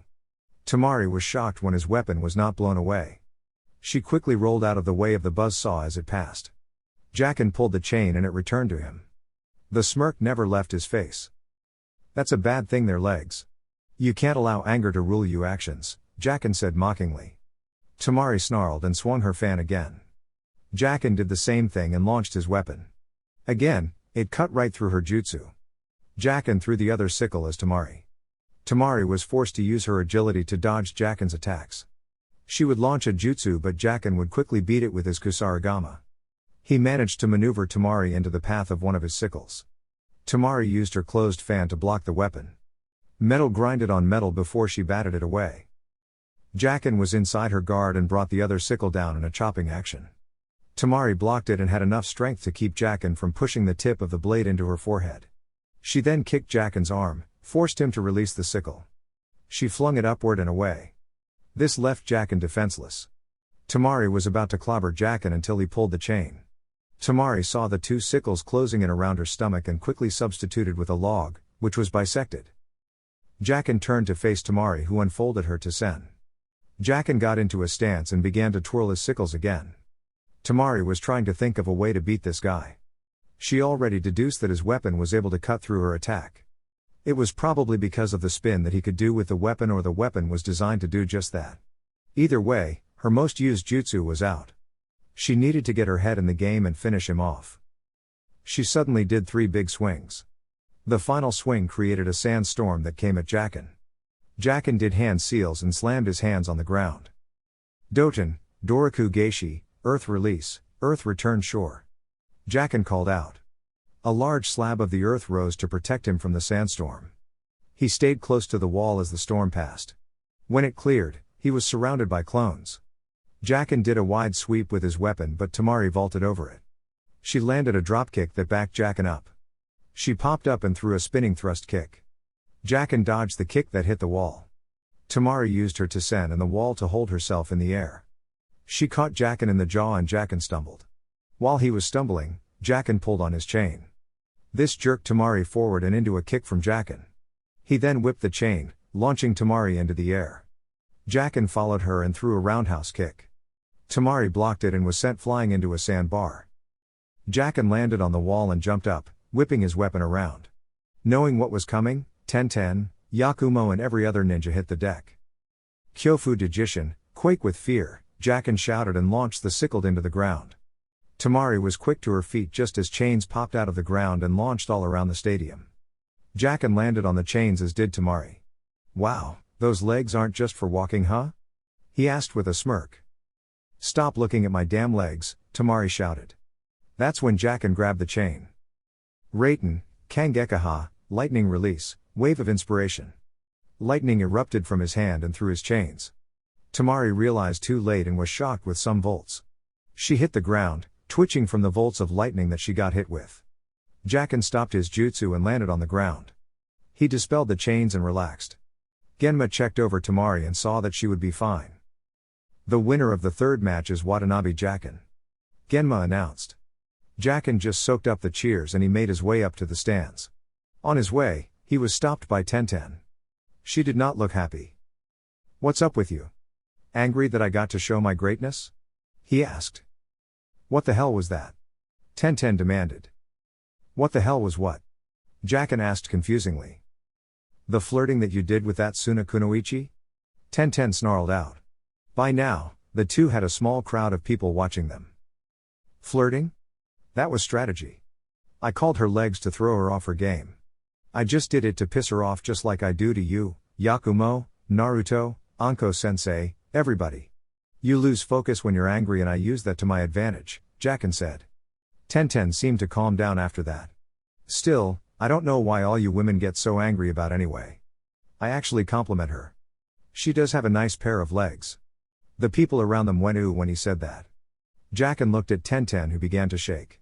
Her fists were clenched and the anger in her eyes put Jacken on edge. You. Tenten growled. What the hell are you so angry about? Don't tell me that you're jealous? Jacken asked. That broke the dam. You baka, Tenten roared before giving him a very hard, earth-shattering slap across the face. The crack was heard all around the stadium. In the competitor's box, Yakumo just shook her head at Jacken's scream. Why, Cammy? Why did you place me with two boys who are completely clueless about women? She muttered. Against the wall, near the other Jonin, Anko was laughing her ass off. Oh man, those two are going to be a very fun couple to tease. Anko said between chuckles. Yosh. My young, beautiful Tenten is only showing the spirit of her maturity. Show him Tenten, show him the power of your love, Guy exclaimed. It earned him a kunai flying at his head. Oh Cammy, stop it. You're killing me. Anko said while laughing. She hit the ground in a pool of laughs. Kurenai just sighed at her antics while Asuma let out a belly laugh. Chapter 48, Finals, Part 4. It was now time for the fourth match. Kotoheim stood across from Yakumo, both with intense glances. Everyone was watching very closely. Everyone thought that the only exciting match would be Sasuke's, but they were proven wrong. Already they had 3 great fights and the 2 which were the most exciting was from Anko's 2 male students. It was a great showing and they expected nothing less from the heiress of the Kurama clan. They waited with anticipation. Genma started the match and the fight started with a clash of steel. Yakumo's dagger was at a standstill against Kotoheim's Fuma Shuriken. They both fought for supremacy but neither was gaining an edge. That worried the Fuma member as she knew about Yakumo's frailty. They pushed off each other and engaged in a fight of blades. Both were looking for a clean cut but they were missing each other by a hair. Yakumo moved it and caught Kotoheim's arm. She landed a blow to her chest that stunned her. Kotoheim recovered quickly and nailed her with an elbow. This made Yakumo release her. Kotoheim grabbed her battle kimono and fell back. She threw Yakumo over her and rolled on top of her. She attempted to stab her with her shuriken but Yakumo was able to recover and deflect it with her dagger. Kotoheim tried again and Yakumo used the dagger to hold the weapon off. As Kotoheim attempted to push the tip into her, she caught a glint in her eyes. Kotoheim found her surroundings different. She took her eyes off Yakumo to see that they were no longer in the stadium. When she turned back, she was straddling a pile of snakes. They hissed and launched themselves at her. She quickly got away, slashing and hacking at the serpents. As she backed away, her feet started to feel hot. She looked down to find herself on hot coals. Kotoheim jumped into the air only to be blasted with a flying kick. She hit the ground but was quick to get off the ground to avoid getting burned or stabbed. She launched her hair at Yakumo but the girl was nimble enough to avoid the attack. That's when she began to do hand seals. Megan, Jigoku Koka no Jutsu. Demonic illusion, descending hell technique, she shouted. Kotoheim was now feeling the heat as a large fireball was coming at her. Knowing who she was fighting, Kotoheim pulled out a syringe and stabbed herself in the arm. She pushed down and whatever was in it entered her system. That's when everything changed back for her. Yakumo was on edge and wondered what the hell she stuck herself with. I only have a short time so this is about to get real serious, real quick, Kotoheim stated and launched her hair at Yakumo. Yakumo moved quickly to avoid the attack. Each tendril of hair was quick and tried to skewer her.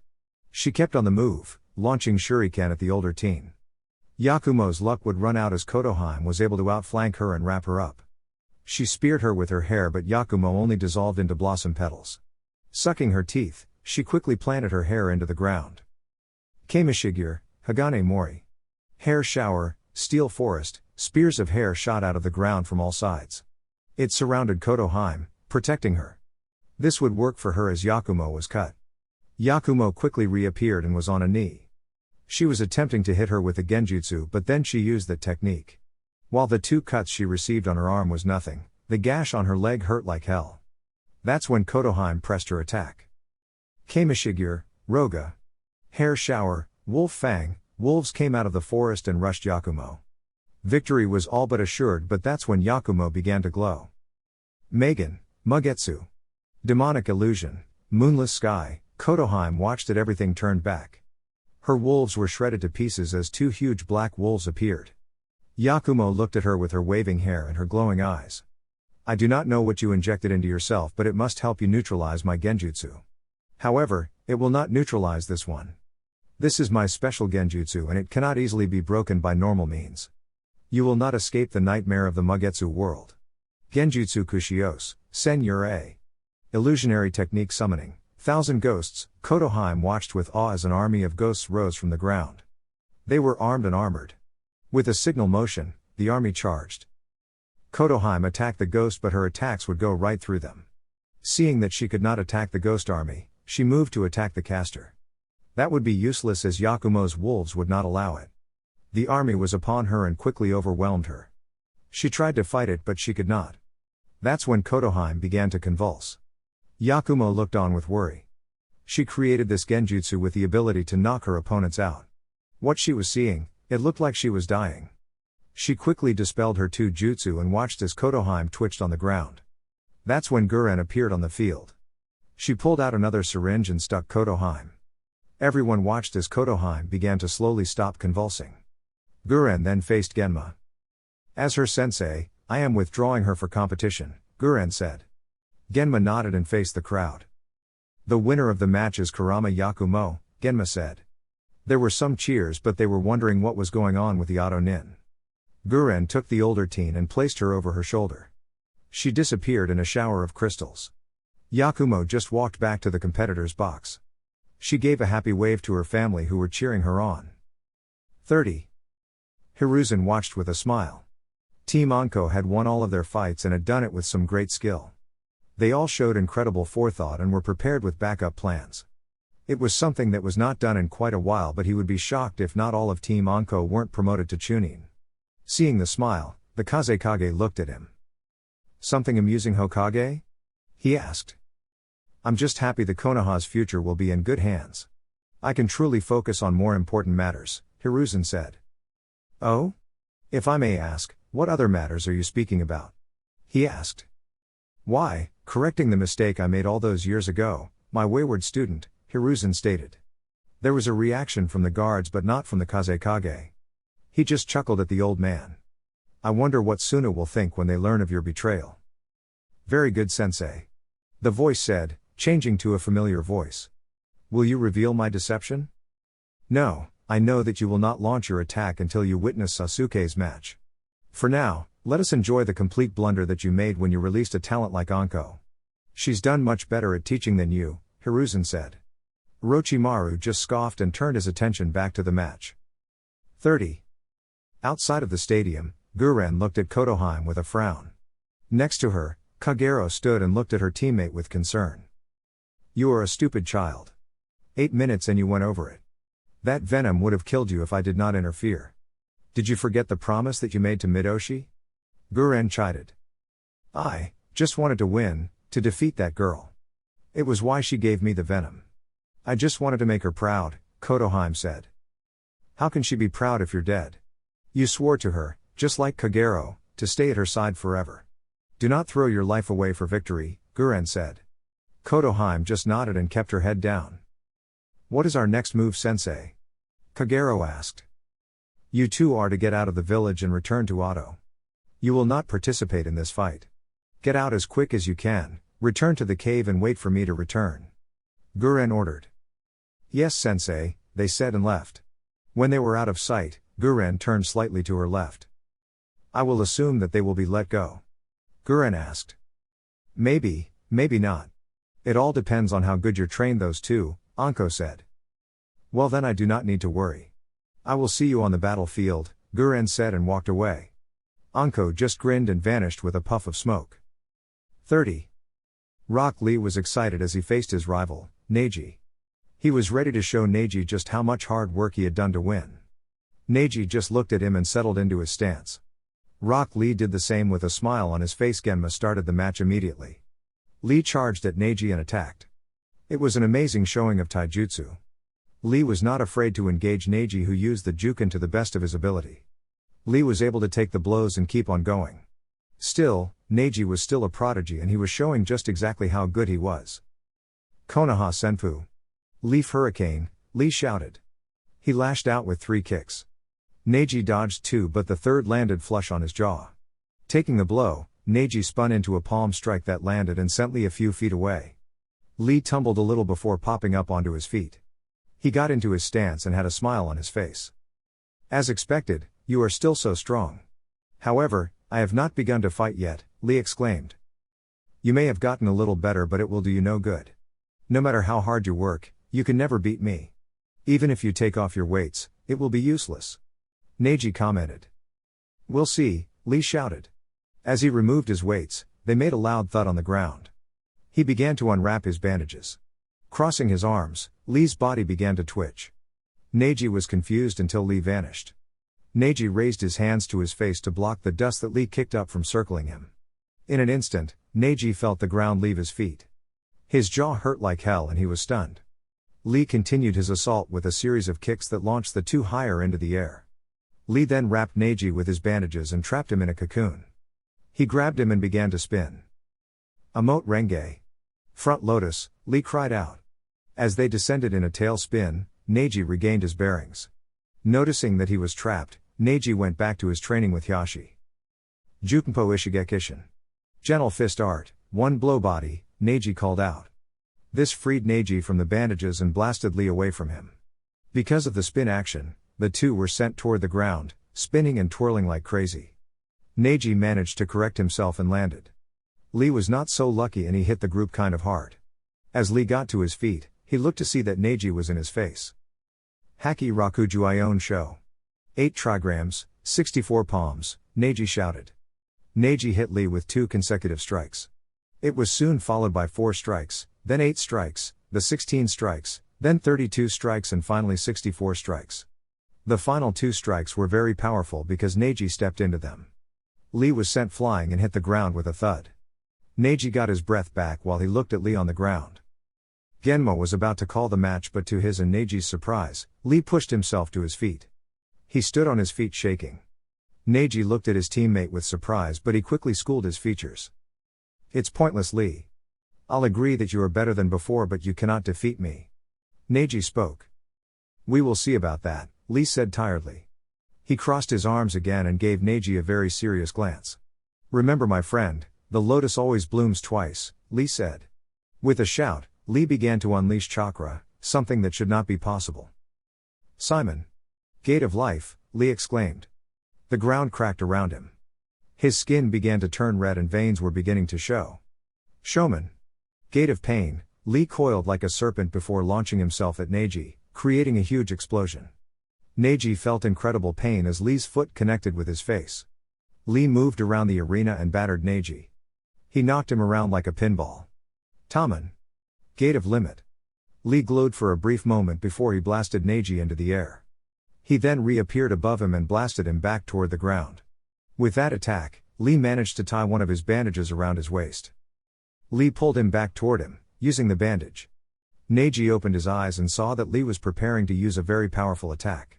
He knew that if this landed, he would be done for. He quickly broke free of the bandage but he could not stop the incoming attack. He then expelled his chakra from all of his points. It was a long shot but he had no choice. Forming a dome, Neji willed himself into a spin. Uro Renge. Reverse Lotus. Hakushu, Kaiden. 8 trigrams palms, revolving heaven, the 2 attacks clashed and an explosion followed after. Chapter 49, Finals, Final Part. Everyone watched with bated breath as the dust covered the area. They were excited and wanted to see who won the fight. It was just so exciting. Who won this match? Was it the Hyuga prodigy or the mini guy? The anticipation was killing some people. Once the smoke cleared, they could see that both boys were on the ground. They laid unmoving and were beaten up. Lee's leg and arm were not bent the right way. Neji's chest was exposed from 2 impact marks that were there. Everyone could see the red welts. Genma waited for a while before calling the match.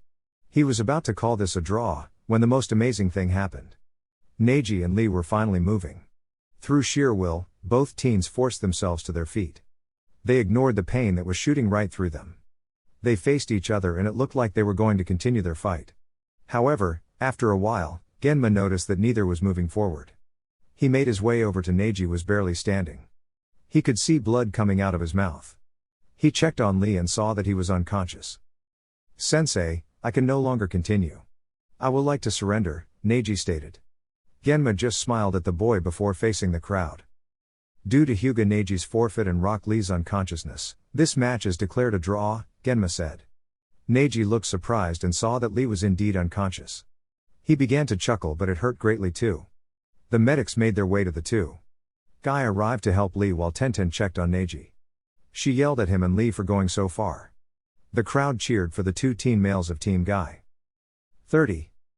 "Holy shit, that was intense," Jackin said. Everyone was watching as the two got carted off for medical assistance. "Yeah, I need to up my training a little. I had a plan for either one of them, but even I have doubts that I would have defeated either one of them." Still, Lee must be smiling on the inside. He might not have defeated Neji, but he fought him to a draw. "That's an accomplishment," Yakumo said. Naruto just nodded at the explanation. He then looked around and saw Gaara walked past him. The two locked eyes and Gaara gave him a hard glance. He continued on his walk to the grounds to fight Sasuke. Naruto could only wish Sasuke well because he was going to need it. 30. Gaara arrived on the grounds and made his way to the center of the field. He folded his arms and waited for Sasuke to enter. After a while, there was still no sign of Sasuke. The crowd was starting to get annoyed and restless. They demanded that Sasuke would show himself. They wanted to see Sasuke fight and they wanted to see him fight now. When it looked like Genma was about to disqualify Sasuke, he appeared with Kakashi in a swirl of leaves. The crowd cheered for his arrival. "Are we late?" Kakashi asked. "Yeah, you are. I was about to disqualify your student. You're lucky he's the last match of the first round. Let's hope that the wait was worth it. He has a lot to live up to. These finals were pretty exciting," Genma said. Kakashi looked around and saw that field was in ruins. His lone eye widened at the destruction. "Oh wow, you're right. Well, don't let me keep you," Kakashi said. He vanished, leaving Sasuke to face the demon that was Gaara. Kakashi appeared next to the other Jonin. "Hey guys, what did I miss?" "Good Kami, will you ever be on time?" Anko asked. "I don't know. Will you go back to wearing the fishnet thing?" Kakashi asked. "Why, you want to see my breasts or something?" Anko asked with a grin.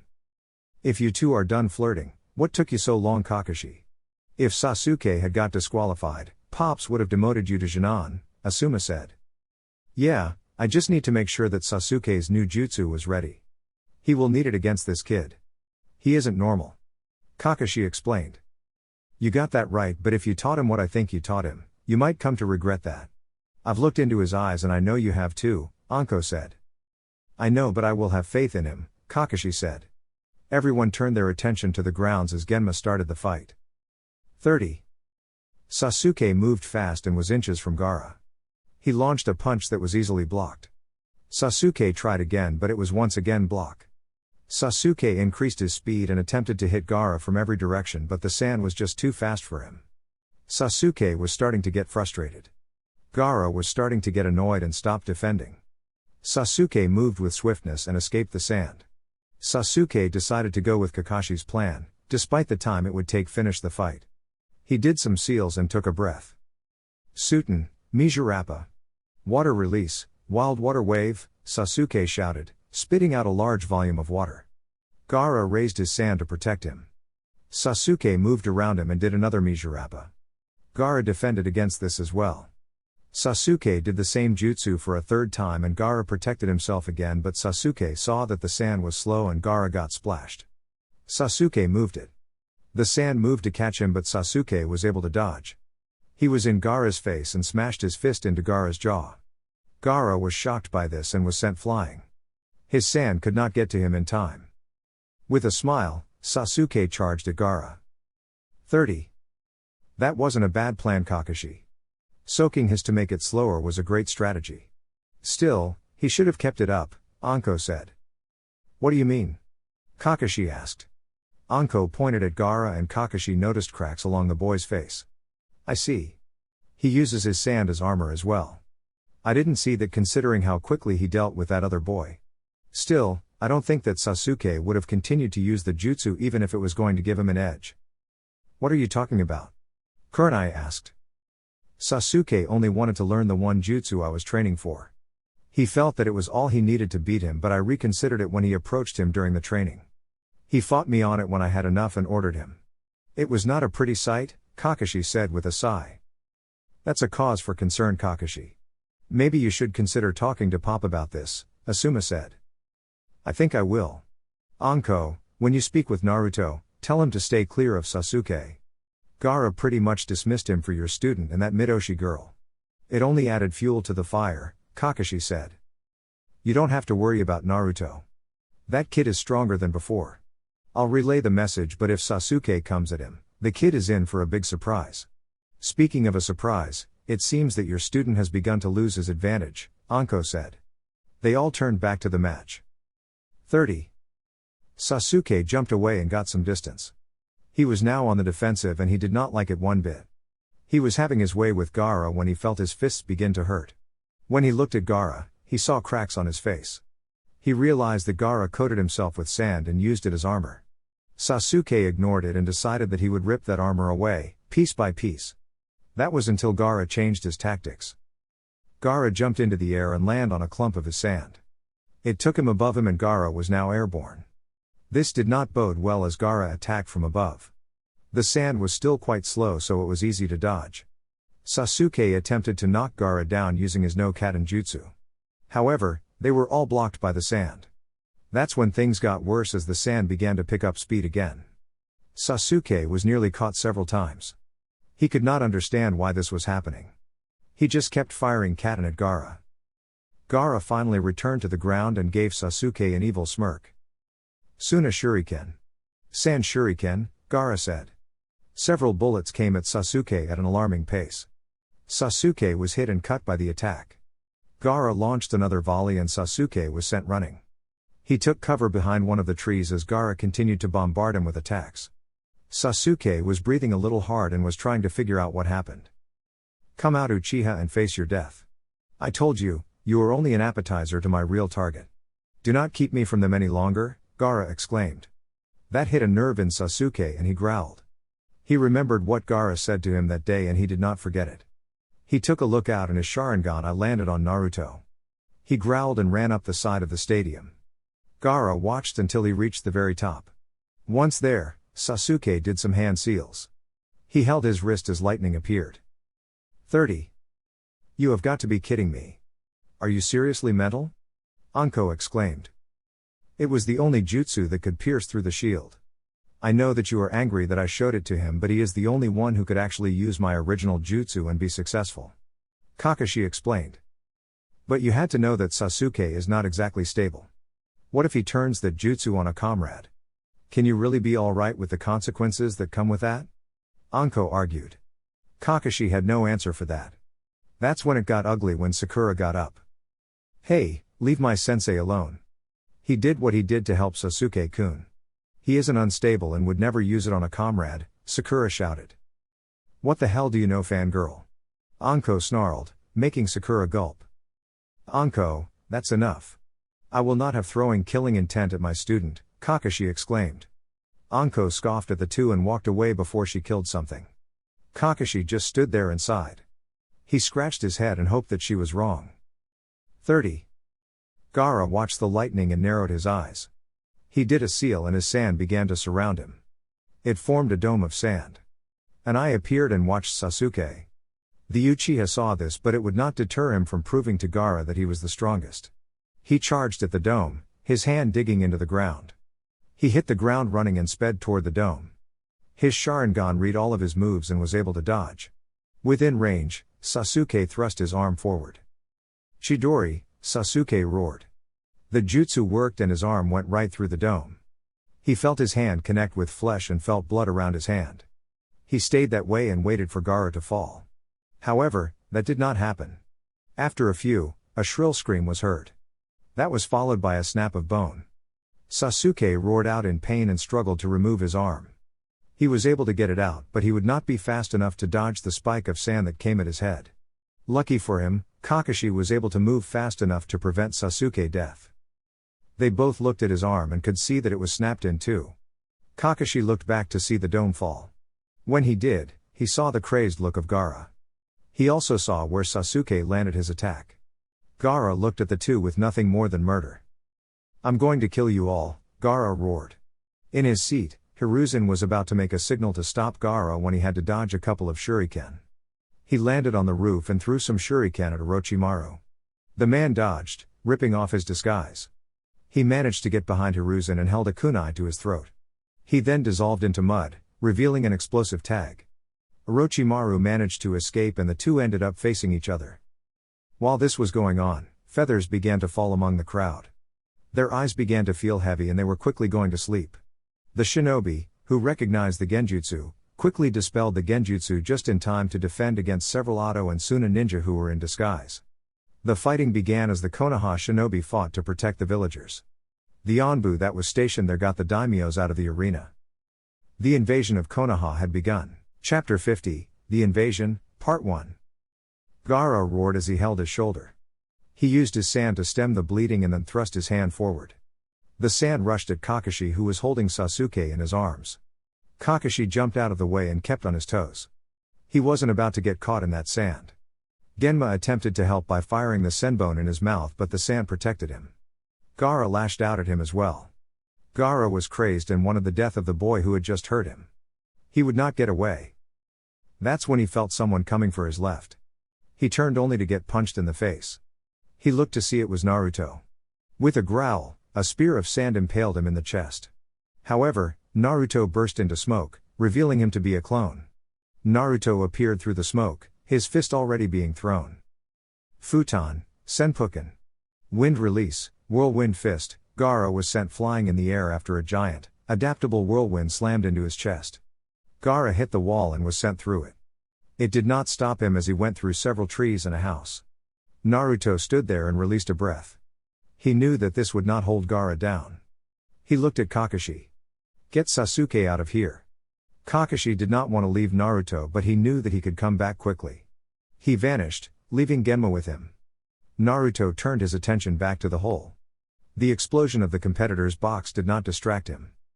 From out of the dust, Temari flew out on her fan. She coughed a little before turning her attention back to the smoke.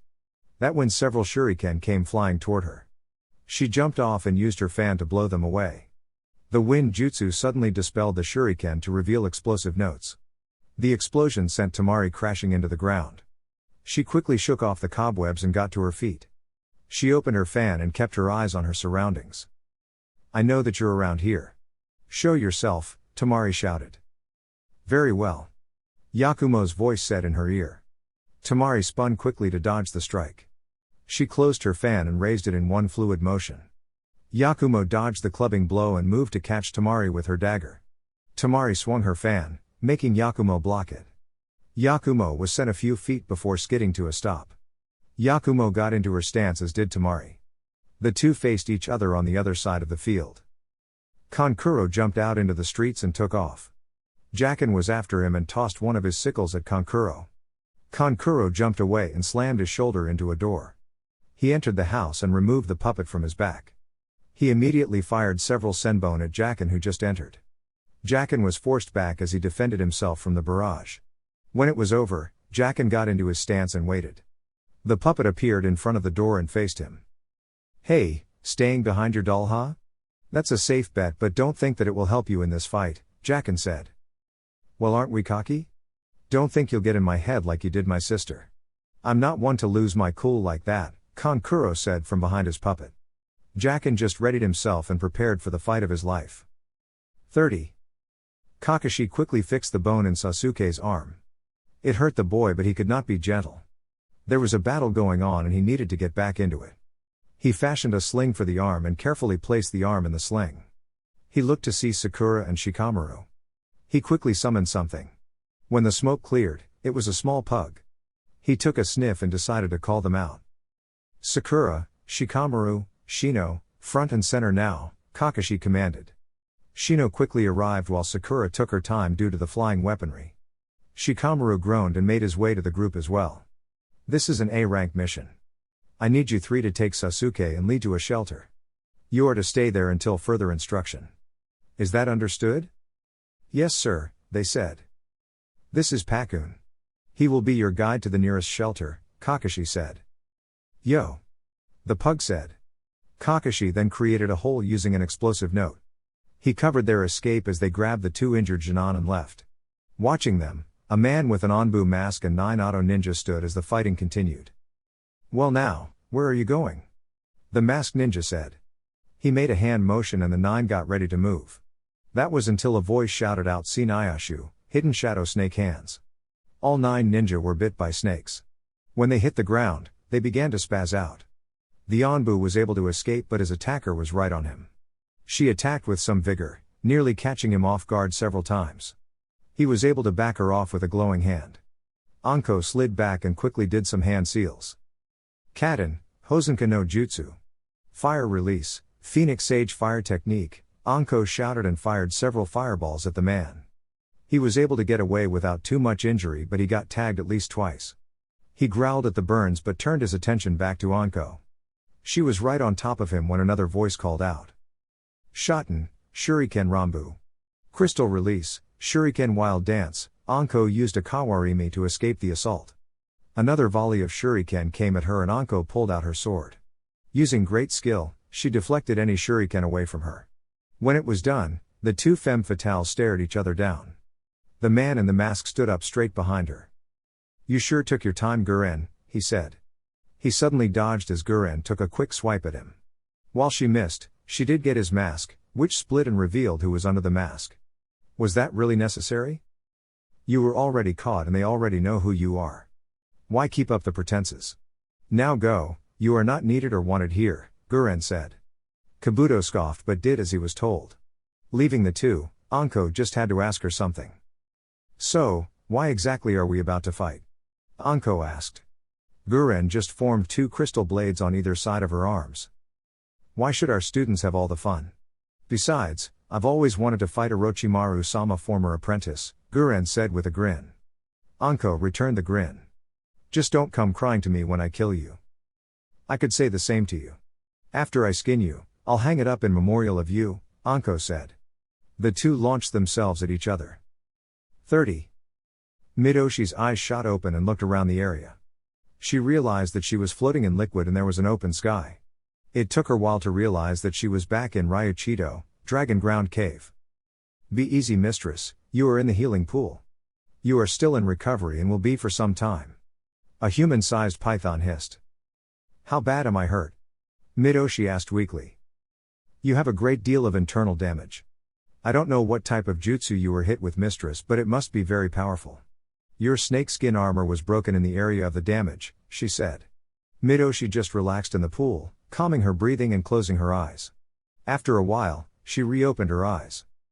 I need you to do something for me, Midoshi said. What is your binding mistress? Retrieve my team and bring them here. 30. Naruto was standing but he could not help but shake a little in fright.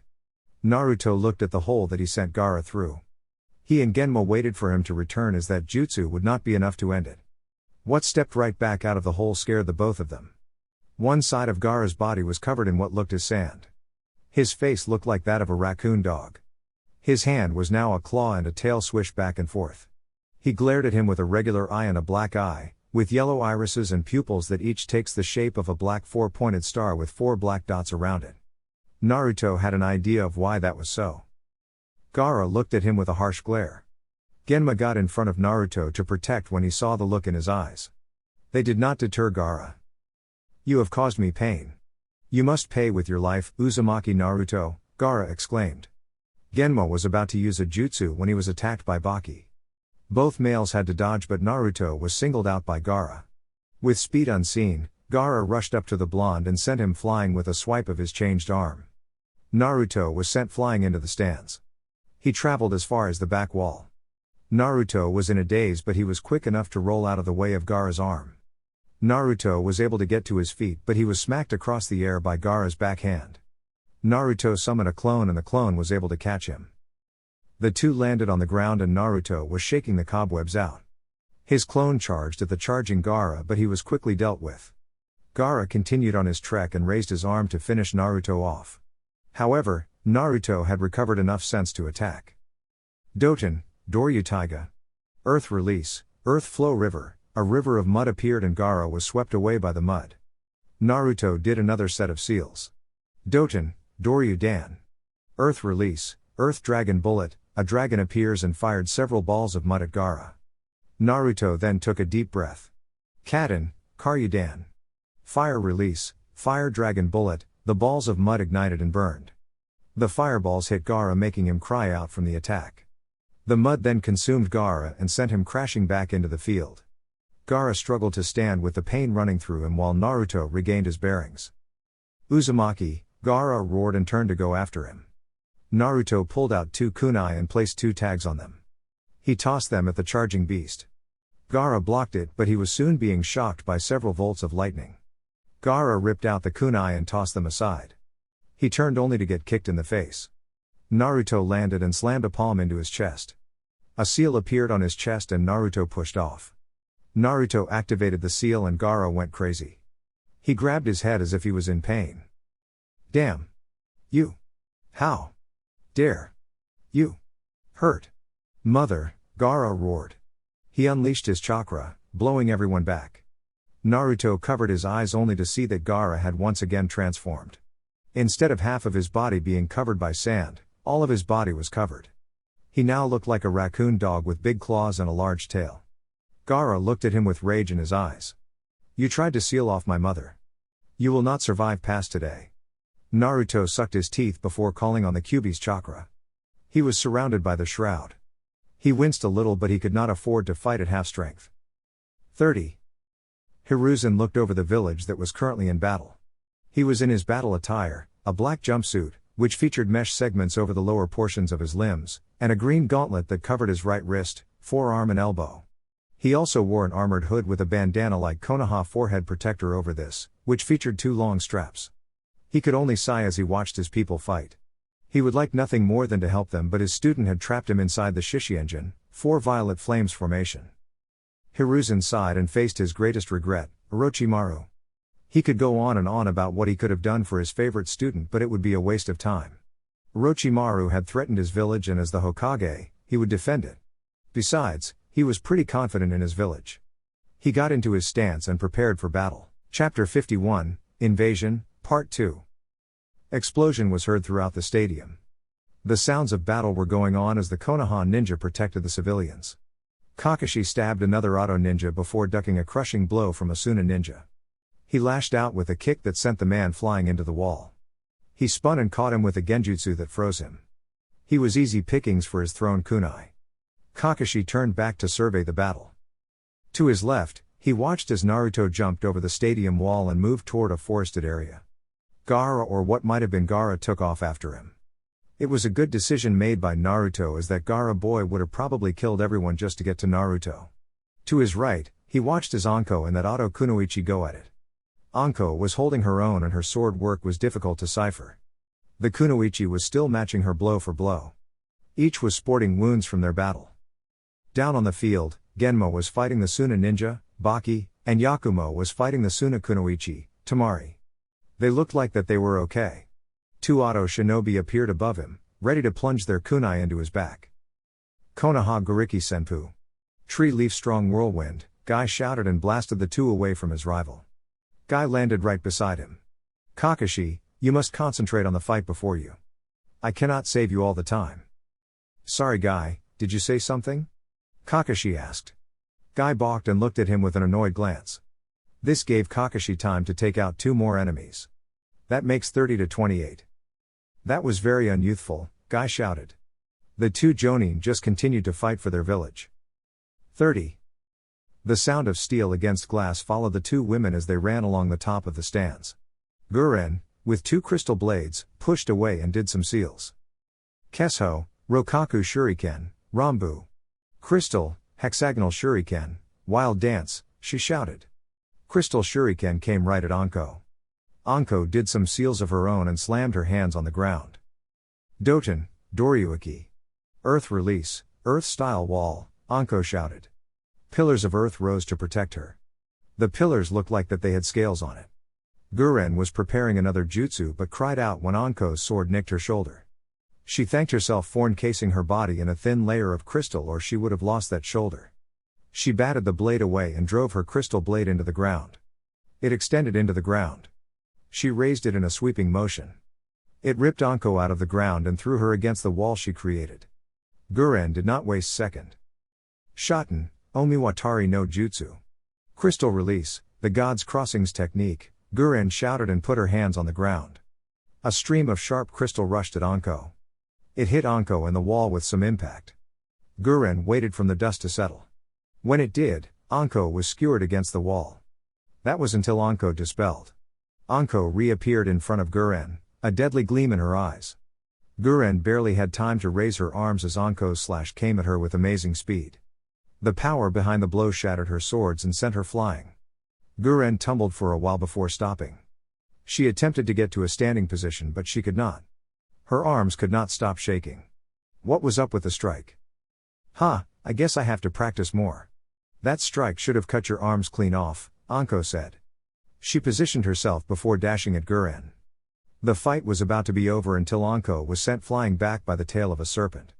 The blow really hurt because she got hit right where she was cut. Anko was able to stay on her feet and looked at what hit here. Guren was just as surprised to see a man-sized snake. The serpent looked at Anko. Sorry Anko, but I cannot allow you to kill her. Mistress Midoshi wants her back. The snake said. Guren nodded at the snake before facing Anko. Another time then, Guren said.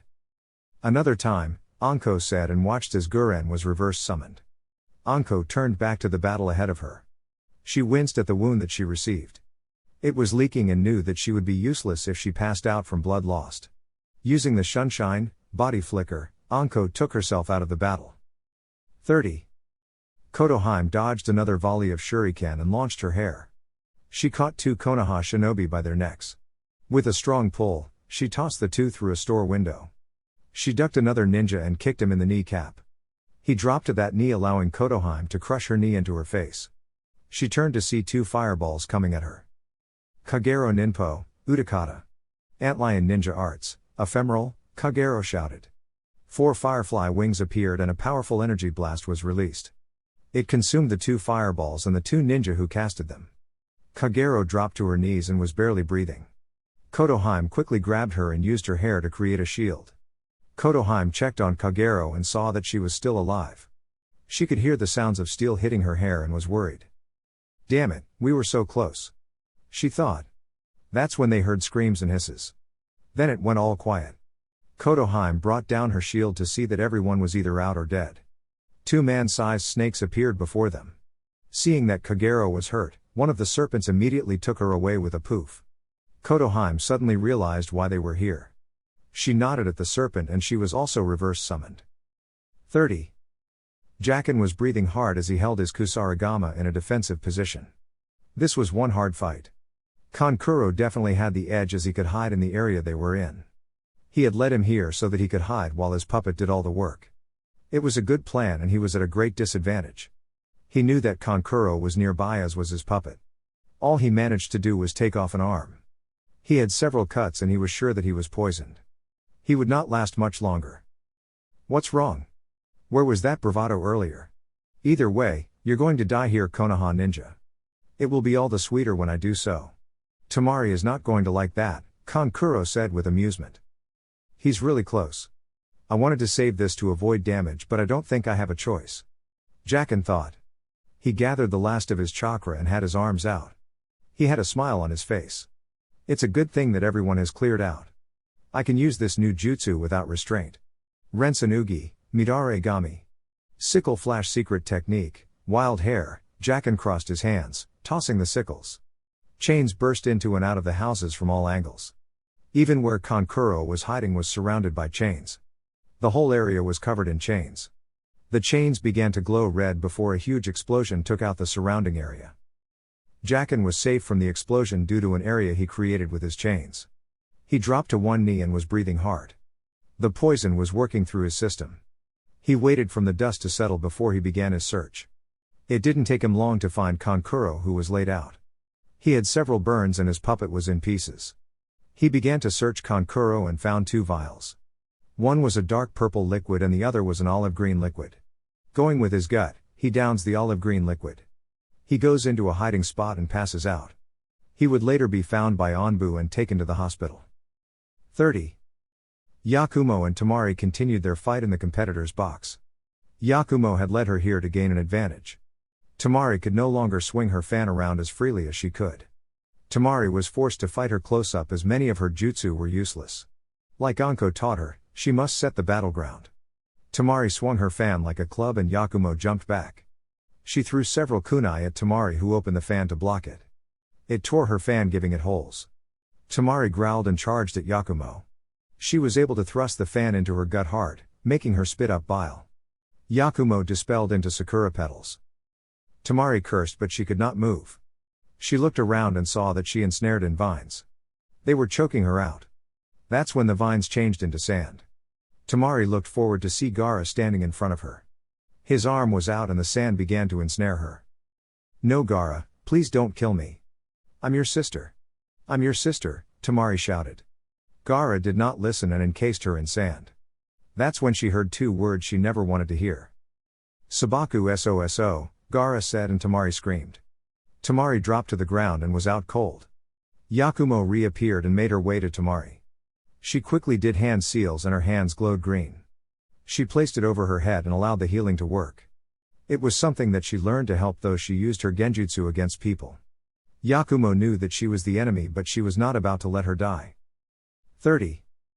The sounds of battle could be heard in the forest near the village. Naruto and Gaara roared at each other as they charged at each other. Naruto ducked under Gaara's swipe and landed his fist flush against Gaara's face. Gaara stumbled but swung his tail, catching Naruto and slammed him into a tree. Naruto grabbed the tail and pulled Gaara. He whipped him around before slamming him into the ground hard. Naruto jumped away and did hand seals. Kaden, Enden. Fire release, flame bullet. Naruto spat out an oil-lit fireball that consumed Gaara.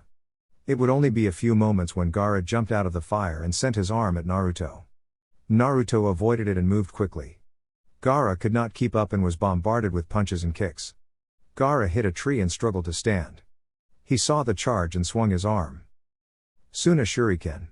Sand Shuriken. Naruto was hit with several sand projectiles that stopped and sent him flying. Naruto skid to a stop and winced at the injury. Lucky for him, the Kyuubi chakra healed his wounds. The 2 glared at each other. "Damn you, how dare you try to end my existence? I will not be erased by you. You will die. That isn't going to happen. I will defeat you and I will protect my village," Naruto shouted. Gaara seethed in rage before unleashing his chakra. Sand began to pour out of him and form into something big.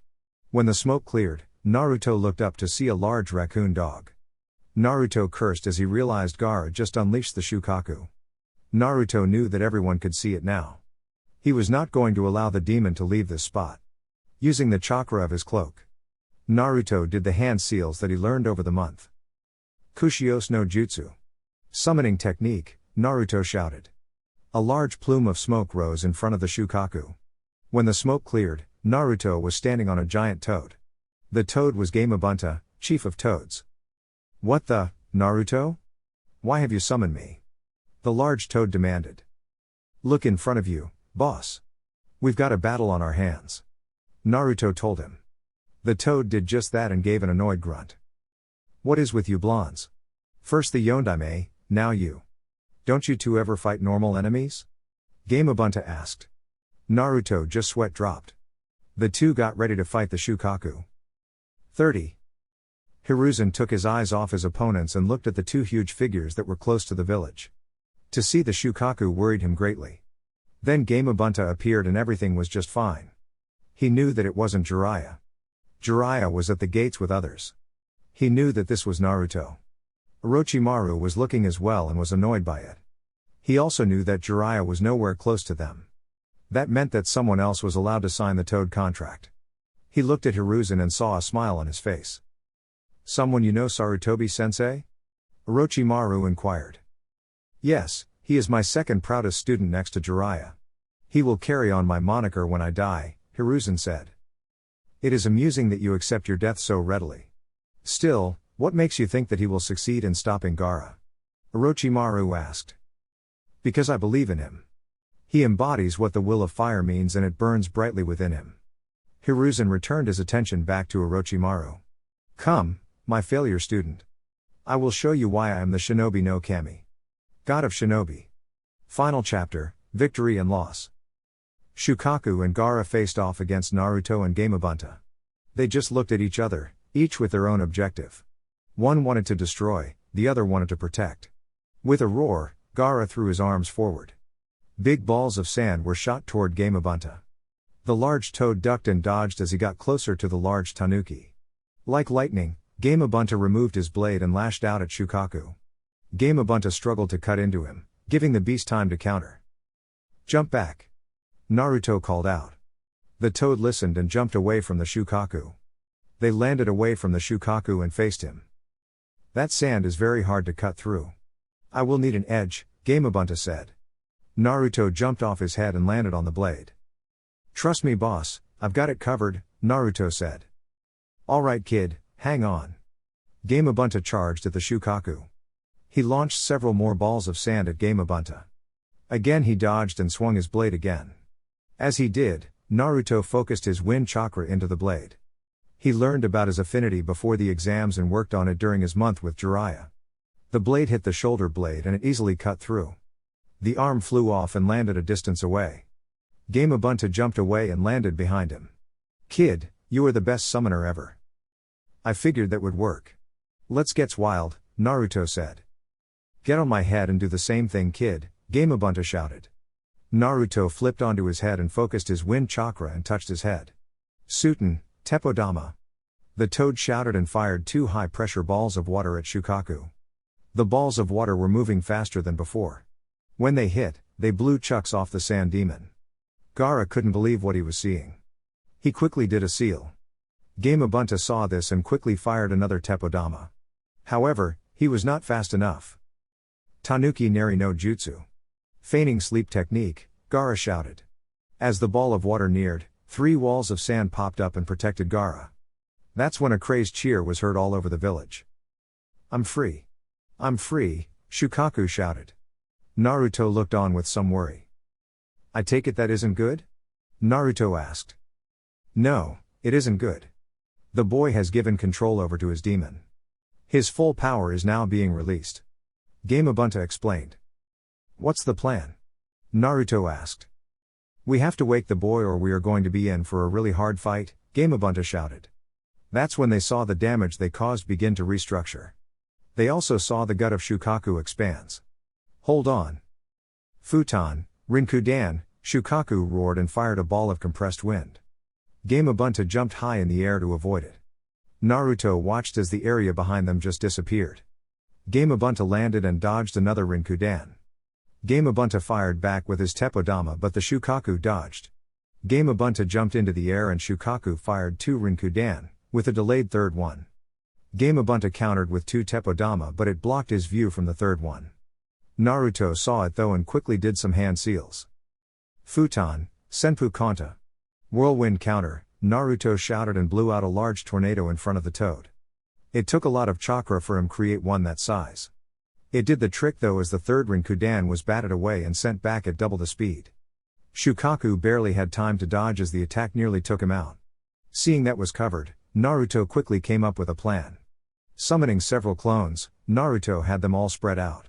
Boss, I need some oil. Got it. Oil began to fill Gamabunta's cheeks and Naruto did some hand seals. Kaden, Gamayu Enden. They both roared and fired their flamethrower attack.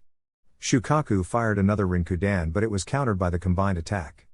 It even made it stronger. Shukaku protected Gaara as the jutsu hit him. The two continued to blow until they could no longer. The fire was still burning and Naruto could see that most of the Shukaku had instantly turned to glass. This what he wanted. With a loud shout, Naruto had his clones attack. Each of them launched a jutsu that they had in their arsenal. They hit the glass and shattered it. The Shukaku began to tip over due to losing most of its side. The clones attacked, running up the heavily damaged body of the Shukaku. The demon was still aware and swatted or crushed the clones. What he did not see was the charging Gamabunta who ran his sword through the sand thanks to Naruto. The blonde jumped off and charged. He pulled out his staff and launched it like a javelin. The sand caught the sand, but Naruto expected this and launched himself past it. He reared his fist back and threw it forward, connecting with Gaara's jaw. Gaara awoke with a start and looked at Naruto with surprise. Naruto wasn't done yet. 2 clones survived and held Gaara at bay. One revealed the seal that he had, and Naruto quickly threw his other arm forward. His fingers were glowing with characters on his fingertips. Gagyo-fun. 5-element seal, Naruto roared and slammed his hand into his stomach. Gaara screamed as he felt something burn. Once it was done, the rest of the Shukaku fell into nothing but sand. Gamabunta pulled his sword out and waited for the dust to settle. When it did, he let out a sigh of relief because Naruto was okay. He was probably out of chakra now, but he was impressed by the boy's ability. This fight went a little smoother than his father's. Naruto, I am tired. I will be returning home, Gamabunta said to him. I got ya. Thanks for your help, boss, Naruto said. Gamabunta nodded before disappearing in a cloud of smoke.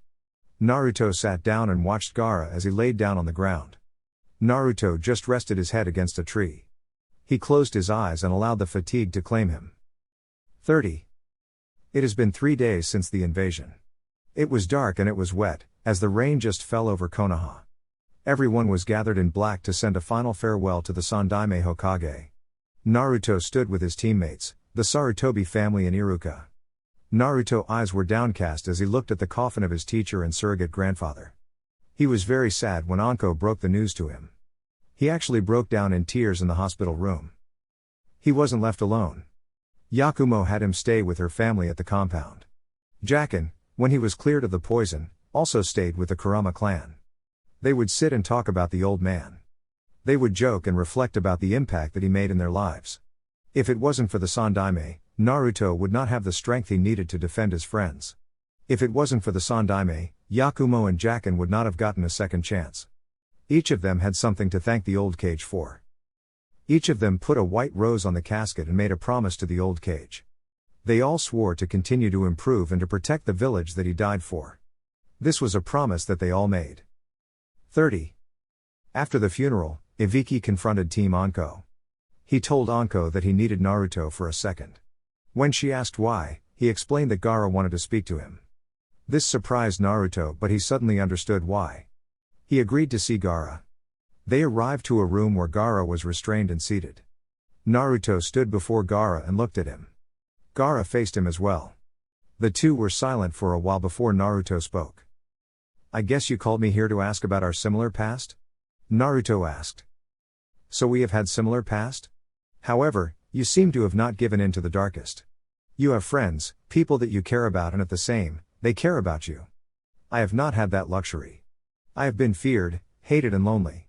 I believe that to prove my existence, I needed to kill. However, here you stand the victor, my reason for existing shattered. I do not know what to do. Gaara explained sadly. Naruto looked at his fellow Jinchuriki with a somber expression. When I was 5 years old, I lost control of my anger and I killed a group of people. The stupid fox whispered words into my head and I acted on it. I could have gone down that road, but the Sandaime Hokage, he found me and showed me love. He trained me and showed me how to rise beyond the hate I felt. I then made friends and teammates. A few people that used to scowl at me actually said hi to me. I guess, the thing that you have to do is to not give up. If you do, then you are proving them right. If you don't quit and show everybody that you can change, things get better. I guess the first thing you have to do is to find people who love you. Naruto explained. I don't have someone like that in my life, Gaara said. What about your siblings? Maybe that's a place to start, Naruto said. Gaara looked deep in thought at that suggestion. Ibiki then led Naruto out of the room and Gaara back to his cell. 30. Midoshi stepped out of the healing pool and placed on a robe. She walked toward a steaming area where her team was sitting. She sat next to Kagero and checked on her.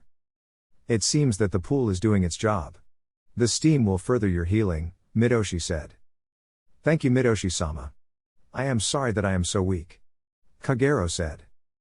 Don't worry about it. I blame your sensei for that, Midoshi said with a smirk. Guren just glared at her and rubbed her arms. She could still feel that sword strike that nearly took her arms. She decided to get something out of the way. So what are your plans, Midoshi? Guren asked. What makes you think that I have any plans? Midoshi asked. Don't bullshit me. You have never cared about anything but your own amusement. This connection you have with us isn't going to last, and I know that. Yet, you invite us to the home of the serpents and take care of us. You must have some sort of plan, Guren stated. Midoshi looked at Guren with some seriousness before grinning. I can't get anything past you. You are right about the fact that I do have plans. However, you are wrong about my feelings toward you three, Midoshi said. What do you mean? Kotohime asked. I have grown attached to you three. The months that we spent together were the most fun that I have had in years.